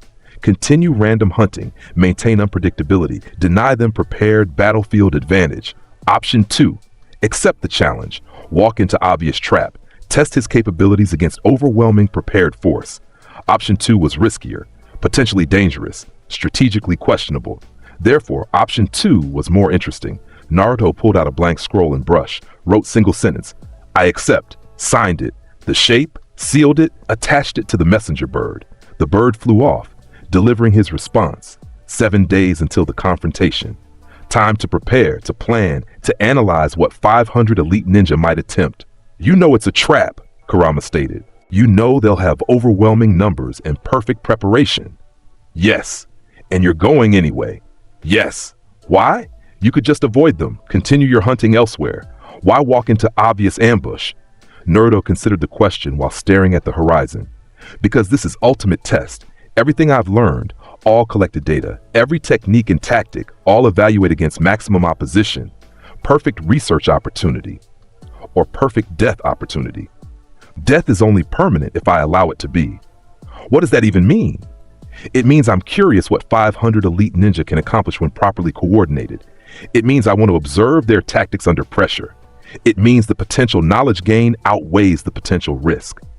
You're insane. No. Insanity implies impaired judgment. My judgment is perfect. I simply value different outcomes than normal humans. Kurama had no response. The logic was alien but internally consistent. Naruto prioritized research over survival, knowledge over safety, observation over self-preservation, utterly inhuman value system. What if they actually managed to kill you? Kurama asked. Then I'll have learned something valuable in my final moments, worth the trade. That's the most disturbing thing you've ever said. Is it? I thought the mass murder was more disturbing. At least the murder made sense in its own horrible way. You killed to observe reactions. But this? Deliberately walking into a trap just for curiosity? That's beyond calculating evil. That's pure wrongness. Yes, Naruto agreed simply. I am pure wrongness. Always have been. He settled against a tree, closing his eyes. 7 days until the confrontation. 7 days to prepare mentally, to review all collected data, to ensure perfect readiness. The coalition forces didn't know what they were inviting, didn't understand what they challenged. But they'd learn. At the Valley of the End, in 7 days, the entire shinobi world would learn what Konoha discovered too late. Some things cannot be stopped. Some hunts never end, and death is always patient. Valley of the End, 7 days passed. The coalition forces assembled in secret around the Valley of the End. 500 elite ninja from 5 nations, all positioned carefully in concealed locations. The valley itself was a natural amphitheater with steep cliffs surrounding a waterfall that split around massive statues of Hashirama Senju and Madara Uchiha. Perfect ambush location. Barrier specialists had spent days creating multi-layered containment seals around the valley. Anti-teleportation fields that would prevent spatial displacement. Chakra disruption zones that would inhibit shadow clone creation. Sensory enhancement arrays that would detect any attempt at stealth. Theoretical counters to all his known abilities. The 500 ninja were organized into specialized teams. 100 combat specialists for direct engagement. 75 sealing experts to maintain barriers and containment. 50 sensor ninja track his every movement. 75 support personnel for logistics and reinforcement. 200 ranged attackers positioned on cliff jedds. Every possible angle covered. Every potential tactic countered. Perfect preparation against known capabilities. The Kages themselves waited at the valley floor, all 5 standing together presenting unified front. Symbolic leadership and tactical coordination combined. Noon approached. Sensor teams reported no incoming chakra signatures, 11:59. Still nothing, 1200 hours exactly, silence. He's not coming, someone whispered. It was a bluff.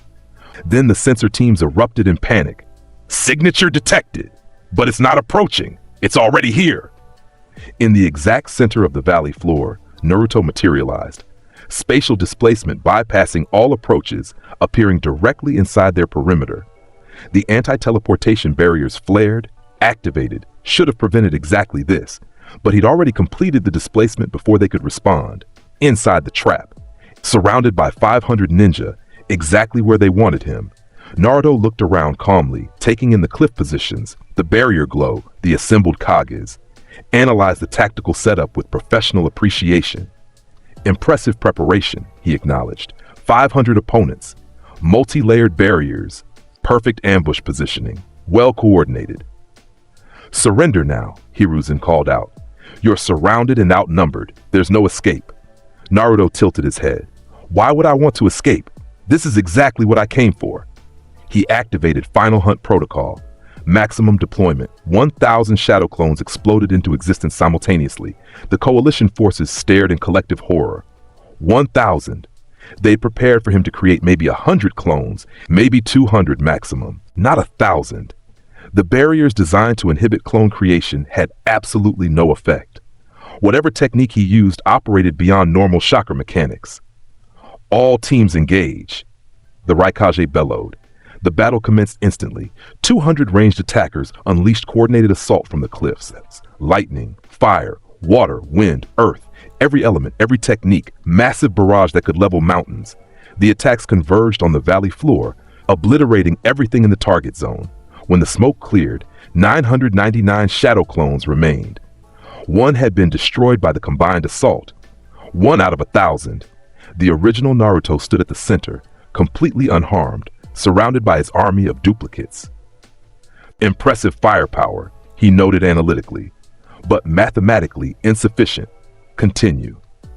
The clones charged. What followed was less a battle than a siege. 1,000 supernatural opponents versus 500 elite defenders. Despite superior training and coordination, the coalition forces were simply outnumbered 2-to-1 by enemies with unlimited stamina and supernatural durability. The combat specialists engaged first, trying to create defensive lines. They fought brilliantly, coordinated attacks, mutual support, perfect tactical execution. Every technique honed through years of experience. It didn't matter. For every clone they destroyed, Naruto created 2 more. The sustainability was infinite, the numerical advantage insurmountable. The sealing specialists attempted containment, massive barrier to trap the clones en masse. 7 of them working together, creating a prison that should hold anything. 10 shadow clones attacked the barrier from within, while 20 attacked the sealing specialists from without. The barrier shattered. The sealing specialists died. The sensor teams tried to coordinate responses, identify the original Naruto among the 1,000 duplicates. But every clone fought with perfect synchronization, no behavioral tells to distinguish original from copy. The support teams scrambled to reinforce crumbling defensive positions, pulled back injured fighters, redistributed resources, tried desperately to maintain organization, but organization broke down under sheer pressure. Perfect tactics meant nothing against overwhelming sustainable force. The Kages themselves joined the direct combat. The Raikage, lightning armor fully activated, tore through clones with devastating efficiency. Each punch destroyed a shadow clone. Each kick eliminated 2. Pure physical superiority applied with brutal effectiveness. But for every 5 clones he destroyed, 10 more converged on him. Eventually, even the Raikage's legendary stamina began to waver. Chakra depleting, movement slowing, exhaustion setting in. The Tsuchikage flew above the battle, using earth techniques to crush groups of clones. Massive boulders, strategic targeting, high-level jutsu, effective against clones. Useless against the original, who simply created more to replace losses. The Kazekage employed his sand manipulation, creating defensive walls and offensive waves. Control technique, efficient chakra use, tactical brilliance, none of it meaningful when enemy numbers never decreased. The Mizukage used water techniques combined with ice release. Area control, environmental manipulation, skilled execution, the clones adapted. Used superior numbers to overwhelm any defensive position regardless of technique advantage. Hiruzen employed every technique in his vast arsenal. Fire, earth, water, wind, lightning, combined with summons and strategic thinking. His monkey summon Enma fought valiantly. Staff form crushing dozens of clones. But eventually, even Enma had to dispel, chakra exhausted. 30 minutes into the battle, the coalition forces had been reduced by half. 250 dead, 250 remaining. Fighting desperately against an enemy that never tired, never weakened, never stopped. Fall back, the Tsuchikage ordered. Retreat to secondary positions. The survivors attempted organized withdrawal, covered each other, maintained formation, tried to preserve some tactical advantage. Naruto's clones pursued relentlessly. No respite, no mercy, no hesitation. Just mechanical efficiency in hunting fleeing prey. The original Naruto stood motionless at the valley center, observing. Absorbing data through clone memories, cataloging every technique and tactic, recording behavioral patterns under extreme pressure. Fascinating. The coalition forces were the best warriors their villages could provide. Perfect training, perfect equipment, perfect coordination, and they were losing. Not because they fought poorly. Not because they lacked skill or courage or determination, simply because they faced an enemy that operated by different rules. An enemy for whom normal limitations didn't apply, death incarnate versus mortal warriors. The outcome was never in doubt. 45 minutes, 300 coalition forces dead, 200 remaining, scattered and disorganized. The Kages rallied what remained of their forces, made final stand at the valley's edge, backs to the cliff, nowhere left to retreat. Last stand, I stated grimly. We end this here together, or we don't end it at all. The remaining 200 ninja formed defensive perimeter around the 5 Kages. Every remaining warrior, every remaining technique, all coordinated for one final desperate assault. Naruto observed their formation. Tactical sound, disciplined execution, honorable choice given circumstances. He dispelled all but 100 clones. Reduced his numbers to make the odds less absurdly unbalanced. Not mercy, he didn't feel mercy, but acknowledgement of their courage. Your resistance is admirable, Naruto stated clearly.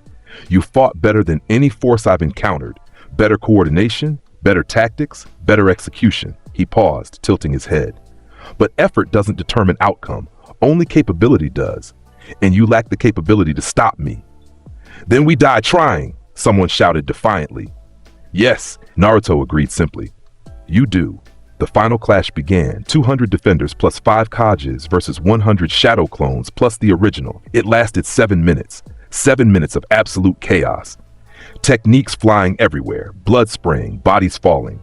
Desperate last stands, final sacrifices, honorable deaths. The Raikage killed 15 clones before being overwhelmed by 20 simultaneously attacking. Died with lightning still crackling around his fists. The Tsuchikage flew as long as chakra allowed, then plummeted when exhaustion hit. Died on impact. The Kazekage fought to his last grain of sand. Died standing, sand armor shattered, surrounded by clone corpses. The Mizukage used water techniques to save as many subordinates as possible before being isolated and eliminated. Died protecting others. Hiruzen was the last Kage standing. Fought with everything he had, every technique in his arsenal, all his decades of experience. Naruto faced him personally, not through clones, the original. Acknowledgement of Hiruzen's status and skill. They fought for 90 seconds. Taijutsu, jutsu, tactics, strength, speed, everything Hiruzen could bring to bear. It wasn't enough. Naruto's hand pierced Hiruzen's chest, gripping his heart. The third Hokage looked down at the hand through his chest, then up at Naruto's dead blue eyes. Why? Hiruzen gasped. Why do you do this? Naruto tilted his head, considering the question one final time. Because I can. Because I'm curious. Because observation requires interaction. Because death is the ultimate truth and I am its incarnation. That's not a reason. No, Naruto agreed. It's a nature. Reasons are for humans. I am something else. He crushed Hiruzen's heart. The third Hokage, the professor, the god of shinobi, died with the same confused horror in his eyes that all victims shared. The fundamental incomprehension of what they faced, silence fell across the valley of the end. 500 of the world's finest warriors, all dead. The 5 Kages, leaders of nations, all killed. One teenage boy standing alone among the carnage, completely unharmed. The coalition forces had failed utterly. Perfect planning, overwhelming numbers, coordinated execution. None of it mattered, because the shape wasn't an enemy to be defeated. He was inevitability to be endured, death to be survived, entropy wearing human skin. Naruto stood among the corpses, tilting his head at the devastation. Then pulled out his journal, beginning to record observations. Coalition forces assault complete. 500 confirmed kills. All 5 Kages eliminated. Observations. Coordinated multi-village tactics superior to single-village defense. Combined elemental techniques create significant challenge for clone armies. Kage-level opponents require personal engagement from original. Barrier techniques ineffective against spatial displacement. Numerical advantage via clones overcomes even perfect tactical execution. Conclusion. Maximum recorded opposition defeated. No force encountered thus far presents meaningful threat. Further escalation unlikely to yield new data. Recommendations. Consider targeting different objectives. Tailed beasts, legendary figures, ancient entities. Variation needed to maintain research value. He closed the journal, storing it carefully. Behind him, the Valley of the End lived up to its name. An end indeed, to the coalition forces, to the 5 Kages, to any hope of conventional military response. The shinobi world had thrown everything at him. Their best warriors, their finest minds, their ultimate strategies, all inadequate, all futile, all ending in death and silence. Naruto walked away from the valley, leaving the bodies where they fell. Let them be found. Let the world see. Let everyone understand. There was no defeating the shape.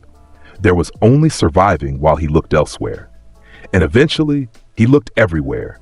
Inevitable, patient, eternal. The hunt continued. Epilogue, the new world. 3 months after the Valley of the End massacre, the elemental nations existed in state of permanent terror. 937 confirmed kills, 5 Kages dead, major villages leaderless, the shinobi world's military might broken, and the shape still walked among them, hunting at will. Villages that hadn't been attacked lived in constant fear, knowing their turn would come eventually. Those already devastated tried to rebuild while looking over their shoulders. A new warning system emerged. Church bells rung at any reported sighting. Evacuation protocols activated immediately. Everyone trained to run, hide, pray they weren't selected, because fighting was futile. Defense was meaningless. Resistance only accelerated death. The only survival strategy was avoidance. Don't draw attention. Don't challenge. Don't become interesting enough to hunt. Live small. Live quiet. Live in fear. Some people broke under the pressure. Suicides increased. Mental illness skyrocketed. Communities collapsed into paranoia and despair. Others adapted, learned to function despite omnipresent dread, lived each day as if it might be their last, because it very well might be. The shinobi world changed fundamentally. Villages stopped warring. What point in fighting each other when the shape might appear and kill everyone? Old rivalries seemed meaningless against existential threat. Trading networks shifted to minimize travel. People stayed close to home. Wandering ninja became rare. The world grew smaller, darker, more afraid. And somewhere in this terrified landscape, Naruto walked, no longer hunting constantly, no longer killing daily. The frequency had decreased as his research database filled. Now he killed maybe once per week. Careful selection, specific targets, maximum data extraction, quality over quantity. He'd learned what he needed from large-scale assaults.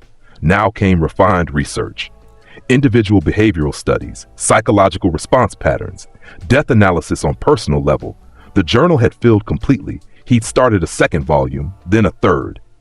Thousands of pages of observations, analysis, conclusions. The most comprehensive study of death and human behavior ever compiled. For what purpose? Unknown. Naruto didn't question his motivations anymore, simply accepted his nature, continued his work, existed because he existed. Some villages tried to appease him, left offerings at their borders, built shrines, performed rituals, begged for mercy through prayer and sacrifice. He ignored them. Worship was meaningless.